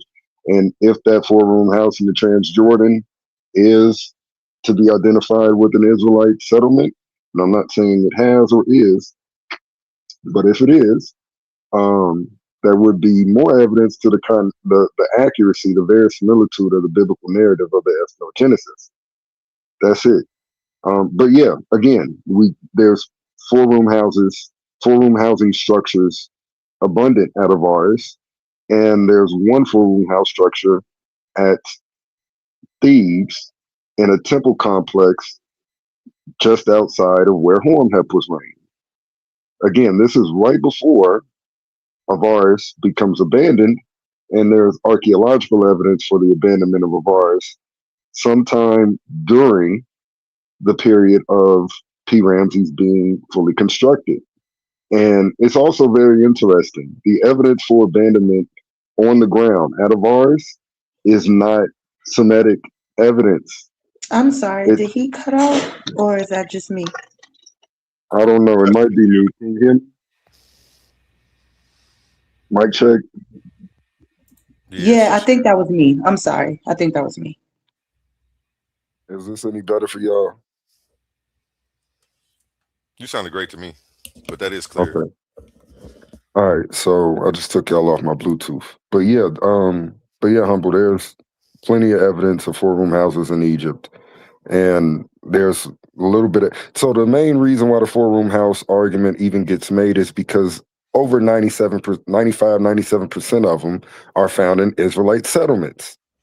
That's why they are often identified as Israelite housing structures, because they tightly appear in very succinct fashion throughout the Judean foothills, etc., for this particular community.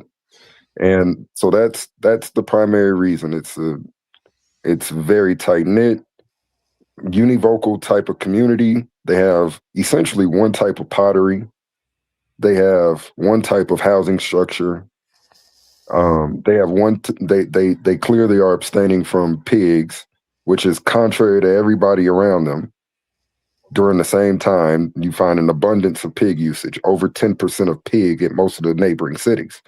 But yeah, now, yeah, Humble, I wasn't arguing the Israelites were in Canaan during the time of the Battle of Kadesh or the battle with the Libyans that Ramses and Merneptah, maybe with Merneptah, but not really with Ramses II. They ended up leaving. I would argue that the Israelites ended up leaving out of Egypt soon after the Prince of Egypt died, because the Prince of Egypt was the primary one that was over the Shashu. By the way, they primarily get identified as Shashu, even though they're, the most recent and captive slaves coming from Levant. They primarily get identified as Shashu, without particular tribal affiliations. And yet we know through the Sholeb inscription that might be their tribal chieftains. Like, as it relates to all of those people, even the Shashu of Yahu, that Yahu or Jehu, that likely was the name of a tribal chieftain, not a deity. Okay. But yeah. Can I ask a quick question? Oh, sorry, Humble. I was just gonna say I do want to just put everybody on notice that what he's talking about is still after 1208 BC. So yes, there were 4-room houses It's in before Transjordan. 1208 BC. That was not before 1208 BC. 1250 is before 1208. Wasn't Chronology goes down. Okay, bro. So you're saying in 1250 there were houses, 4-room houses going Yes. to Transjordan. They were there. They in the Transjordan, yeah. They were there already. Like they were there at least 100 years before they began to pop up. Well, correction. The Transjordan 4-room house is, if I'm not mistaken, almost contemporaneous with the Israelite housing structures. Well, of course, because they right there. Yeah, that's where they settled at. Yeah. But that's after 1208 BCE. That's what I'm telling you. It's That's around this time, like it's very tough. Their own thing. It's very tough to give a precise date for structures. So we have to give date ranges. I'm saying it's within that time period. Well, because this is another argument that's out there as well, right?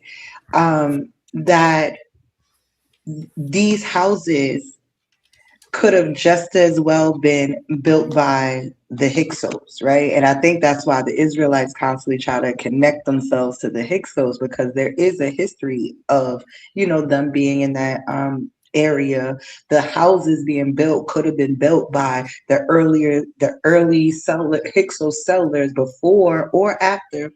Well, before they actually came into power, because I believe the place Tel Adava was the capital of the Hyksos reign. That's correct. And Ramses II might have been part of that lineage, of the Hyksos lineage. Right. So what I'm saying is, right,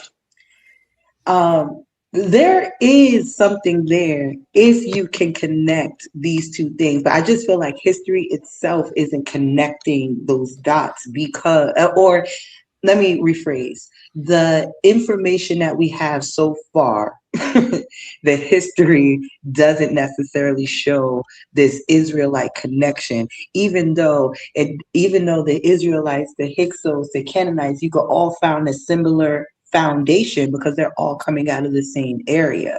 So that's like all of us are speaking English, but if we went to somewhere else, right, we went to another country, we would probably do things slightly different. We would talk a little bit differently. So I just feel like when it comes to connecting, the dots is not necessarily connected, but there are dots there, because he's not wrong when he's saying that those houses were there. So the issue that he's having is, so when we talk about the Hyksos, right, because it's a coin brought up the Hyksos. The Hyksos lived in Levantine style houses. They just wasn't 4-room houses, right? Agreed. So were there Hyksos houses there? Of course they were, but they wasn't Israelite houses. So now this is why we have to put it in a time frame, right?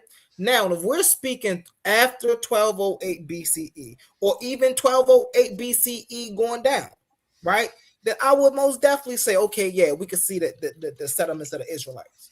But when you start talking about 1800 BCE, 1500 BCE, 2000 BCE, absolutely not. There's no proof in his. Now, again, the reason they got to put it back there is because, remember, Abraham exists. Moses exists. You see what I'm saying? And so this is the only qualifying way to say these people existed if we try to push these settlements and stuff back further than what the actual academia says it is. You see what I'm saying? So that's what we have to get understood. We ain't saying, oh, there was no Israelite houses settlement there. Yeah.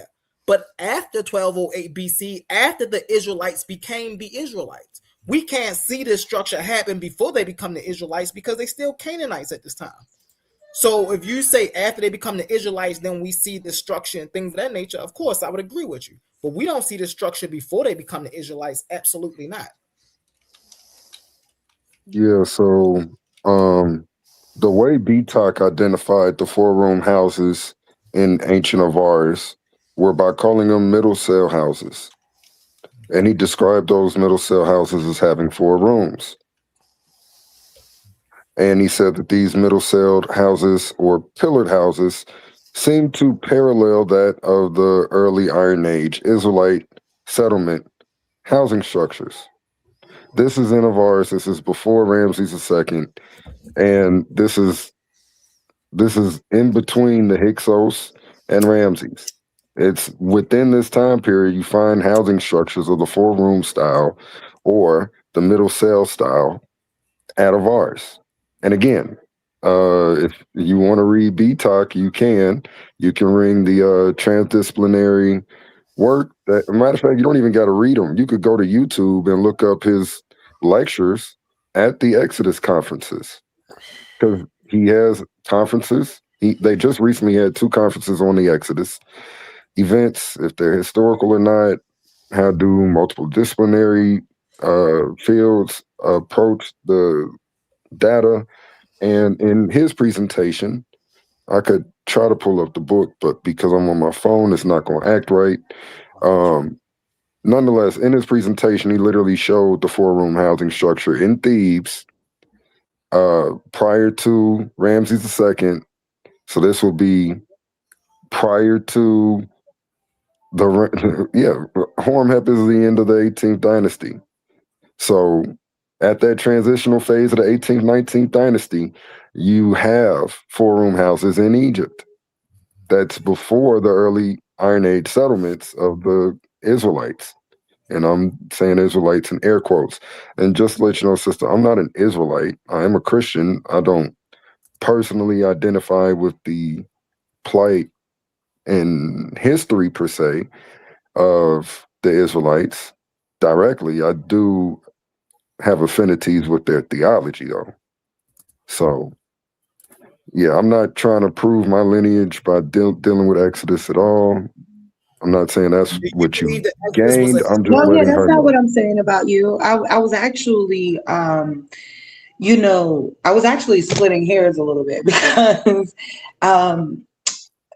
I do see where you're coming from with this, but for me, the information leads me to a Canaanite basis in this area. The foundation of, for me, that foundation of that house, of that architecture comes from Canaan. So it being in other places doesn't necessarily speak to it being of Israelite. It just more so speaks to like that structural evolution that the Israelites soon enough inherited from these proto people, whether you want to call them proto Israelites.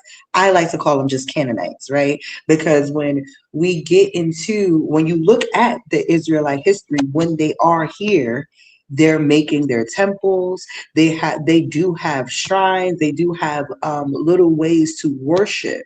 And I don't necessarily see that type of cultural inclusion into these houses when we're talking about them, because it wouldn't just be a house, it would be a culture that people lived in those houses. And that's what's missing from all of it, is the culture of the Israelites, because a people don't become a people until they have a whole set of things to distinguish them as that. And that's why we can distinguish them with the steles, but not before that, because before that they were just one of everybody else. It was just Canaanites. And that's kind of where I come from with that. But I do see the case that y'all making. I see the case that y'all making. I need a little bit more information, but I see it. Well, here's an interesting bit of information. A lot of people don't even realize this, but Merneptah is actually mentioned, and possibly his conquest is alluded to in Torah, but Merneptah is actually mentioned. His throne name is mentioned a couple of places that the Israelites initially camped at. For example, Kadesh Barnea. That's a throne name of Merneptah. We also find Merneptah's name explicitly mentioned twice, at least twice, in the book of Joshua. So by the time they entered into the land of Canaan and are beginning to settle in Jerusalem, according to the text, they're clearly just outside of territory that has been marked by Merneptah. So Exodus 1:11, they're building buildings, storage houses for Ramses II's building constructions, namely P. Ramses and the Temple of Amun or Pithom. And so those locations have been excavated. Tel El Rataba, Tel El Kantir. Tel El Kantir is where P. Ramses was. And Tel El Rataba is the original place of the Ramsonite period Pithom, House of Atum. So those have been excavated. We know when the foundations were laid fairly well. And yet the Bible also articulates once they enter into Israel, they're about 2 kilometers away from a body of water that they call the springs or waters of Merneptah. That's interesting to me because now you actually can get indirect appeals to particular kings that are ruling during the time that they're allegedly making these movements, especially when these place names have what's the word? They have eponymous place names. They're named after individuals. Ramses II, P. Ramses, Springs of Neptoah, Springs of Merneptah, with Merneptah. And it's succinct. It's not like a jumping around of pharaohs in the narrative. It's successive. So Ramses II, they're building houses, well, they're building storage units in Egypt for P. Ramses and Pithom. And then once they enter into Israel, 2 kilometers away about, you got the Springs of Merneptah. So, I mean, chronologically speaking, in the narrative, the primary source of the Exodus is the Exodus tradition itself. But within that narrative, we do see succinct chronological succession through place names and toponyms of eponymous ancestors, namely particular pharaohs. All right, real fast, Barbarian. Hey, brother A1, you there? Yep. All right. I'm about to hop off, Brody. Hey, yo, I see y'all tomorrow. Most definitely. I appreciate everybody. I appreciate brother A1. Thank you for coming through, Sister Issa Queen. Everybody, y'all know we be here tomorrow. I'm out. Peace. I'll keep it running for you. Peace, Humble. And just peace, Humble. Just to let you know, sister, I would recommend 2 articles. Well, really 1 article and then 1 book, right? Because this 1 article addresses everything you just talked about regarding the 4-room houses and their established culture that should be self-evident in this. I would say consider the 4-room house article from Avram Frost. It's phenomenal. So yeah, consider that. And I would also say consider Ralph Hawkins' book. If you want access to it, I could get you that. But Ralph Hawkins' book, How Israel Became a People. Because in that book, he actually engages, synthesizes, and articulates the mainstream perspectives, positive and negative, and synthesizes the 4-room house stuff. Because it's a lot. It's a lot, and I would say that some of the things you're suggesting should be self-evident in the housing architecture have been articulated in the scholarship. And it's pretty interesting. Yeah, definitely. Can you write it in the chat so I could write it down and, look it up later? Do you? I can. Or I can hit you with my email is basically my name 17 Gmail. Put your email in the chat. Do you have Facebook? See, A1 was just talking to me about this the other day. I'm gonna have to download Facebook again. Just download the Messenger. You don't necessarily need the actual Facebook, but Messenger gets you in our group chats. Okay. Messenger Yeah, will get you I'm in the gonna have group to chats. download. I can't download it here because work restrictions, but I definitely got it. I'm gonna download it. Yeah, because I could send you those articles and books and supplementary material on all of this stuff too. Because I think you would really enjoy, or you don't even have to. You could just watch some of these YouTube videos. Again, they've had in the last decade they've had 2 Exodus conferences. Over 40 scholars at each conference presented papers. I would suggest watching Avram Frost's articles that he presented at both conferences, but it looks a lot better on the second Exodus conference. He did not have a good slideshow presentation. I mean, like he did, it just wasn't as well succinct and as the second presentation. The second presentation flowed a lot better, if that makes any sense. Same information, it just flowed better the second time he presented it. You see what I'm saying? No, I get that. I get that.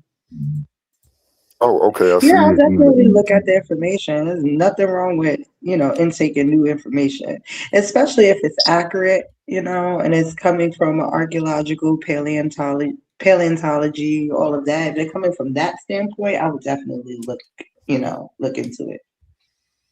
For sure. Do you have any archaeological training?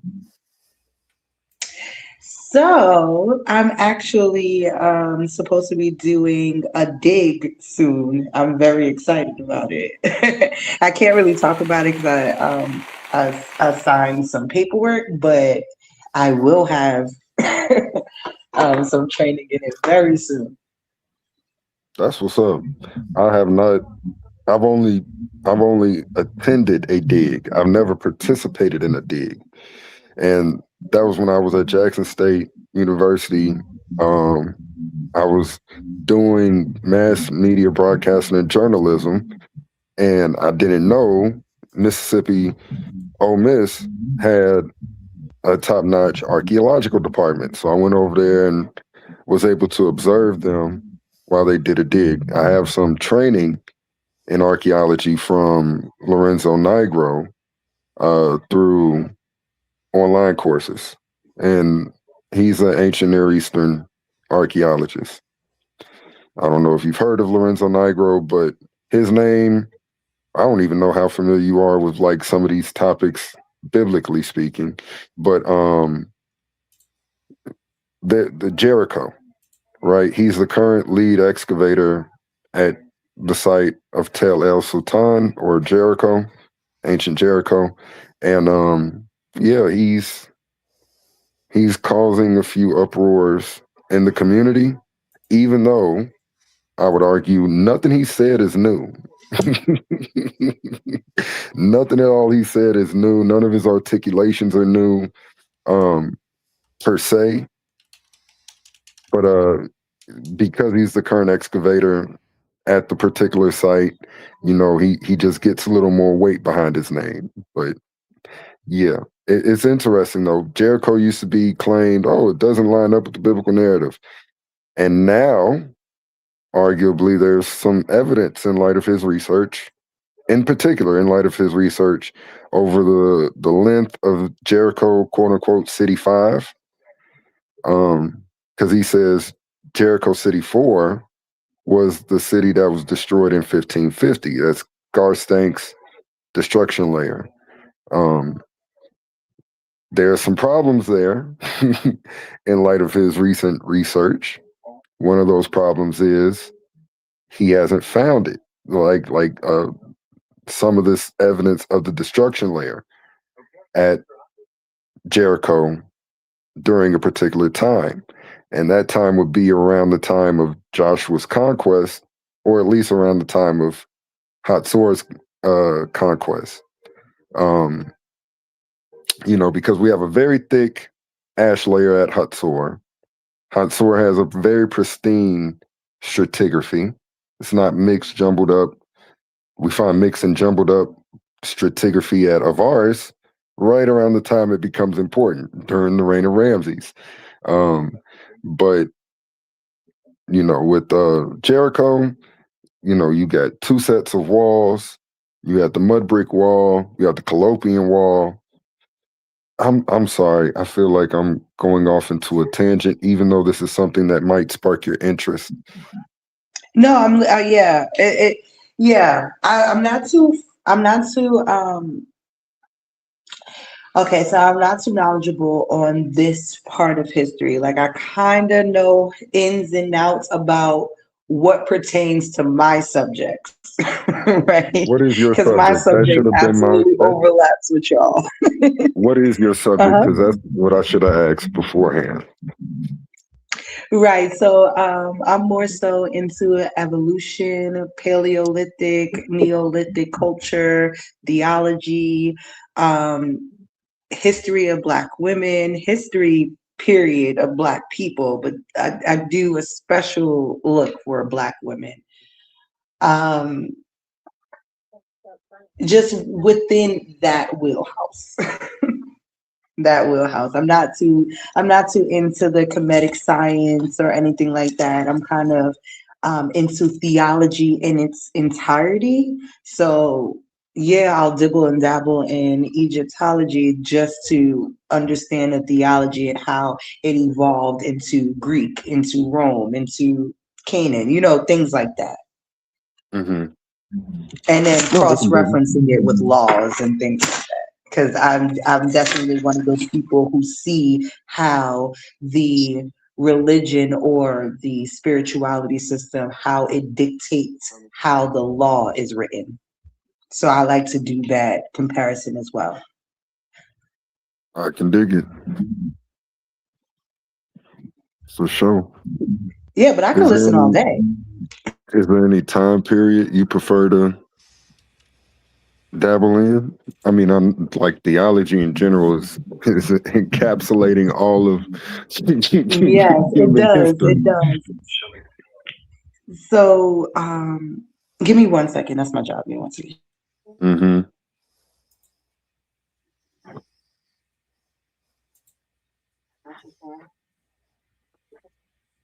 A1, I'm just glad somebody other than me and Leandre can sort of talk about some of these problems as it relates to archaeological or historical justification of things. So I appreciate the addition of the sister.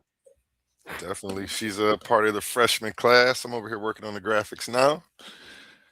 Getting some new animations together for this week to drop. That made me feel like I was in like the Source magazine or something. Oh, you definitely are in the Tighten Up Debate League Source magazine for sure. That's what's up. That's what's up. And you picked my favorite color. Purple? Okay, yeah, I did good. So you got a presentation Wednesday and a face-off Thursday. Yes, I do. Yes, I do. I'm very excited for both of them. And just to answer your question, my favorite time period would definitely be late Paleolithic, early Neolithic, hunter-gatherer information. That's my favorite time. That's when the world made sense before, everything went crazy. I can dig that. And that's interesting because so far, none of the archaeological sites we mentioned did not exist then. All of these sites are at least Neo-Paleolithic as it relates to their earliest settlements. So that's interesting. Yeah, I'm into the people, the hunter-gatherers that were cultivating that land for the agriculturalists to come through to build the cities that later come. Like, that's what I'm into. Yeah, see, now I would love to get your understanding of basically how Lower Egypt, the northern region, especially all the way up until Amos, how that territory was just sort of there for the hunter-gatherers and people that wanted to feed off of the land, and then how all of that switched once Amos came through, rode by Avaris, and then plundered the city of its goods. And it's interesting. A lot of people think the abandonment of Avaris happened then, that's a myth. The ancient records do not mention the records from Kamos don't mention mass removal of people. It does mention a mass pillaging of the economic value at the port. So what did the Egyptians do when they saw the Hyksos chilling, ruling, doing what they was doing? They pillaged the city. They took away the vineyards. They took away the gold, all of their riches, their boats, and they did not quite, expel people. According to Kamos, they primarily plundered the city. And a lot of people get that misconstrued, especially once you jump forward, get to Ramses, the Ramsonite period, and those lieutenant kings likely had Hyksos stock. And that's where it gets confusing. How can you say he kicked out all the Hyksos, or that the Israelites are Hyksos, when clearly the Hyksos might have been the rulers of Egypt again through the Ramessites? So it's an interesting way history works. And a lot of, we just when you were talking about the houses, I was thinking that, okay, so you do have a Hyksos ruling class, but who's to say that during that time when they were ruling, that people from their, the area that they came from didn't also come in, right? And it would probably been more favorable for them, the early Canaanites, that could go back and forth because it's their people that are ruling it now. It doesn't automatically prove that, regular people, because we kind of always focus on royals, but regular people spread their DNA too. Of course, yes, absolutely. You know what I mean? So regular people could have been there. The borders could have been open a little bit better. You know what I mean? Who knows? And so that's why I was saying, I do see some precedent for what you were talking about. I do see that. It's just I don't see a smoking gun or a connection to every dot. But you know how history and science work. We could have it 2 months from now. Who knows? Yeah, I personally don't think substantial evidence will be dug out of the ground that demonstrates, hey, the Israelites, friend. I don't think they're going to find an inscription in the next or future excavations at Avaris or even at Tel El Kantir, where where P. Ramses was, or even in Goshen, just south of both of those locations. I don't think we will find Astrakhan or literature saying an Israelite was here. You see what I'm saying? It's going to be a little more discreet as it relates to how those people articulated themselves in history, especially if this, the time period we're talking about right now, this is pre or proto nation of Israel. I wouldn't really say Israel is a nation until the 9th century BCE, 10th century BCE. So we still got a couple of hundred years after they begin to settle in Canaan for the nation state to sort of be functional, from my assessment. And yeah, but sorry, I got a work emergency. I didn't hear the last thing that you said. I'm sorry about that, but I have to go. But if y'all still here, I'll definitely pop back up. For sure. Peace. And I'm going to email you, sister. So what's up, brother Sadiq? What you not talking about today, my boy? Sadiq might be taking a nap over there, man. Oh, nickel fritz.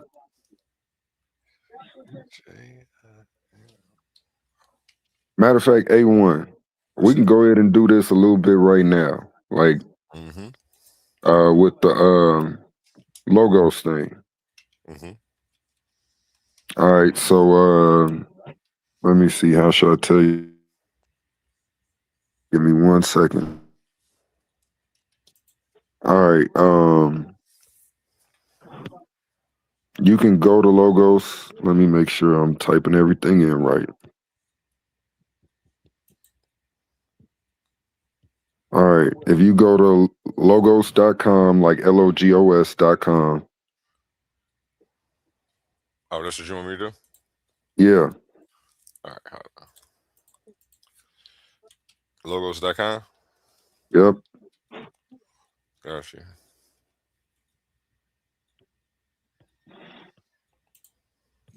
I'm trying to. Okay, yeah, you can do it that way. Let me know when you're there. It's there. Okay, yeah, now I can see it now. All right, so in the top right hand corner, you should see the little person logo. All right, click on that. Top right hand corner. Oh, the sign in logo? You could sign in, and I'll have to send you my login real quick because you don't have to download all the books to your phone or nothing. You could use it strictly off of this. Yeah, because I don't Off see the a little website. person. I don't see a person in the top right corner like you're saying. All right, let me see. Click. What do you see on the screen? I'm on the mobile app, so it's a little different. Oh, you gotta look at the screen and see what I see. Yeah, okay. Click sign in, I guess. I'm gonna Put it in Facebook messages. all right. So I could just copy and paste it. 1 second. Facebook. Boom, boom.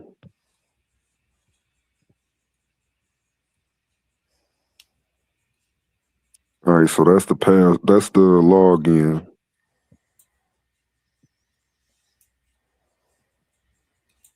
And that's the password.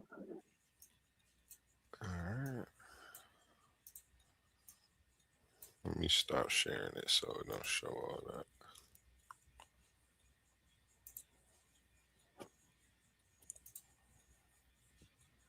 Okay.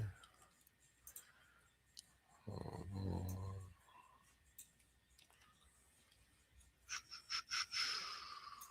on. Okay, we're in here. Add it back up.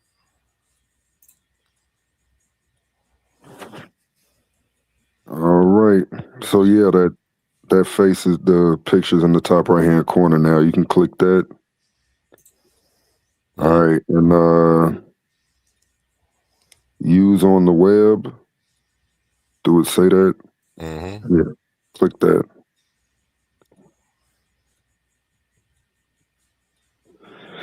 Boom, shakalaka. So now you should have access to my library in here. So you could click library on the left side. And I don't care if you store that in your joint or whatever. Just let me know if you want to make a purchase. Okay, no, I ain't gonna buy the hell no. I ain't gonna spend your money. All right. But I can order these. Is this stuff on Amazon or somewhere else? Or is this this is like because I like this is like Kindle. This is like Kindle on crack. Okay. I like physical copies. I'll be spending money on books. So I got a little library over here. I do too, my boy. I got over 3,000 that should be available in this library. I don't know why it's not. Am I looking for something specific or? Yeah. Type in Ralph. Yeah, How Israel Became a People, because that was the book I was just telling her about. Yeah, if you clicked on it, boom, it should pop up with the whole book. Oh dang! You just gave me a crazy extensive ass library. Yeah, I'm about to save this. Appreciate you. Yeah, so Like yeah, we were debates for me. Oh snap! You done messed up now. It can be that too. Yeah, so all right, so yeah, JFB is. I didn't open this. JF. That might just be a translation, Bible translation. It's too blurred out from my side. So yeah, like in that in that book right there, sadly, the one thing I don't like about, like, that's one of the few books in my library on this platform you can copy and paste, but it won't tell you the actual book page. That's the one of the few books it won't do that for. But yeah, like if you was looking up the 4-room house issue, this book has all of that stuff talked about in it. Yeah, you could click on contents, look at the table of contents and search it that way, or you could have just clicked the search button right Like, next to how they home. full screen this? It's like making it so small. I don't like that. You should be able to drag it from the right side and pull it all the way over. No, yeah, like that, or like, you know, right where that bar is, where you can scroll up and down in the middle, you can literally move that all the way to the right or all the way to the left. There you go. I don't know what you're talking about. All right, so you see where the line is, you got that gray space, and then the book starts. Like if you go right there, nope, I'm trying to see the mouse now. I don't see the mouse. I'm on the edge where the line at. The right side or the left? Okay, yeah, I see it. Go over a little bit more to your left. A little more. All right, right, a little more.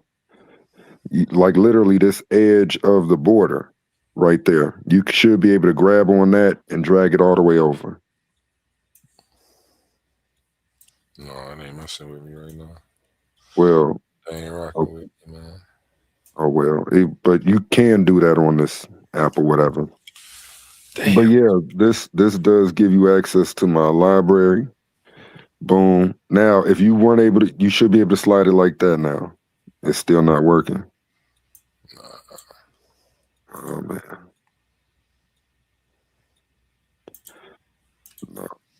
Oh well.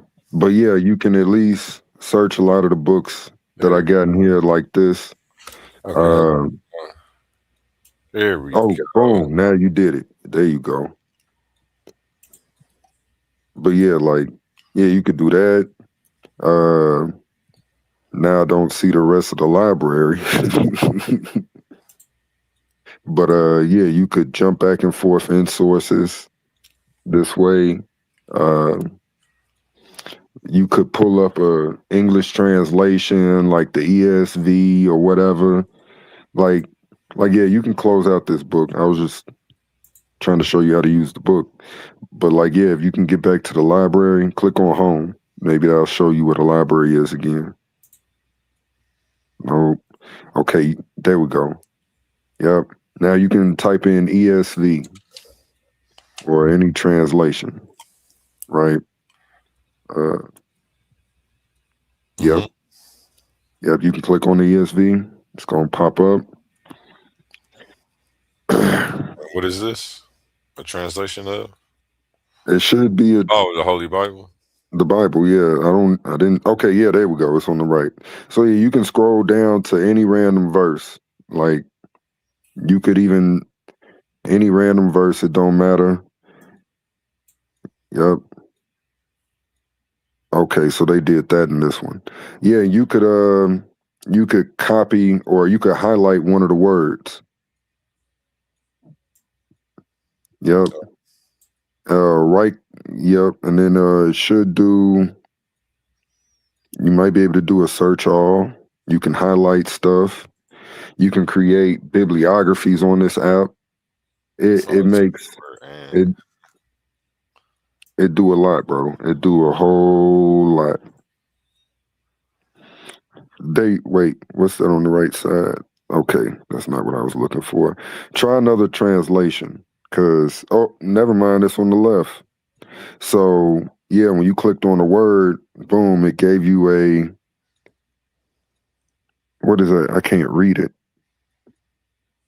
Oh, the lexicon. Okay, so yeah, boom, you get lexical references on your left side now. So if you wanted to see what that word meant in the lexicon, you could just click on that word on the left side. And then it should pop up with another book that is the actual lexicon. You know, or if you wanted to look at textual variants, right? Like when I did my last show on critical or not even critical editions, but textual variants. Ill Doctrine. Ill Doctrine asked me a question, and that question was the overconfidence that one could get from having access to a critical edition. So, like, you could click on library and type in apparatus.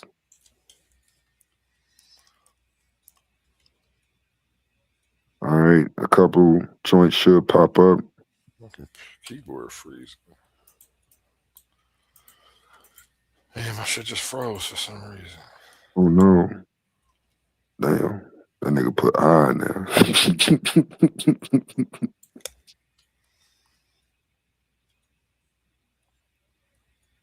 APP. Hey, okay. So yeah, like the first one. That's the SBL critical edition apparatus. So the way this apparatus functions is a little different than like the super standard critical editions. This is sort of like a critical edition of critical editions, right?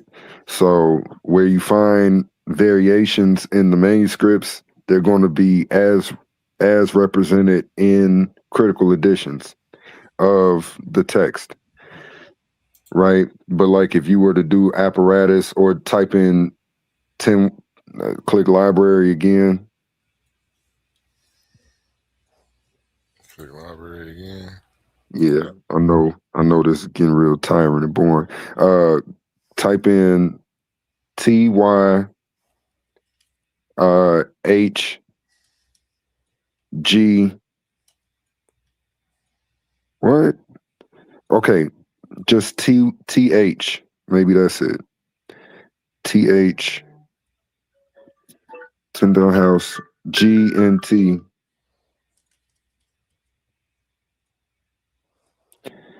Interesting. The critical edition didn't pop up, or the apparatus didn't pop up. That was what I wanted you to look up, but it should be the apparatus that popped up. Yeah, scroll down a little bit. See, you can learn Greek, you can learn Hebrew. Got all the books for that in here. Oh snap! I'm about to get on my Hebrew.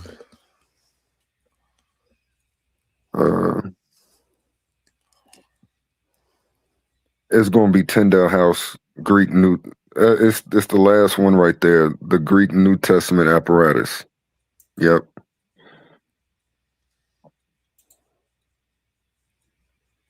All right. Now where did that one pop up at? Okay, it's popping up over there. Boom. So like, all right, yeah. You see, well, you just went back to downloadable. I could download this.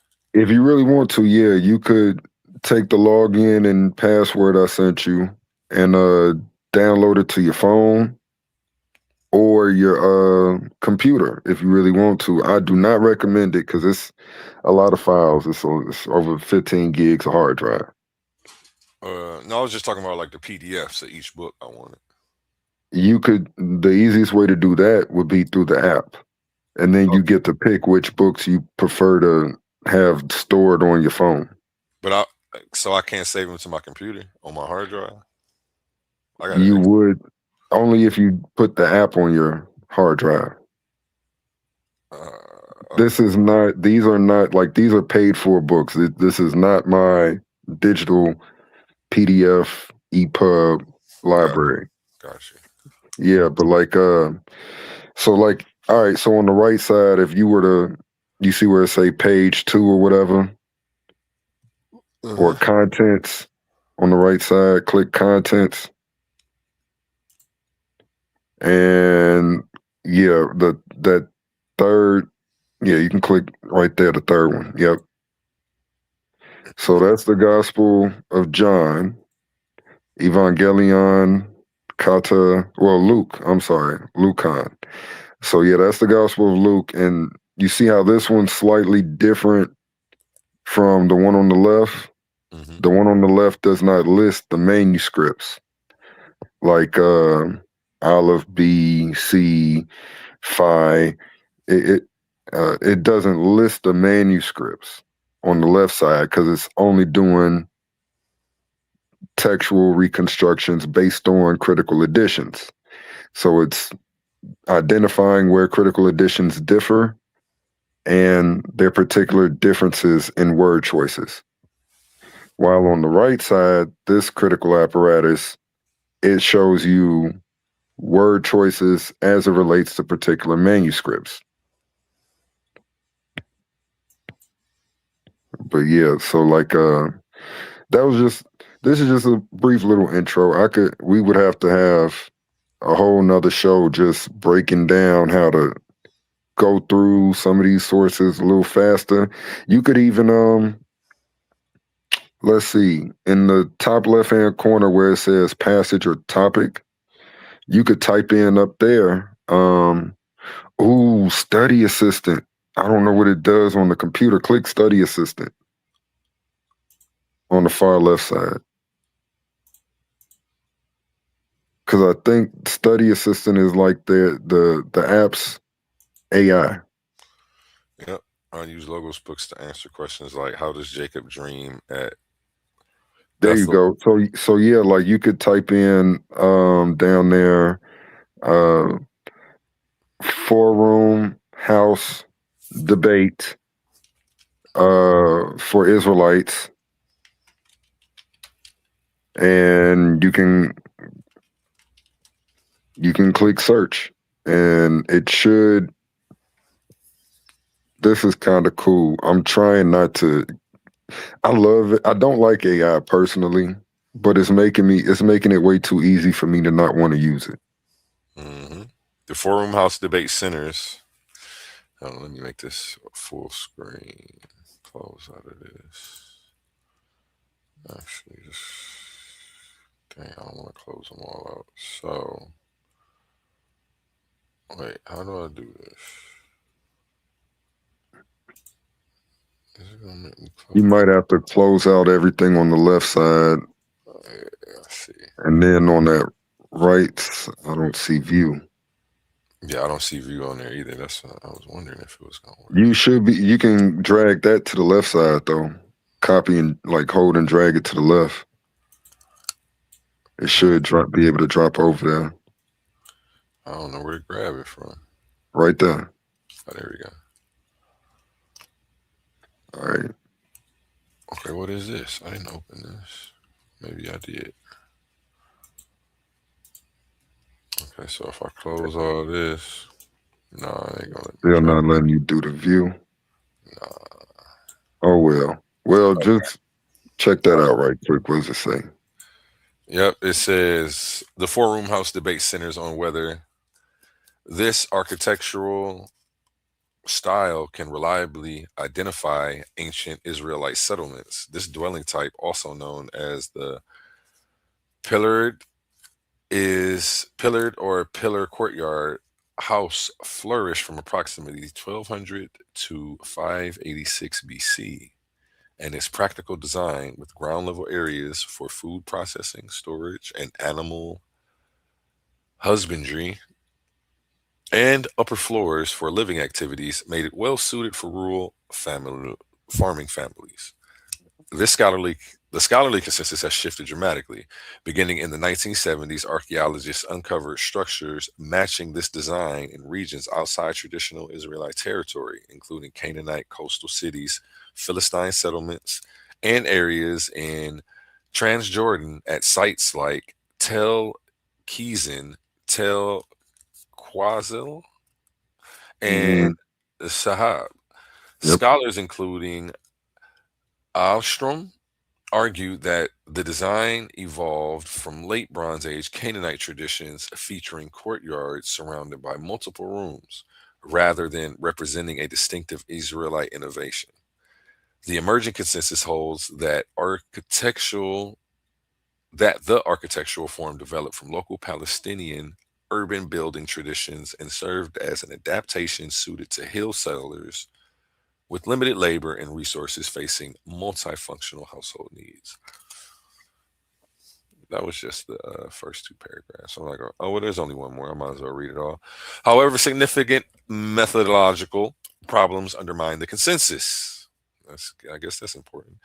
The identification of buildings as four-room houses has proven inconsistent. Notably, the site at Sahab, frequently cited as four-room house outside Israelite territory, actually contained only a single room divided by columns within a larger complex, lacking the typical characteristics of an authentic four-room houses. This suggests that misidentification of architectural remains may have led scholars to prematurely abandon the four-room house as an Israelite cultural marker. The debate ultimately reflects broader challenges in using material culture to establish ethnic identity in ancient Levant. Sources down here. Yep, and like you see where it says here, and here for the Ralph Hawkins book we were just looking at. Mm-hmm. That's only because that particular resource will not give me the particular page citations. That's the only reason. But like, yeah. Huh? This logos.com doesn't do that? Well, it does for the majority of the books in the library. Like if I wanted to tell you, oh, well, this Hebrew word means this, and I can share it with you in a quick quote, like I would literally copy what I see on the page, click copy, and then when I paste it over, it would include the actual page reference, page citation. Like I could try to demonstrate this in the back chat for you real quick. 1 second. Let me try to open up my own logos right quick. All right, so just to try to give you a little, let me do this. Dang, why is it trying to copy so much? Say this for my next debate. All right, boom. All right, so you see what I just shared in the back chat in the side comments? It actually gets jumbled up in there. Where you put it at, in the gauntlet? No. It's in the live stream. Oh, in the private chat? Yeah. Okay, yeah. You want me to read that? No. I'm just saying, like, I had to edit it. So the most recent one. The second one, you see how it actually got like the book page publishing. Oh, yeah. It won't do that for that one book and like maybe 2 or 3 other books in the library, but the majority of them, yeah. I understand. Mm-hmm. And yeah, it's an interesting resource. It's a fun resource. You know, as long as I'm up on my memberships right now, I need to pay one. But yeah, over 3,000 books in my library through Logos. Now you got access to it, and you know a little bit on how to use the joint, just in case. Like, oh, were they talking about this? Well, you know what? Courtney did say that was in this book. Oh wow, you know. And if you want to interject, and I know it's not really your place, you just the host. I get it. You a good host. Shouts out to the Titan Debate family. But if you ever wanted to interject on one of these topics, some of these topics, boom, you could either do it through the search assistant. You could like type in a brief little comment like that, and then boom, get a result. And by the way, you don't have to use my books, my library. Mm-hmm. Like if you wanted to, you could have clicked on where it says your books, and then change that to the library or the online library. No. Like, click out of that real quick. You see at the bottom of the page, it says your books. Nope. Yeah, search tool. Yeah, study.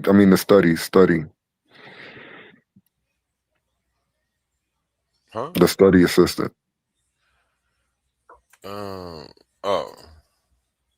Study assistant. Right.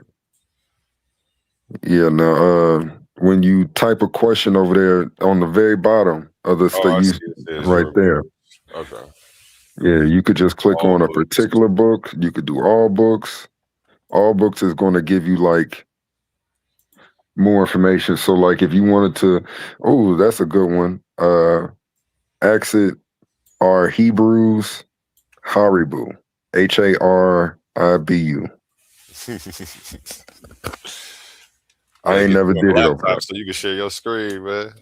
Come over here trying to make graphics. You gotta be doing all this typing. All right, hold on. R Hebrews.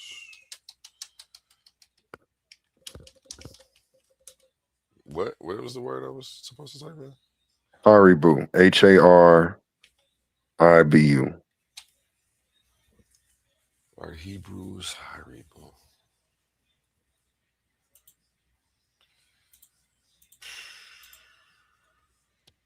I mean, remains contested. Linguistic similitude. Many scholars note the similarity of the forms. The key issue is the scope and definition. Covered a much wider geographical territory than the Hebrews, and may have reason that the people who were usually known as Israelites were at times identified as Haribu, but that term included many other peoples of similar status as the Israelites. Rather than an ethnic designation, the term appears to be a social, describe a social condition. Yep. All right. I never knew it was going to say that, at least in this resource. And it's, yeah, I'm wondering, I'm going to have to do that on my computer. I ain't trying to hold you up no more, though. I was about to say, I'm about to go to the bathroom. Go ahead, keep talking. Oh, Snickle Fritz. Well, I ain't really had nothing else to say, my boy. I was trying to hold out for the sister in case she was able to pop back on, but. Okay, well, we'll close out. Closing remarks for the night. It is like I do got to get up early. I got some business to take care of. I ain't mad at you. For sure. Shouts out to A1, the greatest host on these YouTube streets. Shouts out to the Titan Debate League platform. Shouts out to the bar. Shouts out to everybody. Tighten up. Come correct. Like, comment, subscribe, and share. Perfect timing. And I'm out on that one. We're going to end with the song by Connie Son, Family All Around Me. And remember my motto, treat your smile like your money and never let them steal it. Peace.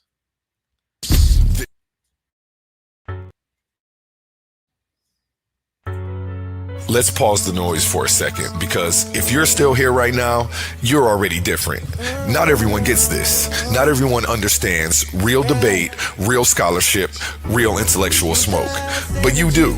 This is Coliseum of Arguments. This is Titans Debate League. And what happens here doesn't survive on algorithms. It survives on the people who believe in it. When you support through Cash App, you're not just donating. You're fueling the arena. You're the reason we can bring in high-level guests. You're the reason we keep unbiased judges. You're the reason these debates stay sharp, fair, and uncompromised. This platform is built by thinkers, sustained by supporters, protected by the ones who know value when they see it. If this show has ever sharpened your mind, has ever entertained you, or has ever challenged what you thought you knew, then Cash App is how you say, keep this going. Not everyone contributes, but the ones who do, they're part of what makes this real. Coliseum of Arguments, Titans Debate League, powered by the people who get it. My heart is bleeding in a pool of blood, I'm drowning. Yeah, my heart is bleeding in a pool of blood, I'm drowning. I look in the mirror now. Family all around me.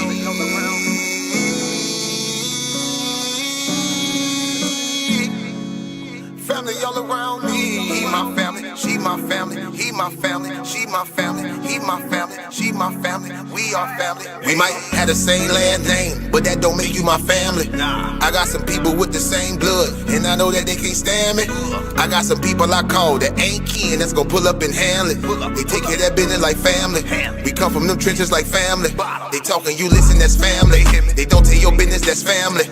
They calling your phone, coming looking for you. They say that you missing, that's family.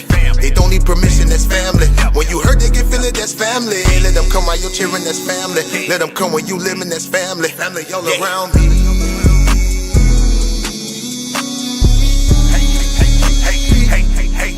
Family all around me. He my family, she my family, he my family, she my family, he my family, she my family. We are family all around me.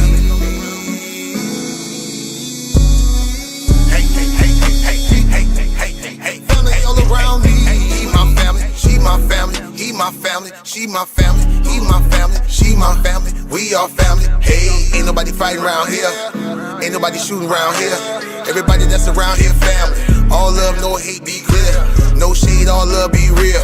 You love me, you should know how it feel. Tired of all these badass kids. Tired of paying all these bills. Family going through the same thing, so they know exactly how you feel. They supply a shoulder I can cry. I provide a place where they can heal. Leave my money out, they don't steal. Let them have it if it's for a bill. Soldier for me when they in the field. Only way I live, family all around me.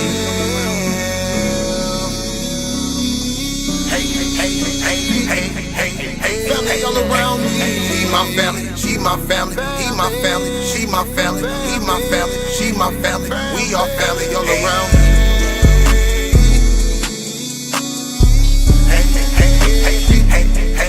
Family all around me. He my family, she my family, he my family, she my family, he my family, she my family. We are family. We might have the same last name, but that don't make you my family. I got some people with the same blood, and I know that they can't stand me. I got some people I call that ain't kin, that's gonna pull up and handle it. They take care of that business like family. We come from them trenches like family. Family all around me.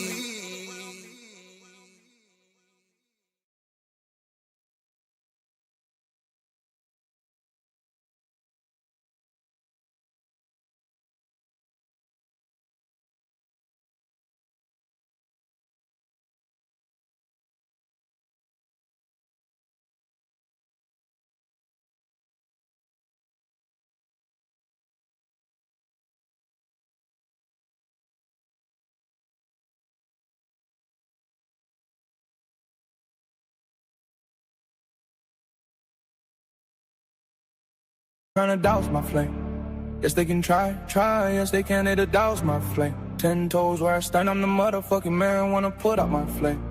They try to douse my flame, no stopping us now, my spirit is tightened. They wanna douse my flame and claim my intellectual likeness. You can catch me in the gauntlet, with a roster full of monsters. Keep the heat in the topics. They try to douse my flame. Ain't no stopping us now, but my spirit is tightened. They wanna douse my flame and claim my intellectual likeness. And claim my intellectual likeness. You can catch me in the gauntlet, with a roster full of monsters. Yes, they can try, yes, they can. They try to douse my flame. Ain't no stopping us now, but my spirit is tightened. They wanna douse my flame and claim my intellectual likeness. And claim my intellectual likeness. You can catch me in the gauntlet, with a roster full of monsters. Keep the heat in the topics. They wanna douse my flame. If I pull it out, it's a profit. These scriptures keep flowing while teaching disciples. You can catch me in the gauntlets, with a roster full of monsters. If I pull it out, it's a profit. This the sound of insurrection. Keep around in the weapon. Blowing loud, it's a session. Lighters up, shake met the goddess. Pour out effervescence, be the runner-up, the next contestant. Not hearing you haters, ain't no blocking my blessings. They try to douse my flame. Ain't no stopping us now, but my spirit is tightened. They wanna douse my flame and claim my intellectual likeness. And claim my intellectual likeness. You can catch me in the gauntlets, with a roster full of monsters. Keep the heat in the topics. Yes, they can try, yes, they can. It'll douse my flame. 10 toes where I stand, I'm the motherfucking man. Wanna put out my flame. They don't know nice is eternal. Knock a nice light infernos. They're trying to douse my flame. Yes, they can try, yes, they can. It'll douse my flame.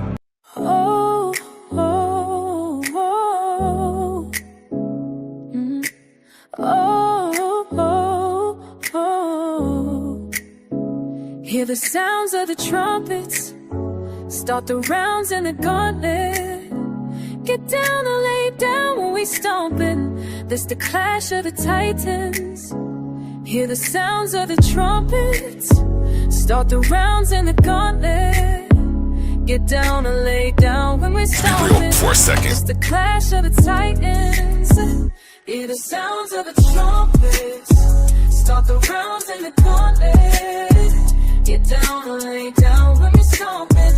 It's the clash of the titans. In that dimension where infinity gauntlet is a mere toy compared to intellectual prowess. Build and destroy. Decipher, intellectual sword will slice ya, or whatever device ya. Recommend surgical, precise pen, hand heated, the room will spin. If men get treated, them goons gon' spin. Level heads with feet, paradigm to box you in. Got a pair of dimes in the box you in. Don't matter paradigm, pair of nines, and your clock won't spin. Hear the sounds of the trumpets. Start the rounds in the gauntlet. Get down and lay down when we're stomping. It's the clash of the titans. Hear the sounds of the